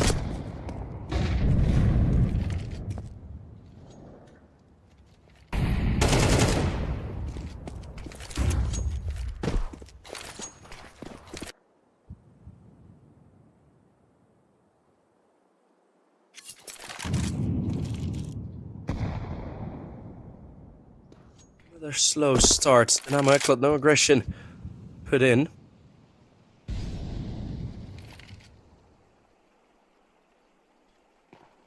This feeling that Nubik, well, he's had his second. Now on the bomb side, it's Crease who will be wrapped around aTTaX. Again, a great peak. His entry frags have been magnificent thus far. Bomb has been planted.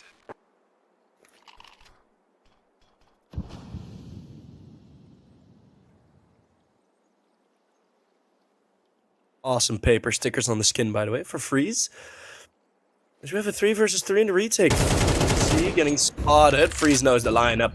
Hits him through the door, and ECLOT are going to be very hard-pressed to find another round. So a save, it will be once more.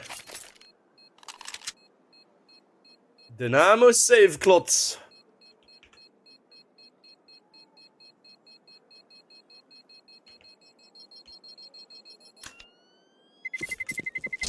Terrorists win.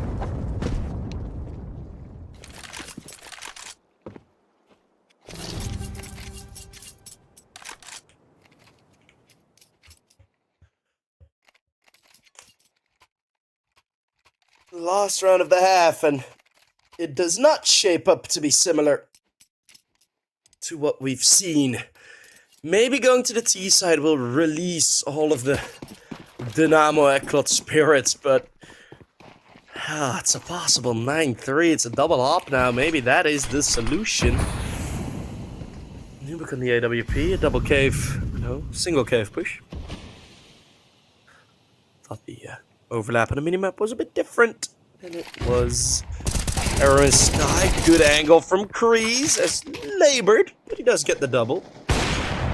Nubic with one on the AWP, an 8-4 scoreline will dictate the fact that the second half pistol is going to increase in value. As it always does in CS2. Extra pistols, baby. Freeze. And freeze. This time it's Kreese coming out on top. Hyped. In a 1v5. Yes. Oop, that's the first. Dieter also falls. He still has the bomb. I mean, he's dancing around on an awkward position, but he finds one more. Hyped. Only one bullet in his op. He needs to reload. He doesn't know the positions of the others. But in a 1v5, can you really expect it of him? It's 4Z that will deny anything else. A bit of a mistake, ignoring the possibility of the middle position. But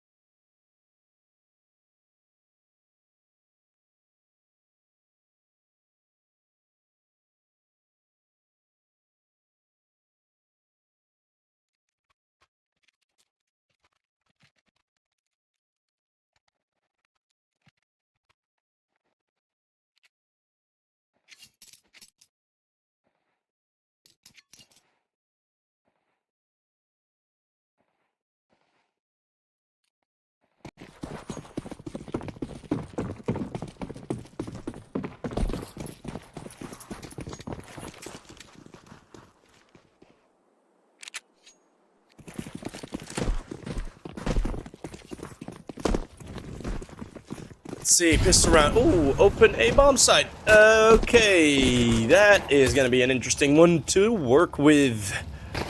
Freeze. We'll need a kill before this bomb goes down, but that's going to be pretty damn difficult. Force is going to be behind all of them. Oh, the Dynamo ECLOT setup for this pistol is just going to be immaculate. Sky. Oh, the flashbang. Oh, struggles. The fact that 4Z is still alive is going to delay this by so much. Ozek, another great kill, though. And there you go. Blitz and Nubic, 2 each. Sky, still knowing there's a flank. Still no option to deal with it.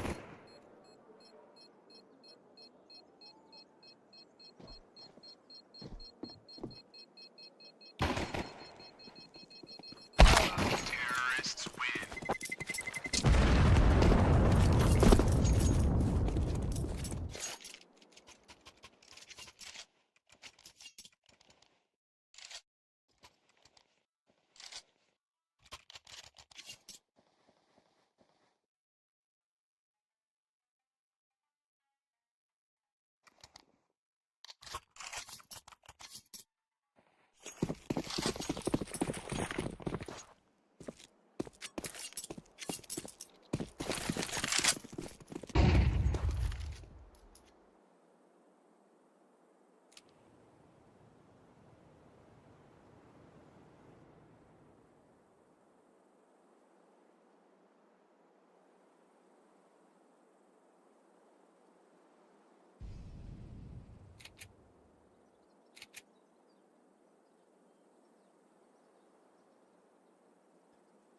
This setup, only USPs.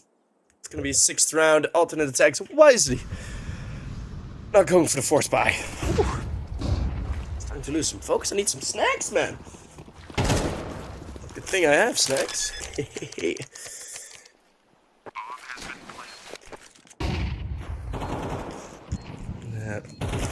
Maybe the pistols will fire like 1, maybe 2 kills. It's Kree. Oh my goodness, Kree's with the triple.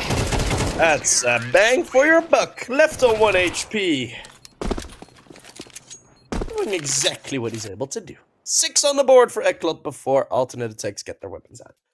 Now, the thing is, the Dynamo ECLOT, it took about, what was it, 7, 8 rounds and a half before they started to use aggression on the CT side.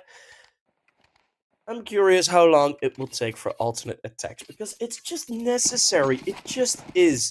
And that's the problem that so many teams have on the CT side of Anubis.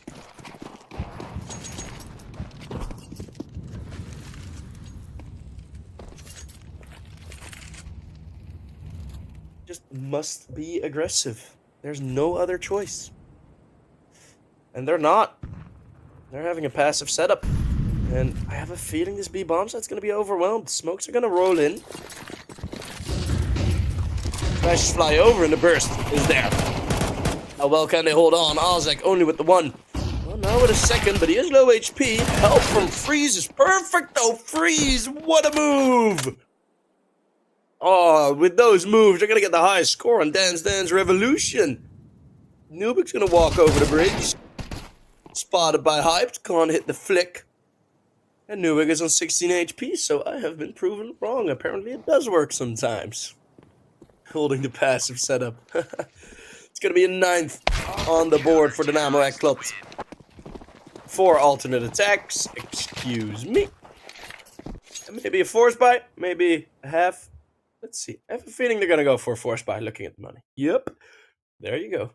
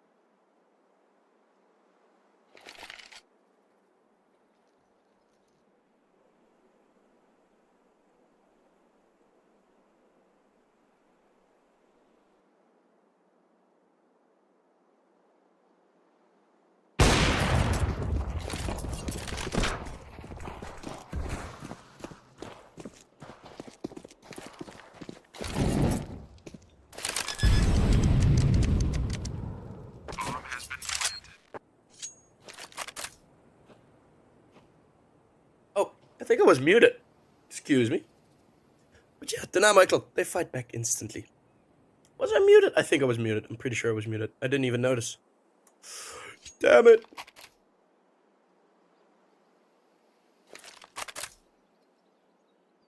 But to conclude, Dynamo ECLOT do fight back.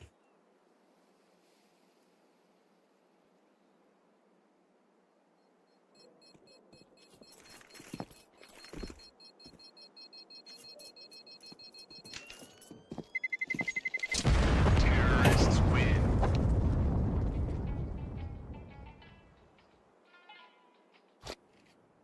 As for now, yeah, difficult buy for alternate attacks. I can squeeze something out of this. Actually pretty decent. All M4A1S's. Got util. No head armor on 3, but Shouldn't be an issue against full AKs.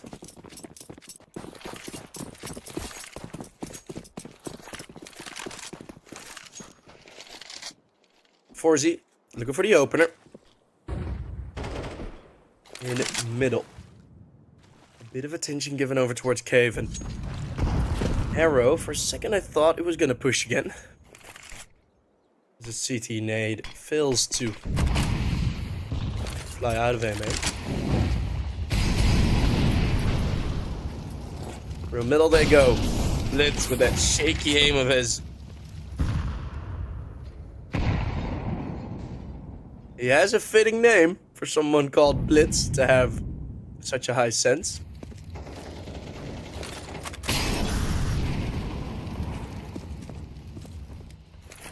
And with the smoke now deep again, this has sort of nullified all the util ECLOT has thrown earlier on. Which is a good thing if you're alternate attacks. Rotate's coming through, Dynamo ECLOT still possessing middle and A main. Rotate could be coming in towards B, but I don't think it will. Nubik finds the opening pick and the opening 2 for Nubik. On the T side, he's come alive a bit more as aTTaX now suddenly isolated on the bomb side. He's gonna get wrapped around a molly towards his position. No chance. 5 versus 2 and the save is called yet again. Nubik. Some good highlights here past 2 rounds.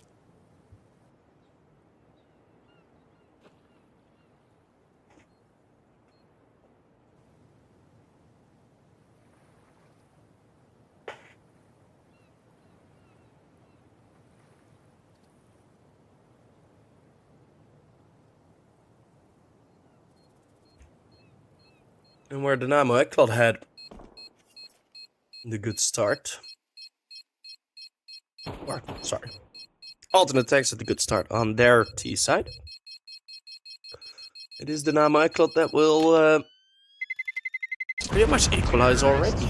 Alternate attacks haven't really gotten a lead or pretty much anything. They do have one CT round win. Can you guess what type of play they made in that round? I'm I'm being a bit annoying about it, by the fact that you just need to play aggressive, and legit the only rounds that have been won. Well, alternate attacks have one passive round. Excuse me. My bad. As hyped, looked in the corner position, belted by the nades, flashbangs, will easily be found. That is one of the rifles done. Freeze. Standing in the smoke. Actually has his back turned to most of them. Gonna move out now. Looking for some trigger discipline play. Ooh, ooh, ooh. Which way he's gonna turn around? It's the AK, but it's not quick enough. Blitz is ready with the response. It's gonna go here, but oh, the timing on the crouch couldn't be worse. Just aTTaX left. Detour finds his triple kill.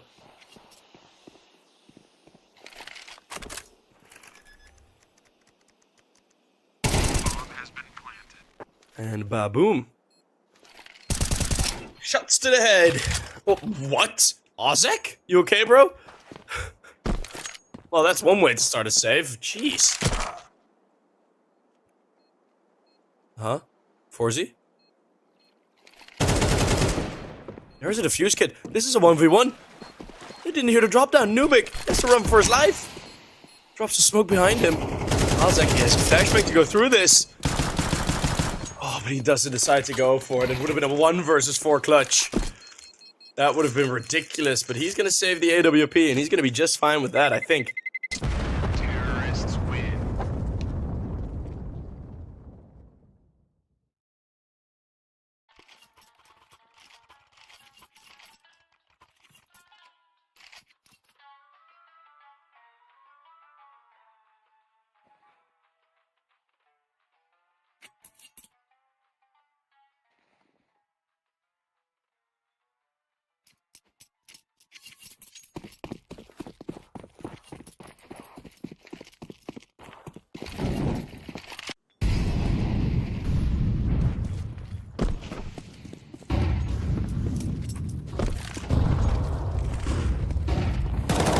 Ooh, a push.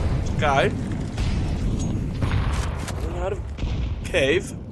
Not getting an instant result, so they all are falling back, as it is quite a vulnerable position, and especially since there was no mid control added onto it.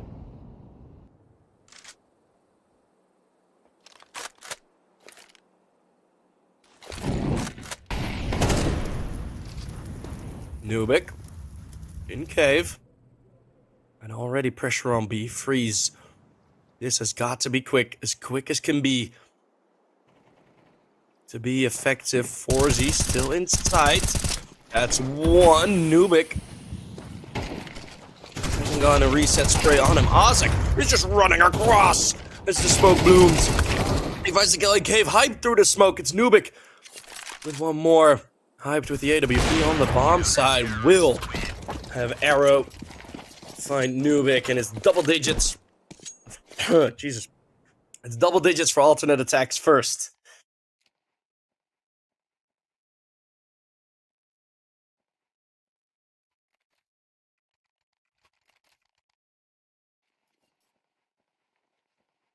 I need a standing desk.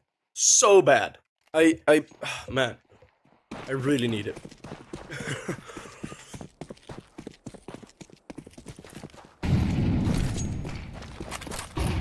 Oh, Zach pops a flash, goes out peeking. It's Forza with the AWP jumping across as well.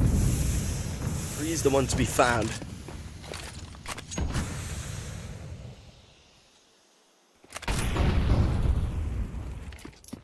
So alternate attacks. They force their way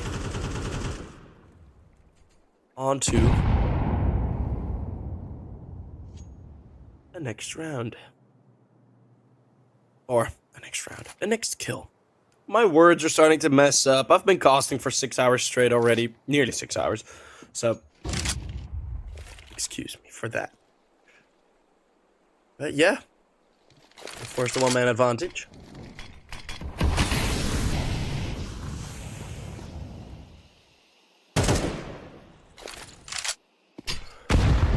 Nade. Ooh, bro. Gets away just in time. Dynamo ECLOT haven't really, except for the moves we just saw in A-Main, haven't really gone for much more. It's Hype. He's gonna move out wide. Forcing and Hype trade. Hype instantly resets the angle. Tries to hold the advantage, knowing it's an op on the other end. Forcey misses a shot that could have been it. The round decider. As mid is falling, Forcey breaks open the A bomb side. Mid, a vulnerability for alternate attacks throughout a couple of rounds now. Sky and Freeze. I mean, yeah, 2 players are damaged, but I don't think you really want to go for this.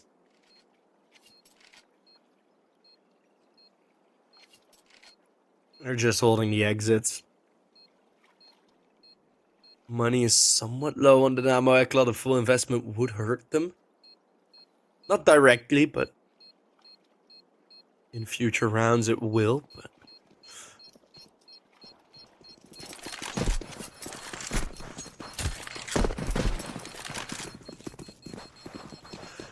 it's gonna be equal again at 10. Terrorists win.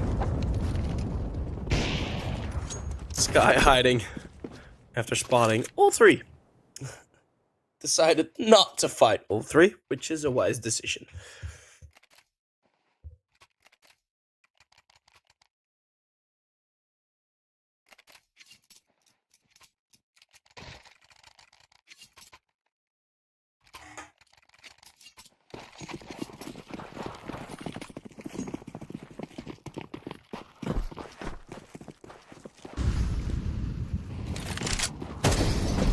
There are still weapons for alternate attacks. Both teams are going to be broke if they lose this. And ooh, it's Hype's turn to miss off shots. He is forced back though.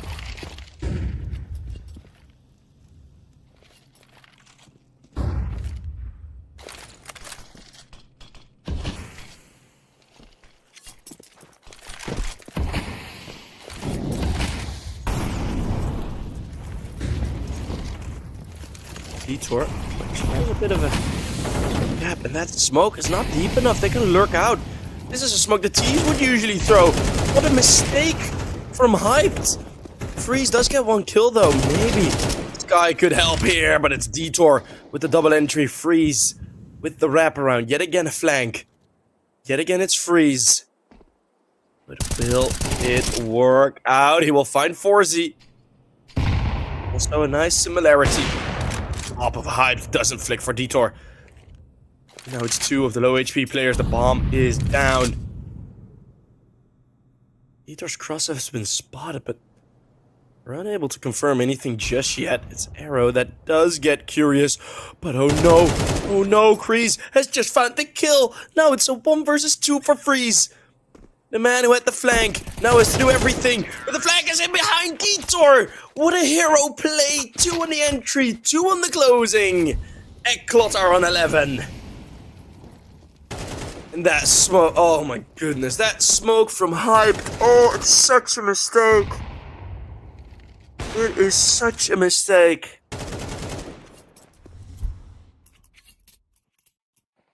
Oh. That's the lurk smoke. The T side uses that smoke to get onto the pizza. Oh, what a blunder. That allows Dieter to just get out freely. There was a close angle held. Nothing to do with it. Ozek with the M4. He has the power on the B bomb side. Freeze is gonna go through middle again. Not gonna work out this time.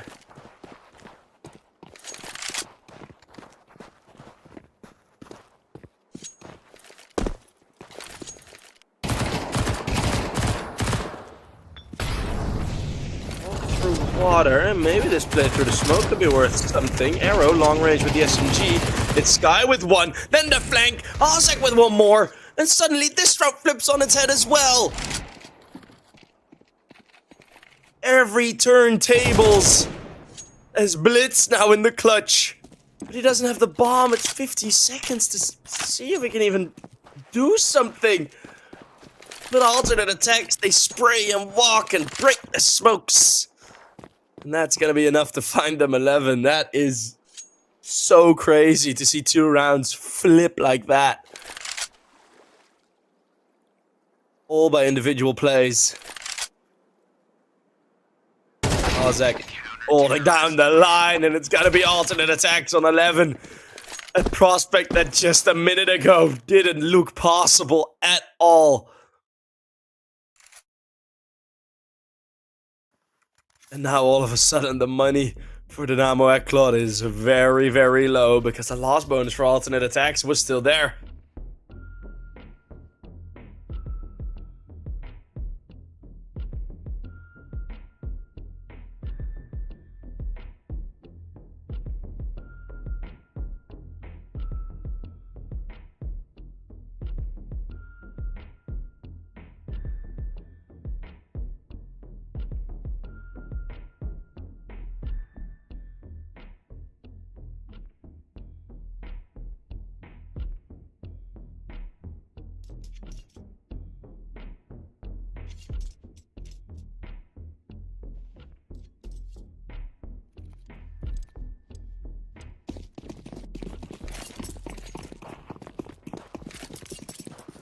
Well.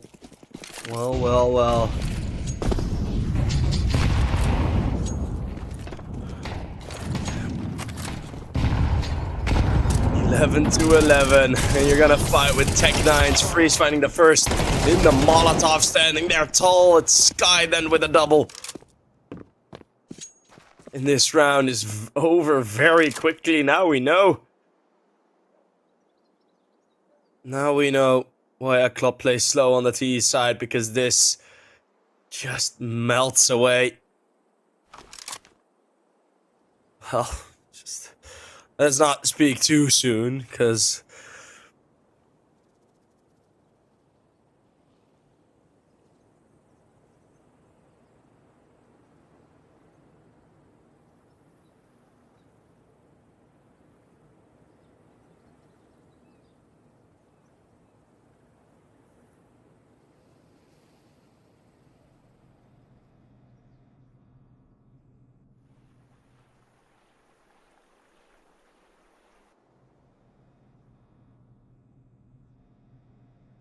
as Nubik is just going to be saving the Galil.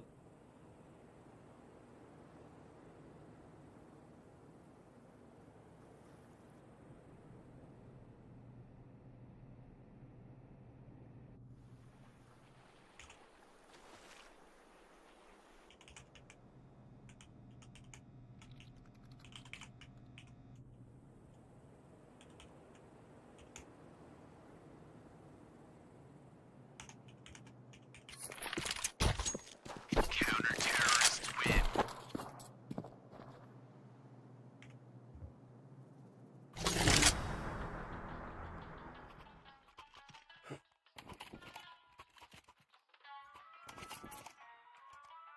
It's going to be 12 on the board for alternate attacks.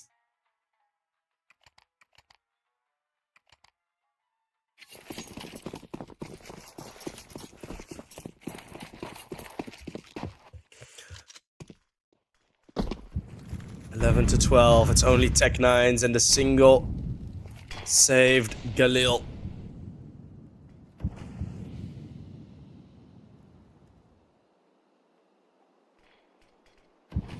Maybe it will be enough. We're on board with Nubik.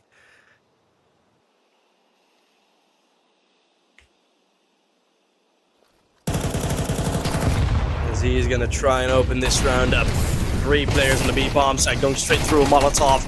That's a lot of damage done by Kreese with the Tech9. Nubik finds his kill onto Sky. And ooh, slow breaks, but there's no option for Hyped, who was looking around frantically. This is a good option for Dynamo ECLOT to find an overtime, actually. Let's see. Was a bit of a lag. Maybe, just maybe. These Tech9s will be able to hold on. Arrow finding the first. No trade instantly. But Arrow, oh, what a flick! What a spray from Arrow! As he does get the support. And he pulls the bow back. And it is Arrow with the help of Hyped. Even the team kill in there that will get it done for alternate attacks. And it is eventually the 13-11. What a scrappy game. Alternate attacks, though, making less and less mistakes. And, well, was it a wallbang? It was the wallbang from Hyped. That spray from Arrow, that was sick. That was so damn sick. And that's going to carry it over. I mean, we saw so many back and forth rounds. And all in all, this game was, putting it in the nicest way, very scrappy. Was a very scrappy, very low-tempo game, which is a very weird combination to have. But yeah, we did see a whole bunch of waiting and a whole bunch of fuffing around, and yeah, well, eventually we got there to the end, but we are not done yet today because we got Zero Tenacity versus MOUZ NXT up next for you guys. So that's going to be the third game, third best of 3 for me in a row. Do you hear I'm tired yet already? No, I got the energy. It was just a very long game, and especially when you go into Inferno and Anubis with both of these teams, it just takes so long. It takes so long for these rounds to get going, and it's just the way the game is right now. It is what happens. You know, you have some football teams as well that play very well, but play a very boring way of football. It's the same way with CS, right? You have some teams that do it very successfully. You have some teams that do it out of desperation. And I didn't see much control for both of the teams, although alternate attacks looked all throughout just a bit cleaner, right? Nubik had a couple of rough starts. Yeah, he picked it up in the end, but just, you know, starting with, like, what was it, 0 and 5 or 1 and 7 he had at some point. It's just not really what you want to see. And alternate attacks had no such thing, and I do think, although all the scores are close, I do think they deserve the win this today against Dynamo ECLOT. Did they deserve the 2-0? Not really. That may paint a bit of a skewered picture, but it's going to be a 2-0 anyway. And we're going to go into the next game. So, that's going to start very soon, actually. Grab some food, grab some drinks, because we are not done yet. Because MOUZ NXT versus Z10, the replay, the sort of redo, I don't know what. The match wasn't played yet, it was moved to today, and I'm going to be casting it. See you guys there.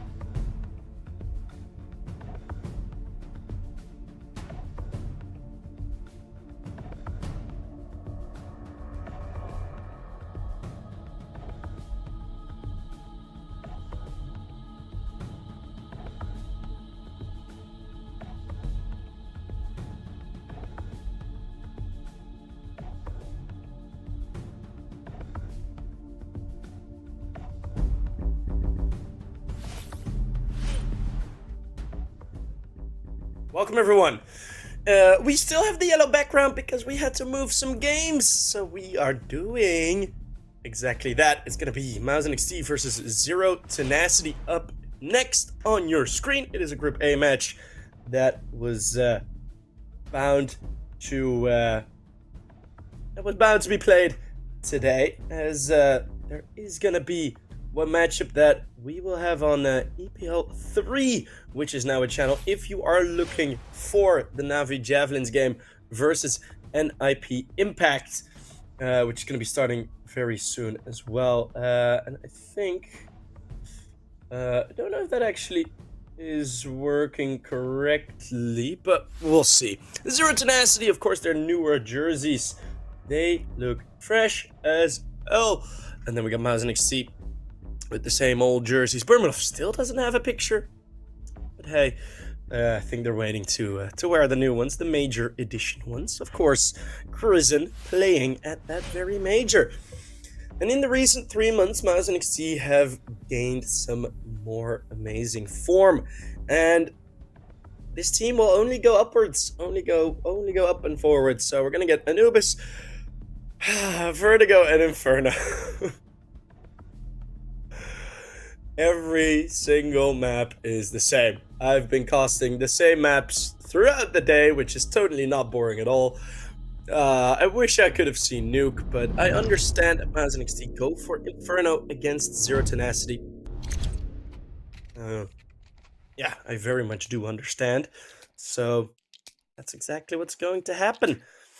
Yeah, I'm curious to see where this game is gonna end up. Because Z10 have been a bit up and down, you know, a bit wobbly, as you could say, in recent games.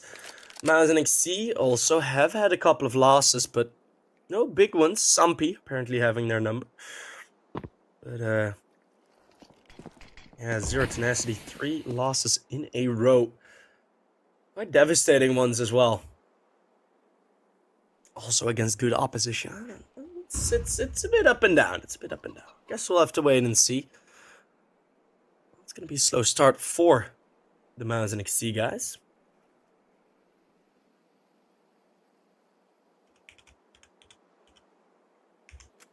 It's the dual Berettas from Brute Monster are waiting in middle. PR on his own, holding the flanks. Maybe starting to get a bit of a fight with those Berettas. It's 3 players here on the A bomb side. Actually, quite a good read. That first kill comes through, and all of a sudden, 3 MOUZ NXT players come sprinting in. Prison with one more onto Sejofo. AVN going unchecked. It's the long range fight from Nachu, who has to fight multiple angles. Does so successfully, dodging bullets from AVN until PR comes in to support. That was amazing from Nachu, who has just been improving every single map he has been playing. And it's still, I mean, I thought at some point, like a month or 2 back, like, okay, Nature is becoming solid now, but he just keeps on getting better and better, and it is so awesome to see. So, gonna get not a force buy round. It is the eco with the push. It should let Prison get most of the kills done. He, of course, has that Mac 10. Grimilov praying a bit. It's PR, sorry. And Sejofo is just hiding until Bermanov peeks into him. MOUZ NXT onto the regular progression of such a round. Nothing all too unique yet.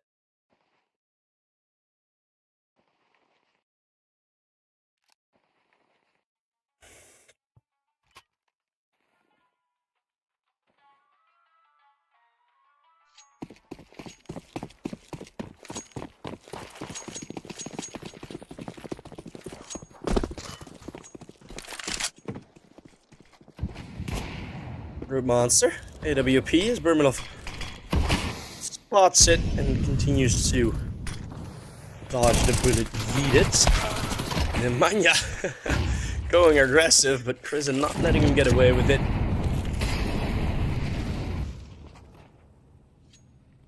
The M4 Simka's hearing a lot of these footsteps. Brute Monster, in the meantime, has been tossed to hold B main, but is falling away now to go over toward the middle.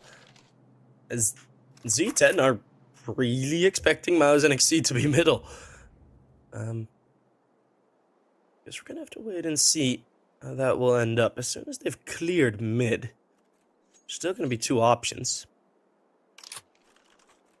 MOUZ NXT not making any sound cue, but Brute Monster and Shijofo are rotating back in. Molotov down, both ways. At least buy some time for possible rotate. As Brute Monster, quick shot on the first. He's hiding behind default. Bermalov finds the flank, and there's still time to rotate away. I don't know if they want to go for that. They grab the bomb. Some nice movement out there from Nachu. He says you can't bunny hop anymore in CS2. Yeah, it is a lot more difficult, but Inka ahead of the Molly, and Sinchofo just in it. PR and 1 versus 3, 15 seconds left on the clock, and Z10 have had their rotates on sharp. As PR is gonna try, and now with the time, that bomb plant is a necessity. Bare necessity. And he's gonna get taken down before he completes it.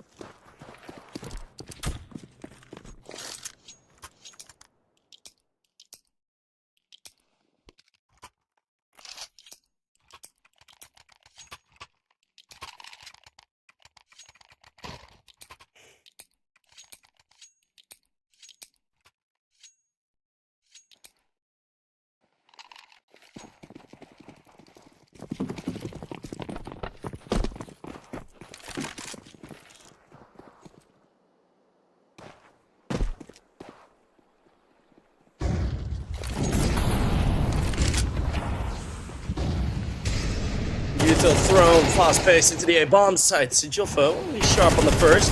Bears in a similar position. Molotov's good at holding him back. Nemanja now gonna peek out wide. Oh, and a spray transfer straight through the smoke. That's a great double kill from Nemanja.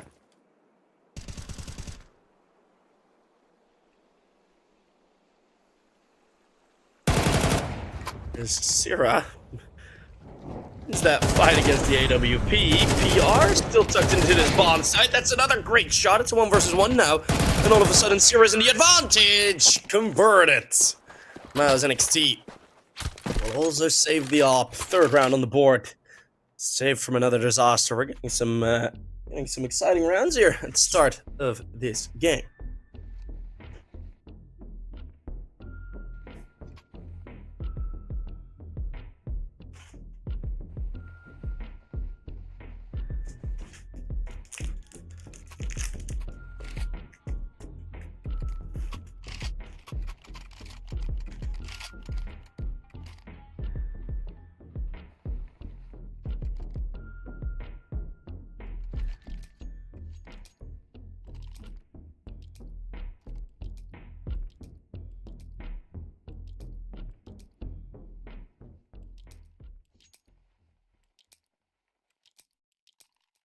So the timeout called, mostly because these rounds have been quite scrappy.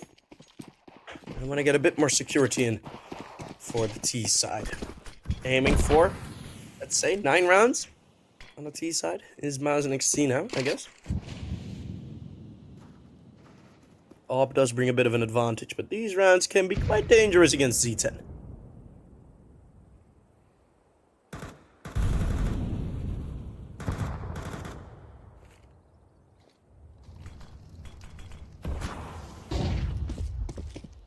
Just holding slow. There's a bit of a regress on middle. Prison is still holding the same passive angle. That nade is beefy.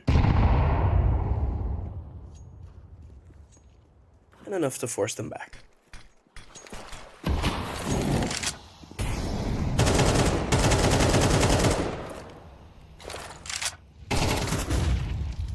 Somehow those bullets not connecting onto Simco. making a nice circle around his head. Okay, Brute Monster. It's a nice move, catching Kristen off guard. He's all alone here. So, gonna be falling back. Wants to maintain this man advantage. Now, two players in CT. PR might have been a bit overzealous. It's a 1v3 all of a sudden. Syrah tucks in. Right on time. Simke, full HP, but the headshot from Syrah. He needs a quad kill. AVN is on low HP without a kit and just the op. Close range, will hit the shot. It's EVN that gets the clutch, and we've had an exciting start to this game thus far, with both teams winning clutches. Bomb has been defused. Counter-terrorists win.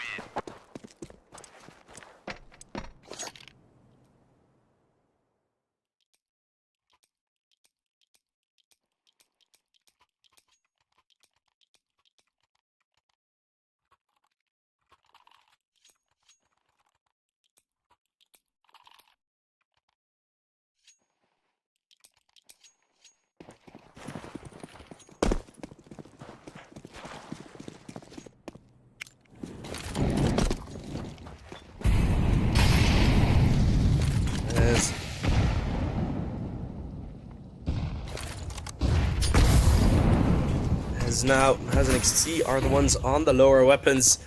It's gonna be Krisen. Close range. With the Tech 9, but hasn't found a kill yet, so he's gonna fall back.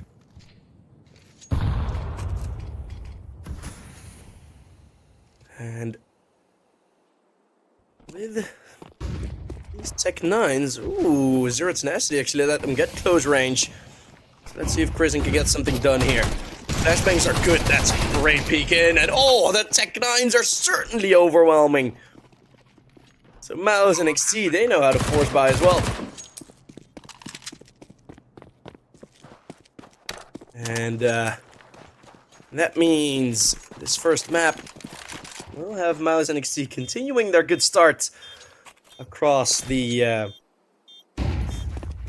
across this T side. Still, Brute Monster and Sejofo able to save their weapons, so it should be good.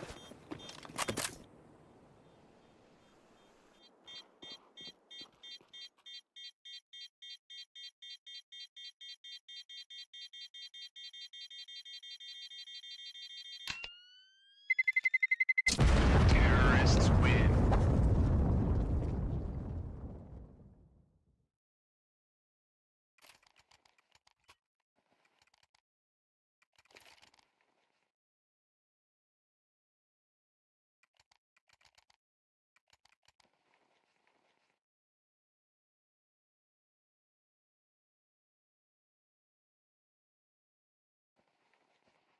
So, a quick intermission. As the girlfriend came calling. I love her. I love my girlfriend. I know I was muted. I also didn't say anything.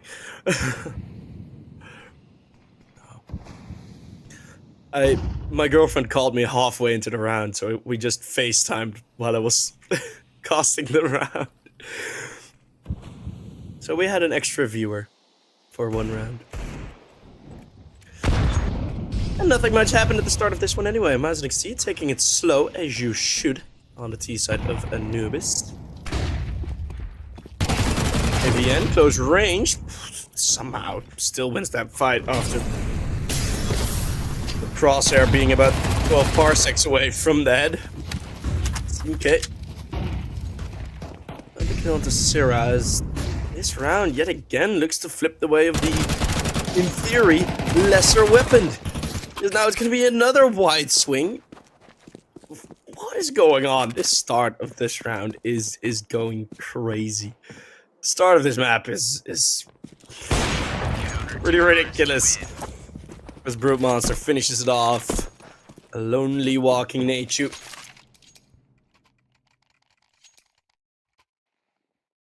Goes down.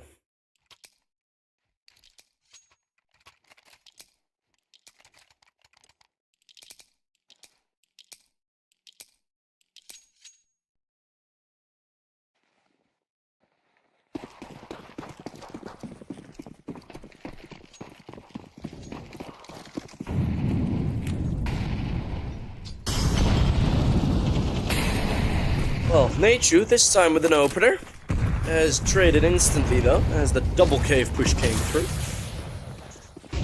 MOUZ NXT, a bit more energy.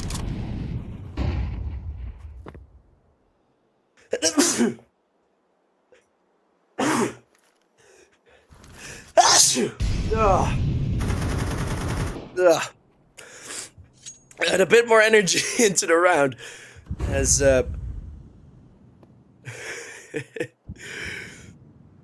as the hay fever is killing me, but AVN and Nature have taken down each other. Thank you. Oh, another sneeze is coming. This is gonna get too wild. Oh man. Oh, the sneezes are terrible. But we're casting through them.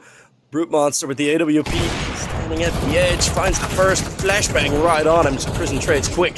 Nemanja through a smoke. Sierra through a smoke. Equal kills.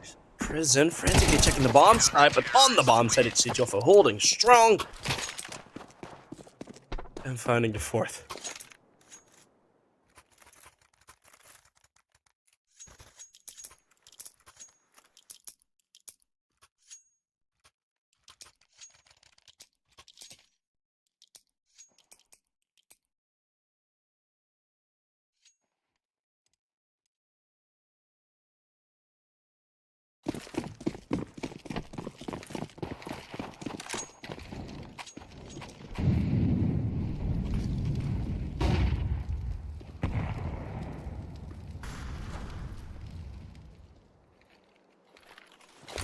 Nemanja.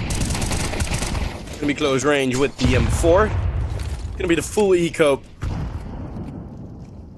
They're unable to traverse the Molotov in this state.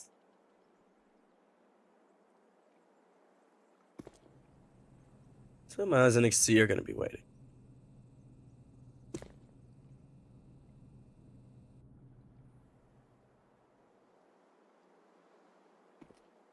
You know, somewhere in the world, someone fell asleep after I started casting today and already woke up whilst I'm still casting.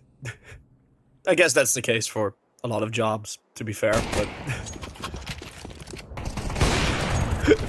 all fighting over who gets the Tech 9 is finally released from the eyes of Brute Monster. But it's right back in there.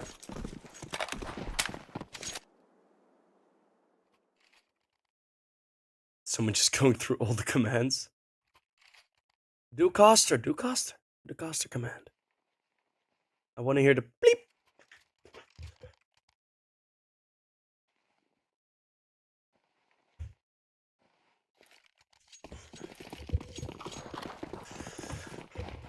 So, Z10 actually getting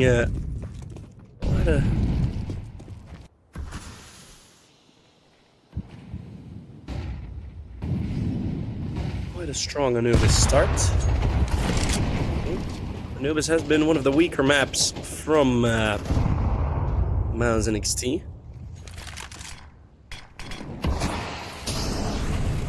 And one of the stronger runs for Z10. The opening kill has gone through though from Bermilov. I missed that initially. Flash is flying over, Nemanja. Wow, I thought Nemanja got that flick back, but it's PR taking the kill in middle. Brute Monster dancing on the side. Another insane flick straight to the head of Bermilov. But that shot comes through. It's the 1v2 despite the heroics and the incredible shooting from Brute Monster. Bomb has been planted. If Brute Monster plays well, Z10 play well. Molotov thrown out. Zero forced out, but before the Molotov even gives him a tick of damage, that shot is through. It's a 5-5. This half has been about as back and forth as you can get it. It's been very enjoyable to watch.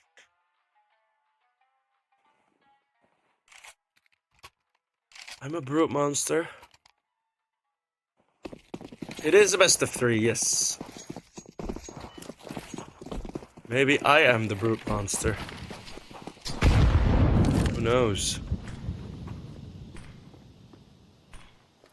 Thank you very much. The brute monster Burmilov battle is actually always very exciting. We haven't seen them lock horns with each other much, as Krisen is able to control spray through the smoke onto Nemanja.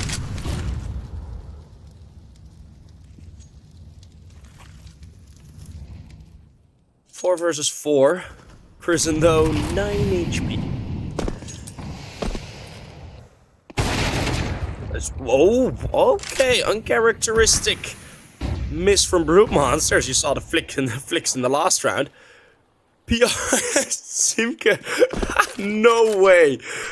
Oh my goodness, they trade HE kills with each other.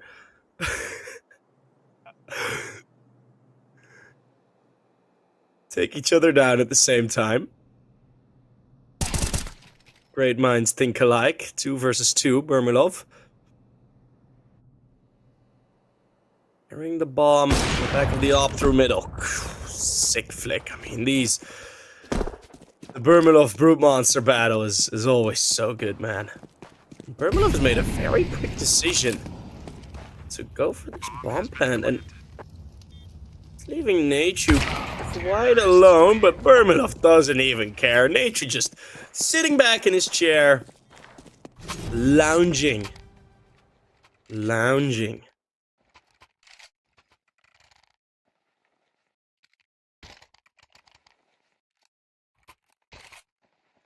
You have Burmy and Brute under 31.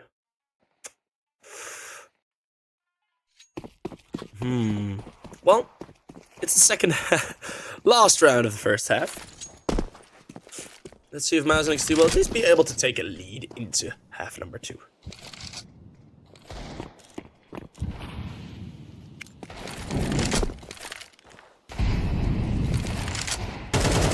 It's thrown in. As the spray through, Krisen. Yep, there you go. Second try.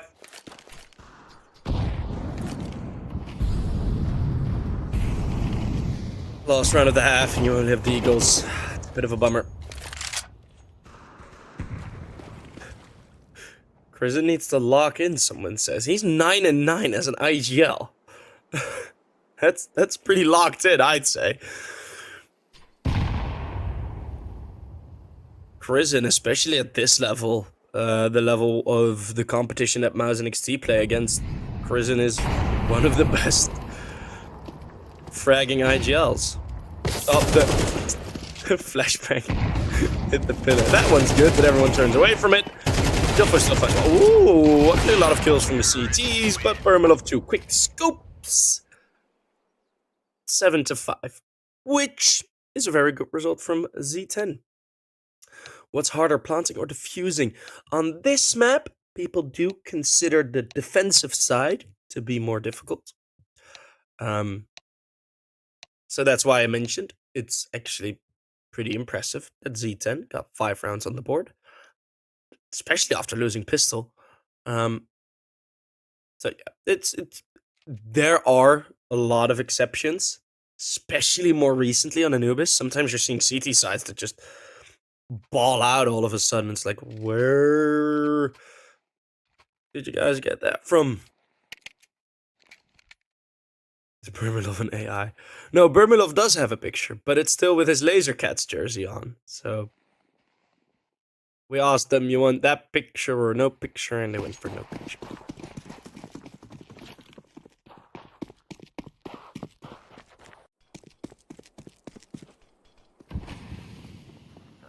A single Molotov. Well, and a smoke, but a single Molotov is left. As, oh my goodness, a triple A setup. The shadow advantage is there. Everyone's getting ready. Nacho and Burmilov just mowed him down. A jump scare for Z10. As Sijolfo has Nacho jump spotting him. What is that setup, man?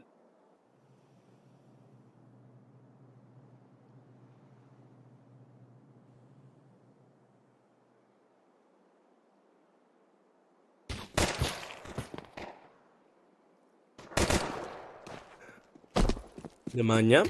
Let's find one more though. 2 versus 5.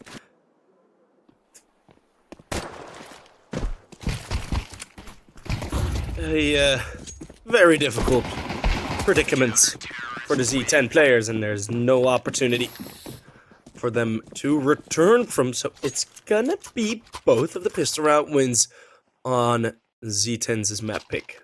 That is, well, exactly what you need to do to get a to try and get your map win. Also preventing the bomb plant, so preventing an easy force buy in this one. Vermilov is a hacker. Ooh, he is the hacker man.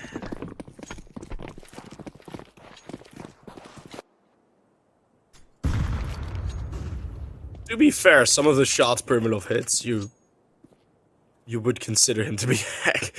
He has some amazing aim, man. He's gonna be up there with the best oppers in a couple of years. Mark my words. Mark my words. Can they get the bomb plan? Ooh. Prevented by PR. PR vented. Ring ding ding ding ding ding ding. Ding.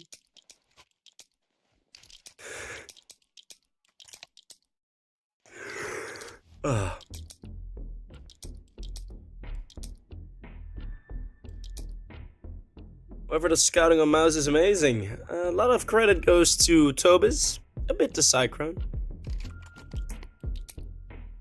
It's mostly Tobis, and he has, I think he has mentioned it once.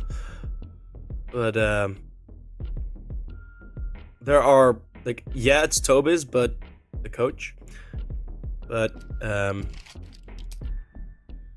it's the crew behind it as well. And of course, like, these players didn't come out of nowhere, right? I have been casting these players pretty while before they joined MOUZ NXT, and they've always been the best in their respective teams, so it was only a matter of time before certain academy teams picked them up. What's my name? Several sheep. That's my name.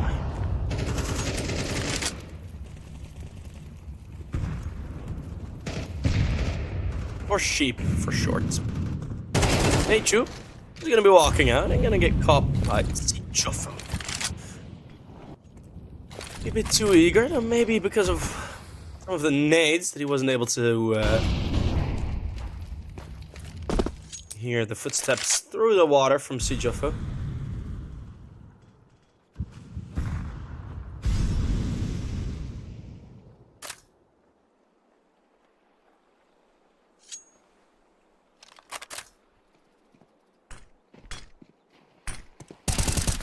Vermilov. Oof. Oh, that's revenge on Sijofo. PR on the other end. Aggressive out of B. So that means mid is open. Z10 realize and instantly make a move. And they make a move back towards the B bomb site.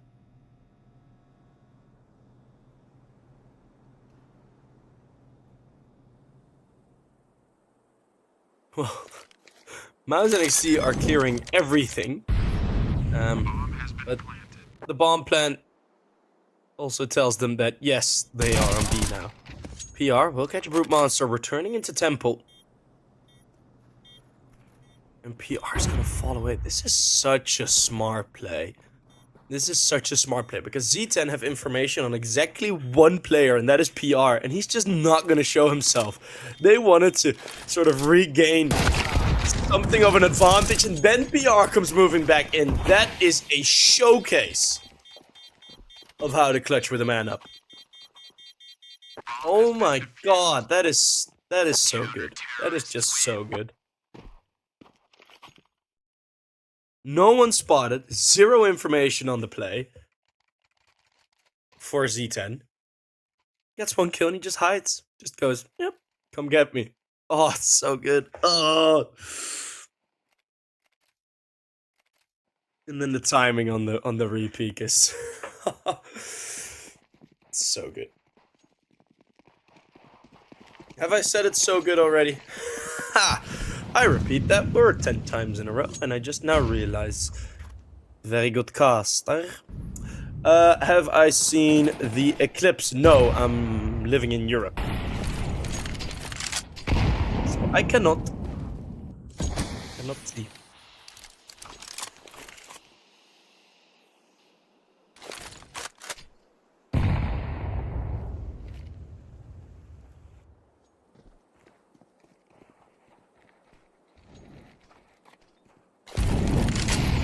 Moin sheep.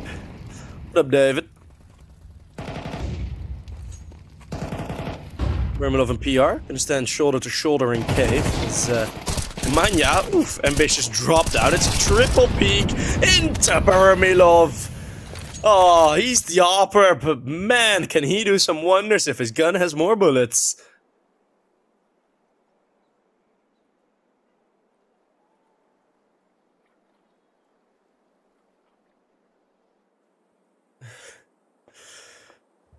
Yeah, Rufio, I could have told you that, like, before the game, if you had asked.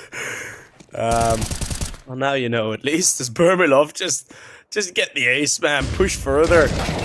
Ain't you, though, blindsides him. It's a 4K for Vermilov.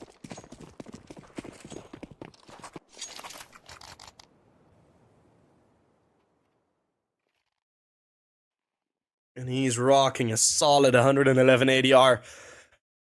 To think how this game started, right? With the very scrappy back and forth and back and forth, and once again, having now on this CT side, it's pretty crazy how MOUZ NXT are as solid as they are, and Manya now does find an opening as MOUZ NXT revert to more of a default setup. Whew. You'd think, but see Joffa just dry exits out of the smoke.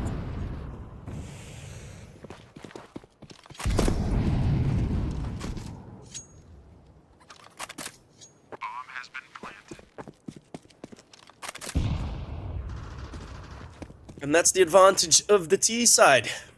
It still maintains on Anubis, but MOUZ NXT have put themselves in a great position to convert this map. One thing, of course, that you can also take note of, I really wish I could bring up the mini-map. When I'm casting, like, on my own stream, it's really easy to bring up the mini-map and just draw on it, and I really wish I could do it for the stream here, but I cannot. Terrorists win.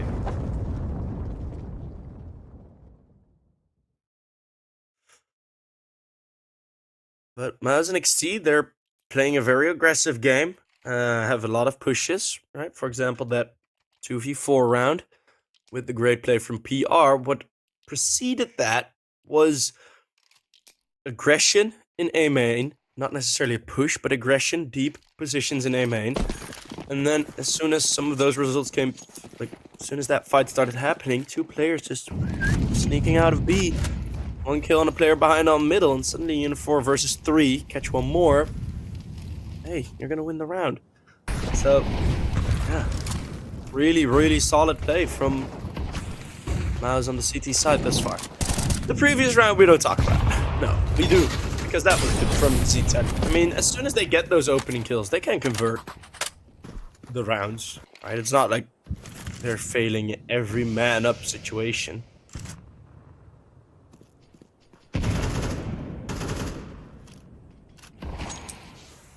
Three smokes around middle. One's on the bridge, two in front of cave. Having the overlap, not wanting the gap in there.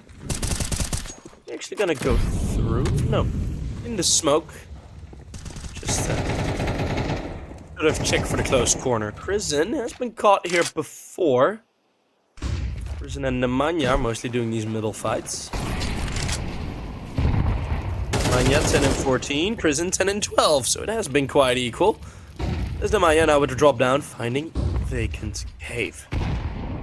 Vermilov on the bomb side. This is gonna be a difficult one to deal with. The pre-fire. Ooh, Nemanja, what a headshot. Sarah is gonna be falling away. Needs a little present. But Joffa finds Nachu and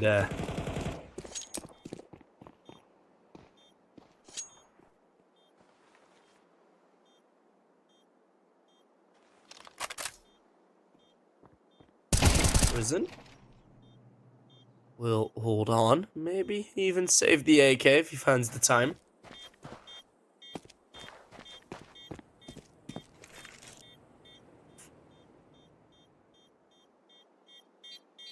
And yes, MOUZ NXT have put themselves in a great position, but this is still a very T-sided map. And it is still Terrorists win. a very good map for MOUZ NXT, or, well, for Z10, I should say. Z10 have lost this 3 times in a row, though. Against Preezy, or ex-Preezy now, Nemiga, and Cybershock. Before that, it was 3 losses in about 17 games. 3 losses in 14 games, which is a pretty impressive stat, not gonna lie. I guess some lesser opponents, yes. But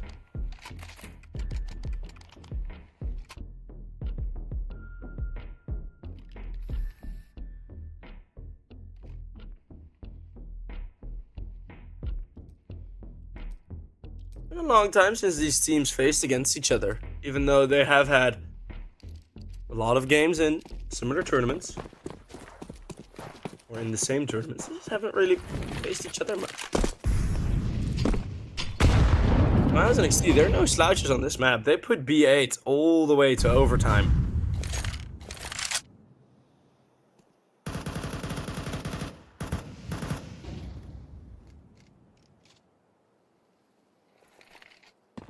There's Nemanja. Jeez, he's been entry fragging, man. He's been doing his work. Getting caught a couple times. Nachu now lighting them all up. A triple for Nachu. The Frenchman makes a nice shish kebab. Spears 3 of them. Bomb has been planted.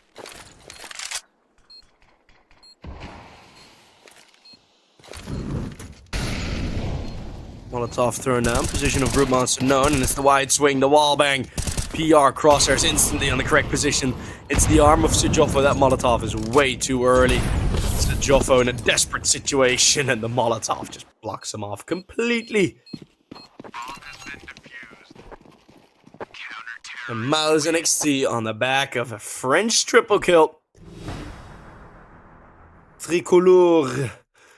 Tricolore. Or something like that. I don't know. It actually sounded... I think if I said it cooler, it would have sounded cool, but...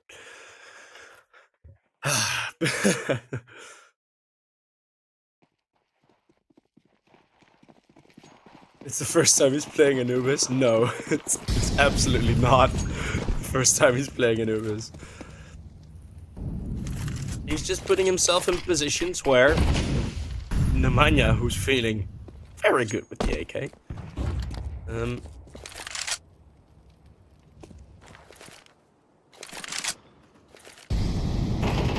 getting a lot of chances. It's Syrup peeking out. Nemanja, look at that. He's just so clean with it today, Nemanja.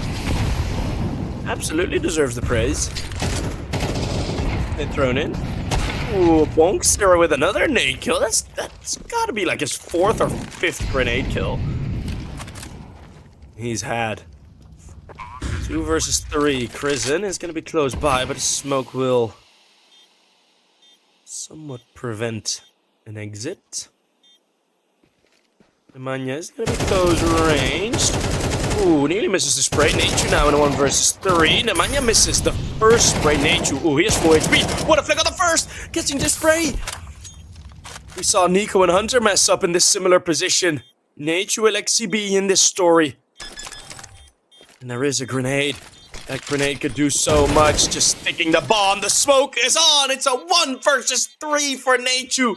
As for the last 2 rounds, it's him with 3 kills that will get them the game. The map is theirs. Anubis taken by MOUZ NXT and taken quickly. Ooh, wow, what a game. That was certainly different from what we had before, but oh, wow, right? You had Z10 just not being able to build upon those exits. There's a little hair sticking out. You had, or on those entries, right? Z10, they did get some entry frags. They did get close, and yeah, just not been able to convert. And I think what also happened. Oh, suddenly it's very cold in my room. I don't know. But I think something that also happened in this game was MOUZ NXT let Z10 play exactly how they wanted them to, right? Pretty much every single T-side round, they were forced to go through middle. So much control MOUZ was taking out of B main, out of A main. They were pushing all of those positions so often that the risk of even just walking there, lurking there was too much. So they had to go through middle. Yes, prison goes down a lot, but you have so much information. All the map control is yours. You have all the rotates because, yeah, from middle, you're going to be quick to one or the other bomb site. You don't really have much flexibility beyond that, especially not if you know A main has been pushed. You can't go back to bridge because bridge is being held. The drop down is being held from A main. Probably, right? You can't take that gamble at that point. And yeah, it was just a lot of very, very good plays by MOUZ NXT that, well, ends in a clutch, you know. Good team play, better individuals. We'll see in map number 2 if they can continue their amazing runs that they've been having on Vertigo recently. We'll see. Map 2. Catch you guys in a bit.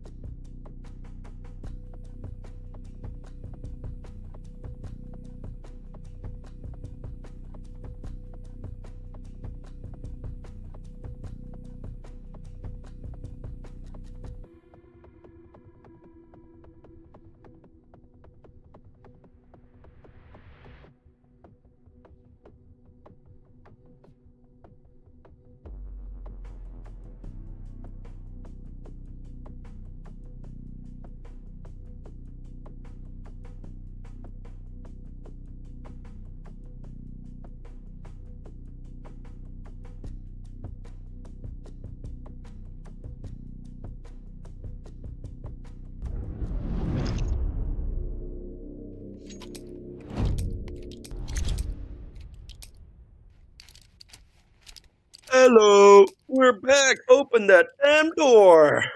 Vertigo is where we'll enter. It's gonna be diffuse kit and a smoke on AVN. It's ooh, very fast up the ramp. Prison. He's gonna be quieting it down a bit as he has a smoke and a molly. Gonna use the molly. Brute Monster is so close range. Prison is lining it up, but no peeks coming through just yet. They wait patiently. Now they're jumping around the corner, but there's 4 players here. And ooh, lots of kills found. Nemanja still sharp on the headshots. Nemanja continuing the form he was showing on Anubis. That's an insane pistol round. Goddamn.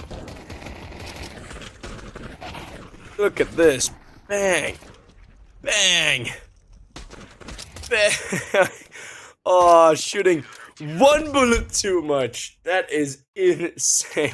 What a round from Nemanja. My goodness.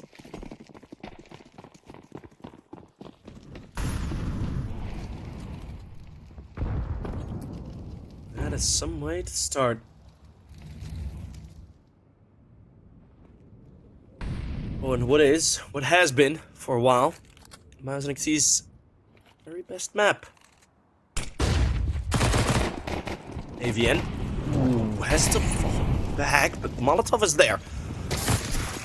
Oops, spots to retreat.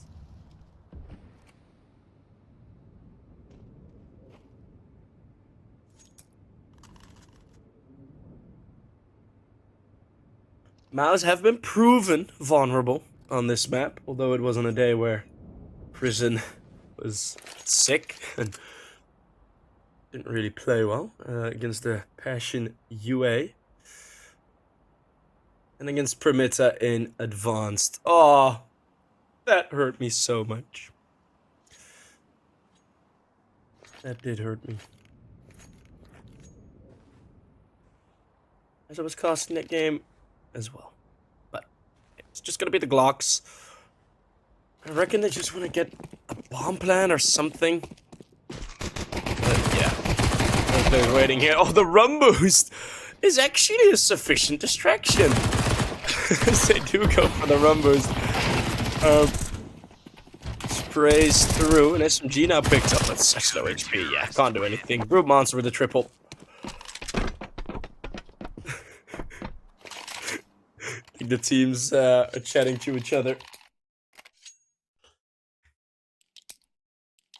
As we can't read the chat, but if something gets typed into chat, we can still get like the ploink, the little plinky ploink of the chat noise.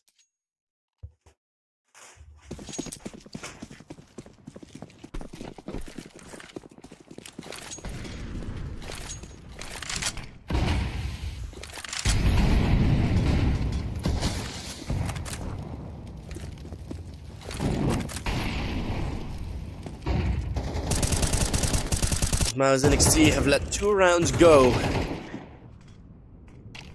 In the words of Syrah, Vertigo is just the easiest to play. Well, let's see if that remains true. MOUZ NXT did show some great form. Going open the smoke, seems good. Over the top, it's PR with the opening kill. Has the crosshair placement correct for the re-peek. But he's not moving anywhere. He just wants to wait. Wants to check if Avian's deep. Avian's there. He wants AVN to think this is a fake. And I'm pretty sure that is successful because AVN is going to want to push around this smoke. Oh, the read from PR. The IQ, it's just out of this world. To have the crosshair placement right there because he just knows AVN needs information. PR is just having a field day this round. It's all him.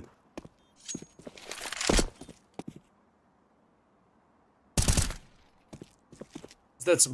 Gee, Nemanja, man. It's only headshots, this dude. 100% headshot rate on 6 kills.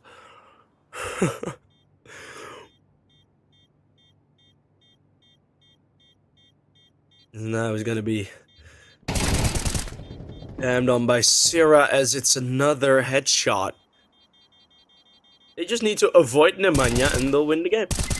Easy as that. As Joffrey just bounced nature through the wall. The save will be maintained.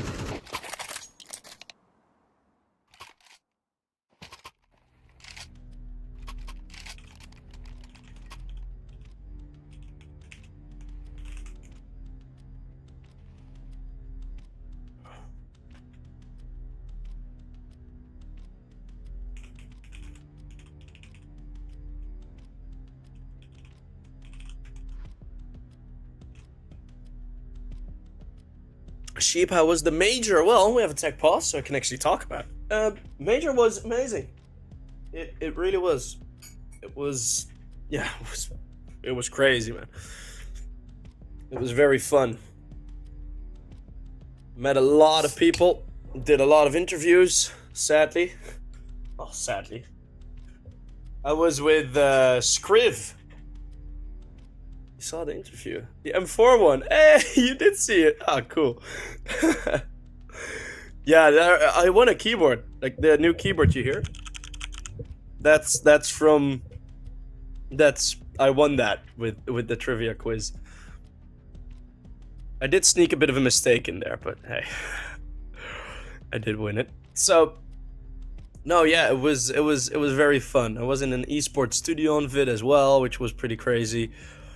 Yeah, it was all in all, but those are like details, you know, just hanging out with friends, drinking beers, calling the MOUZ NXT guy on stage, and I met Krisen actually, had a bit of a chat with Krisen, which was really fun. Right after the whole storming of the stage happened. No, but yeah, had a chat with him there about Hamburg. And about MOUZ in general, about the jerseys, the show match. Yeah, a lot of the Vitality guys actually managed to get tickets to the Rocket League major, because the Rocket League guys were like, "Oh no, we really like what you Vitality lads are doing at the CS major," and they all got them over for Sunday. They all gave them seats. Like very cheap seats. It was sick.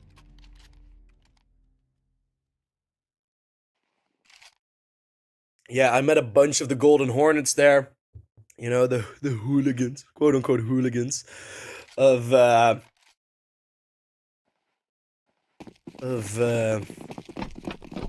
Vitality. They were lovely as well, man. I know I'm very fond of, you know, the stereotypical French people's jokes, but that crew, that little group, shared a hostel with them. It was so fun, man. It was so fun. Prison. Ooh, a bit too fast for Brute Monster. Too fast for Z-Block.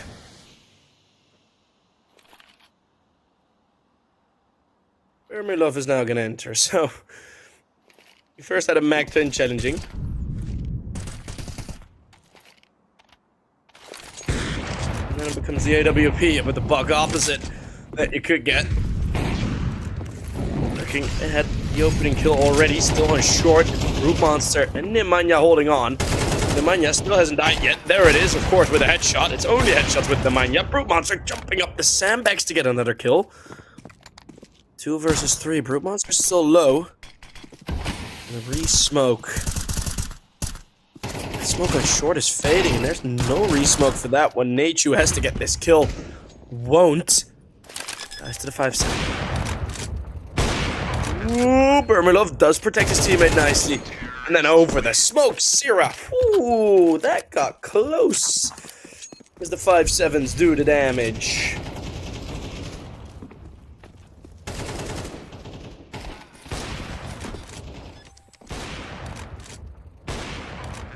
Damage is not enough to win the rounds, as we have seen on boom, Anubis. Didn't know. Forgot the first map. It's on screen. I can read it now. I can read what the map is gonna be. Well, that was the force buy. Now it's the full eco. Pyramid in middle. Ba-dum bum. Bum.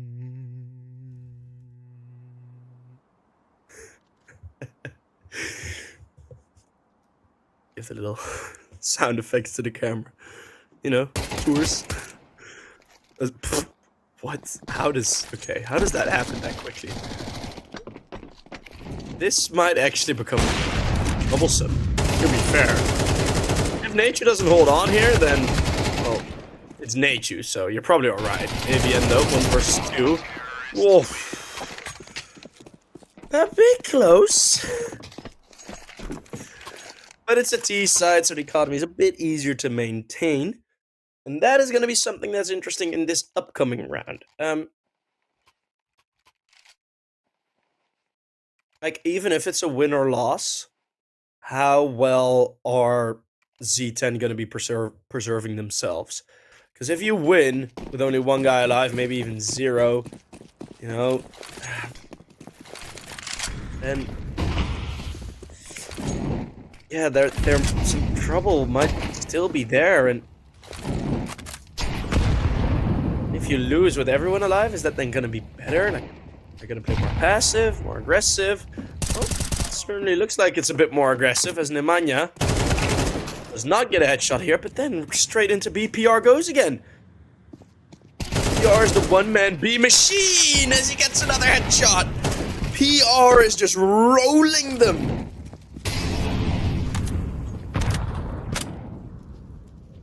PR stands for printing. And the only thing he's printing is facts. Just straight in. Bomb has been planted. He doesn't do if buts and maybes. He does absolutes. And he absolutely destroyed the B bomb site there. 4th round on the board.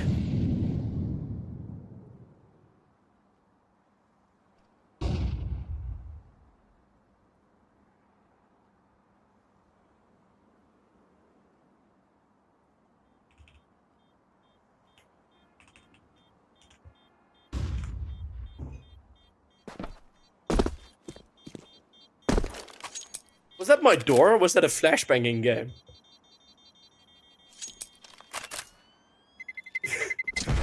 Well, I think my room, I think one of my housemates just left. That was loud as hell. What? Okay, well, sorry for the distraction. I always like to give a bit of a snippet of what's going on in the outside world. Especially in these types of games, right? It is a tight game. We're seeing some very fun CS. We're seeing some good CS, amazing plays. We're seeing a puzzling Z10. How do you defeat MOUZ on a Vertigo? Only 2 teams know.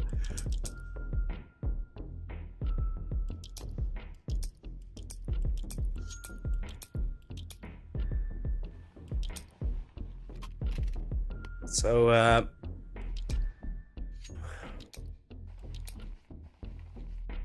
but yeah, it's also still a group stage match, right?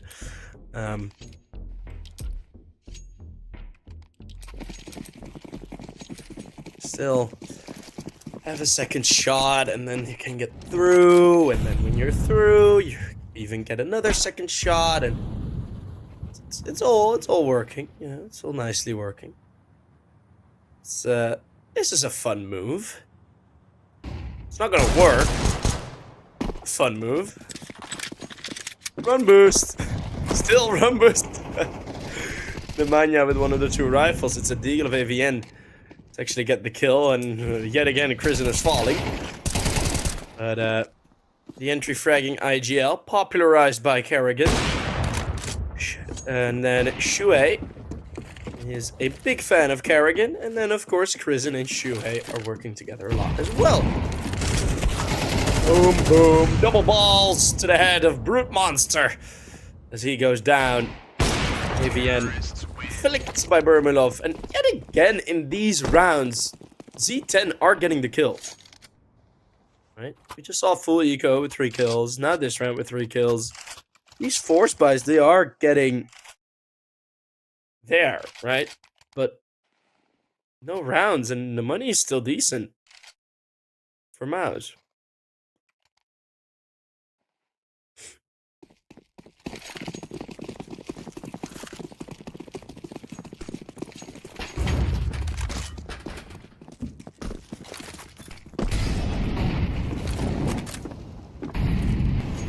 Being thrown in, Bermanov. Looking for an early opener. Those nades. Decent. Oh, Nemanja, he couldn't handle his curiosity. It was behind the sandbags. Decides to just step out for a bit.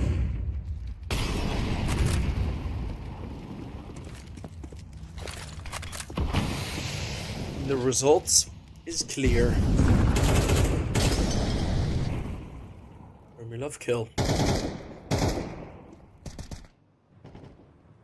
We are getting pressured on the B bomb side now. We haven't seen much aggression from Z10.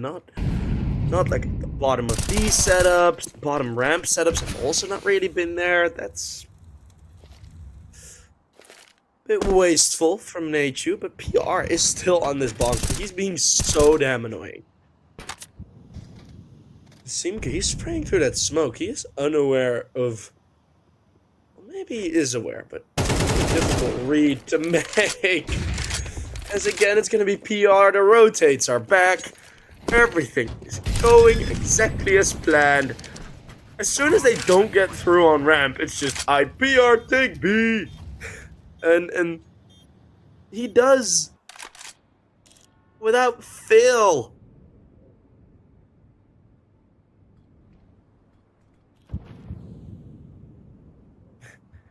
If PR had a TM, it would have been headshots and taking B. Will always hit no matter the confusion. And it will have enough BP left.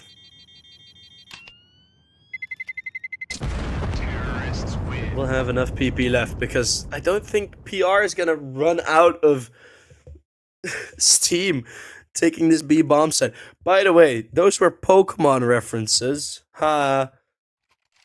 If you didn't get the PP joke. I mean, PP does mean a lot of things, but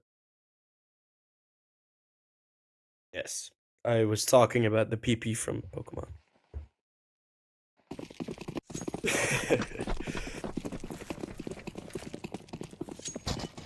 Well, another full buy for Z10.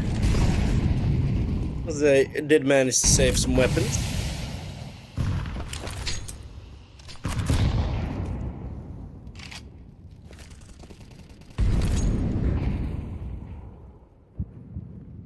No one caught my Pokemon jokes. Damn it. I should make them more obvious. My references are too obscure. Righto. Spray through the smoke from Sejoffa.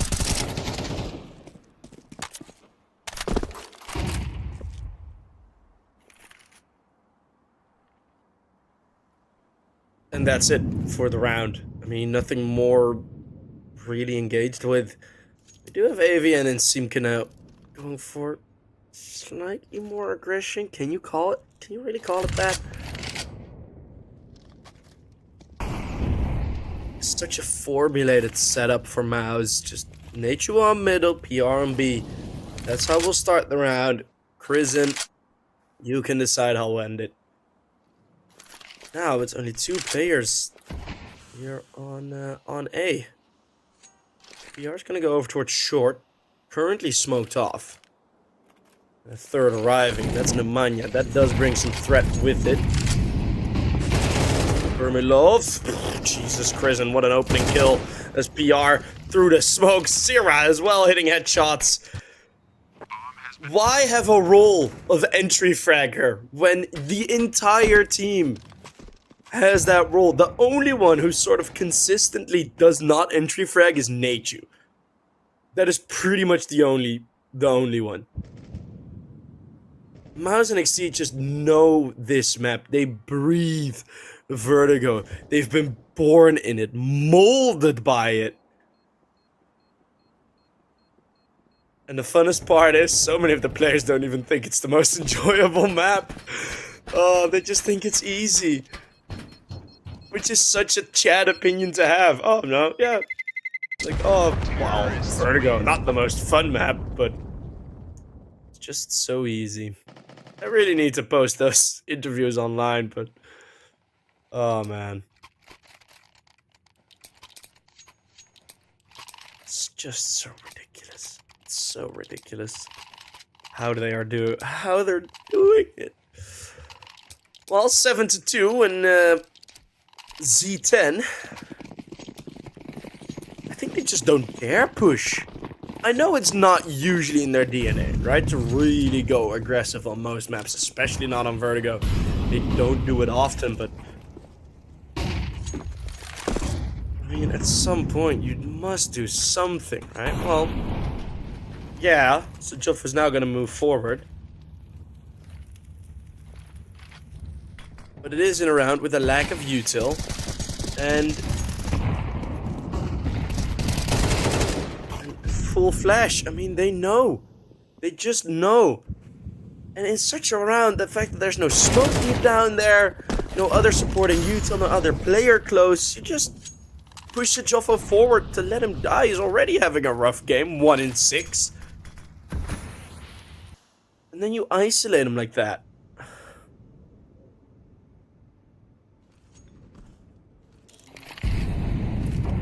Where the idea is correct, but it's such a horrendous execution.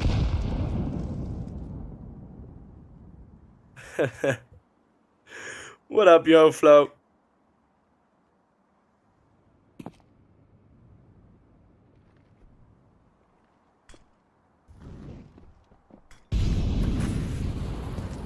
Oh. Meantime, MOUZ fan is watching the MOUZ NXT boys absolutely destroy. Although, Simka and AVN now get a very good shot as... Oh, the come runs dry. Krisen and Burmilov. Nearly Simka had a chance at being the hero, but that did not end up happening. As Burmilov just, before Brute Monster can even start to think about the retake, it's already a kill from the Opera, who sits pretty on 14k.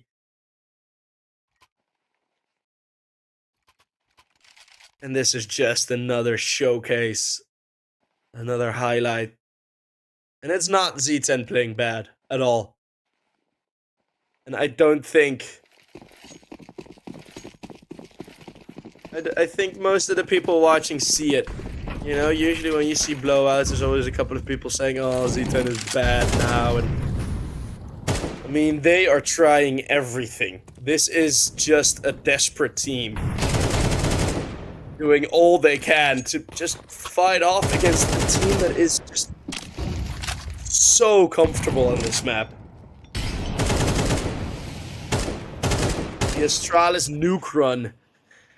NIP at the beginning of Global Offensive. Or Navi's nuke run. Ence's nuke run. We'll just have that sort of similar vibe. What MOUZ NXT is pulling off here.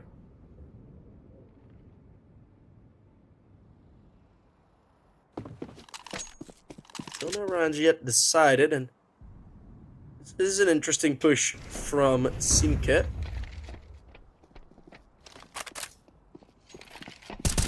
Where they're gonna be. Oh, Burmilov had the scare of his life there, but then Sira is in behind. And all danger is averted. The monster sprays through the smoke. Will not connect from the SMG, just not enough damage output. Ryan will be looking over the smoke to complete that final frag. It is the triple kill for him. As he has gotten his multi-kill now in the final round of the half already. What do I do when I need to use the bathroom mid-game? Either I wait for a tactical timeout and effing sprint. Just bolt it. Like, for example, this. or I just hold it in. More often than not, I just hold it in. Because it gives that sort of hasty thing, that hasty noise to your voice. Because it's always later in the game, you know, I'm gonna just piss in a bottle. I already had enough to drink. Duh. Put piss in your soda stream, then it will taste nice. Okay, that is one of the weirdest things I've said on stream. Carbonated piss.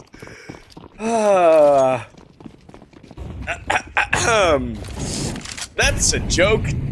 Goddamn. Well, into round number 12. My brain is deteriorating. To be fair, I have been live for more than 7.5 hours now. This PR. Oh, this is a jump. I don't think I really wanted to go for it, to be fair. I'm gonna sit pretty behind the wood. Simka, I assume he's gonna try and spray through. Well, it's off the head. That's the first time PR, quote-unquote, fails at taking B, because he's still traded by Prison. Like, it's still not like a fail.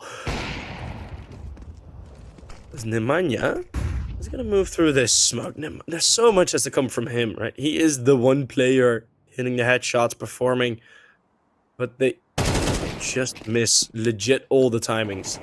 What is going on here? Now, Nemanja does get the kill on the flank. AVN holds on onto the B-bombs. Maybe C10 will find a third, but then it's Nachu, the one player I said is not a consistent entry fragger, now doing the entry fragging. Knowing that one should have been on the flank. Gudmonson not forced forward, but Burmilov protected by the Frenchman, and then Burmilov with another kill towards the same position, closing out 2 rounds in identical fashion. It's a 2v3, and they don't even worry. Look at how calm and just, yeah, throw the bomb, I'll cover you, pop, pop, pop, boop, boop, boop, boop, boop. It's,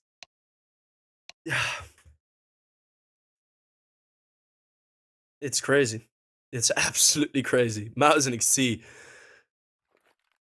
I know they are on good form, right? They have shown that, and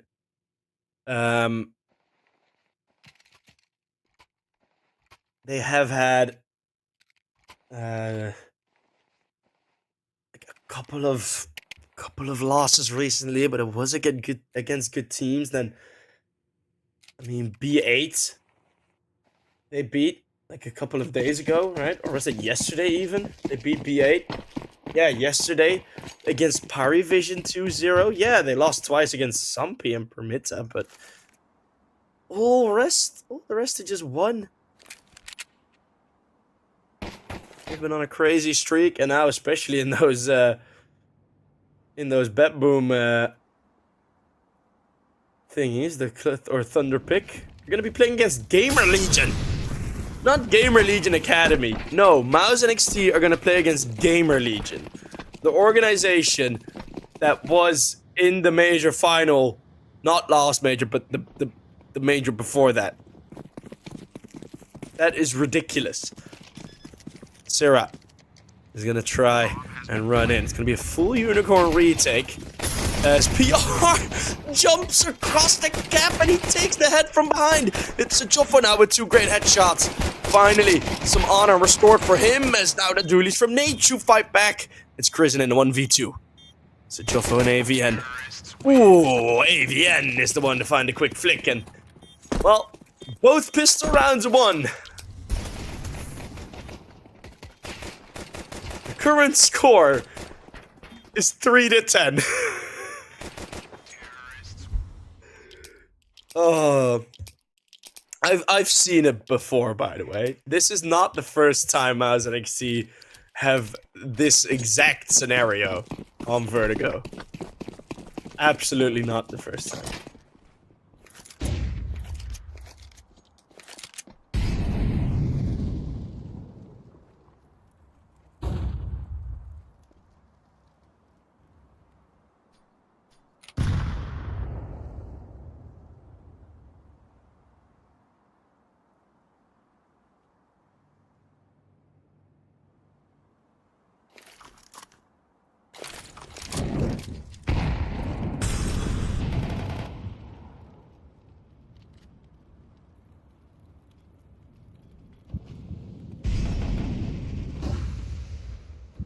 It was a very quiet round. All the USPs. Only USPs.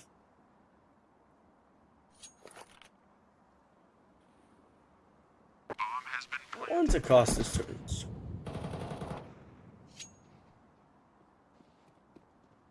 I don't even know if MOUZ NXT can qualify for certain tournaments, as when MOUZ, the main team, gets invited, you do run into a bit of an ethics problem.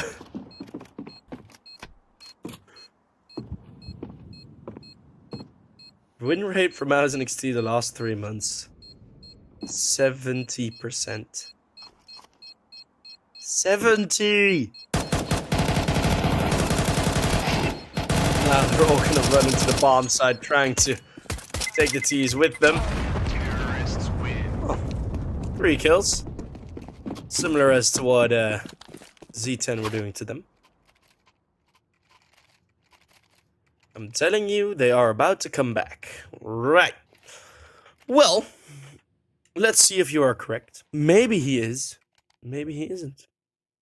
It is the map pick of MOUZ, and you'd consider a 10-4 lead quite significant. But, of course, lack of util, slight lack of util, and the fuse kit could come into play.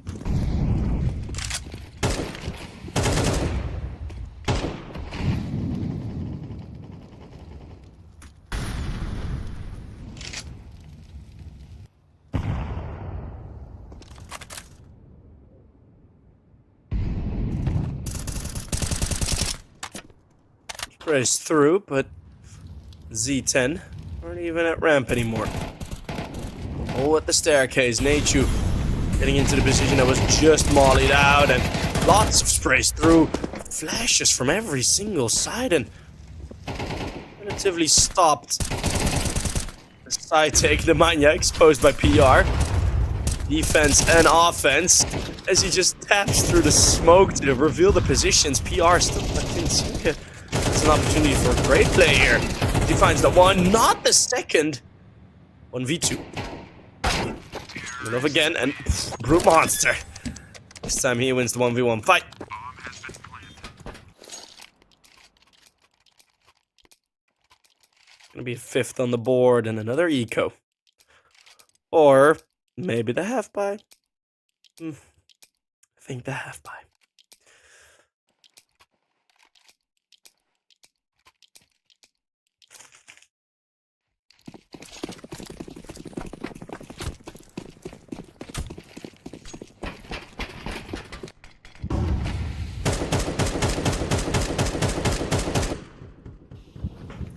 Nachu gets across. Not sure if he's gonna go down like that. Shira is just gonna go. Like, what is that peak? That peak is ridiculous.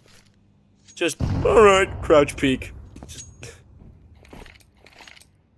It's like wrestling, but without men fighting in underwear. Yes, that is absolutely true. I will allow the word underwear. It's now a permitted term.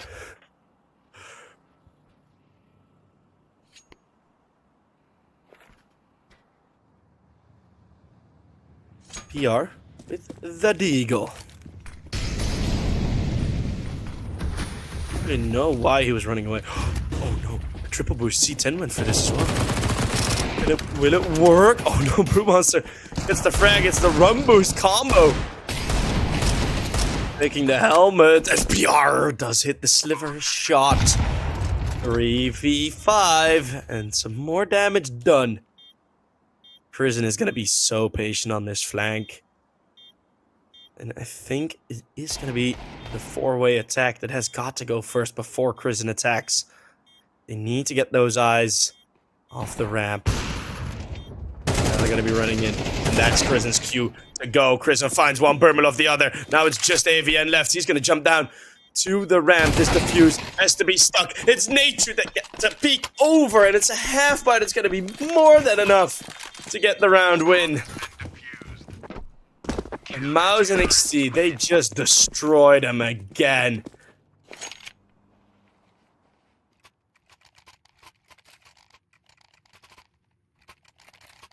I'm I'm willing to say, like, I've seen MOUZ NXT play Vertigo quite a lot now. And yes, they have faltered at some points.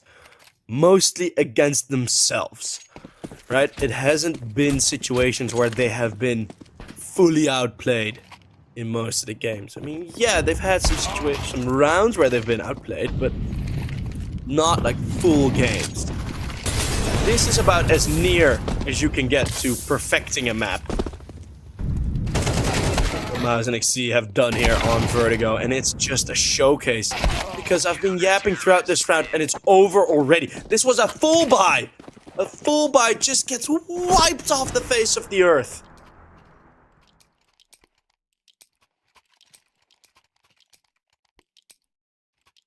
It is the way they win. If they are playing well, it is so ridiculous.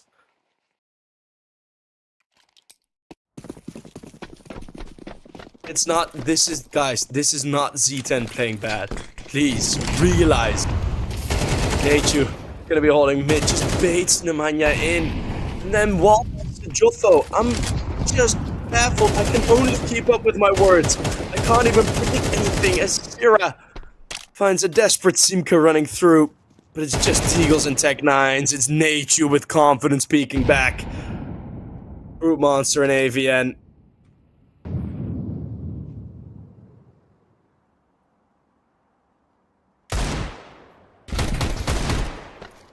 This Brute Monster. Whew. Finally, a bit of honor restored to find PR with the Deeg. Tech 9 could get close. A clutch going the way of Z10. Oh.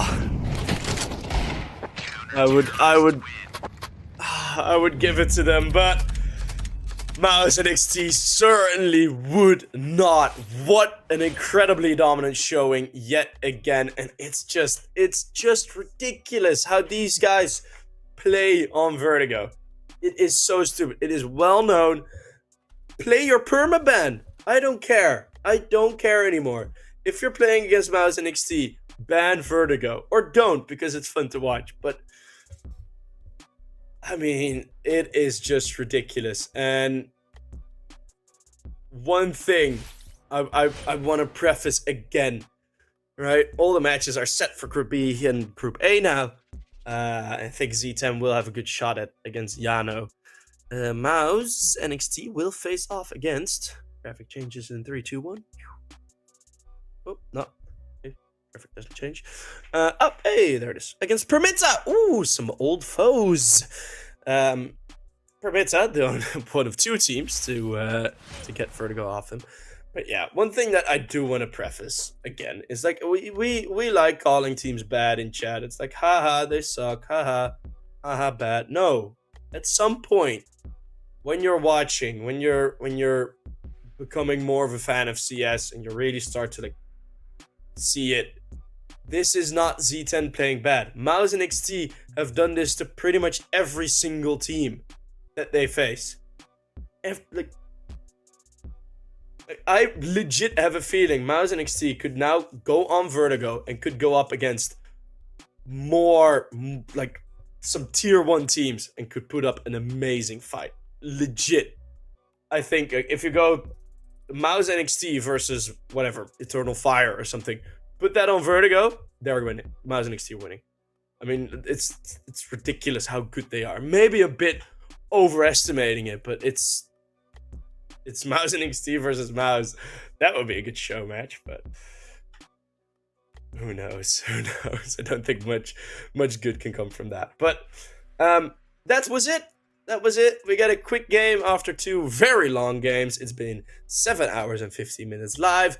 Everybody, go to EPL CS. Nearly choked there. EPL CS _ EN3. As we now have the female series also being played. Navi Javelins versus NIP Impact. It's going to be a banger of a matchup. It should be a banger of a matchup. As can I find the live score of it? It is currently 9-3. NIP Impact are firmly in the lead. So head over to that game. Go check it out. And then I several sheep, we'll say goodbye to you guys. Thank you all very much for joining in, for seeing an amazing game to end off the day with. So thank you all very much. I'll be back tomorrow. I don't know. I'll be back someday this week. See you guys there.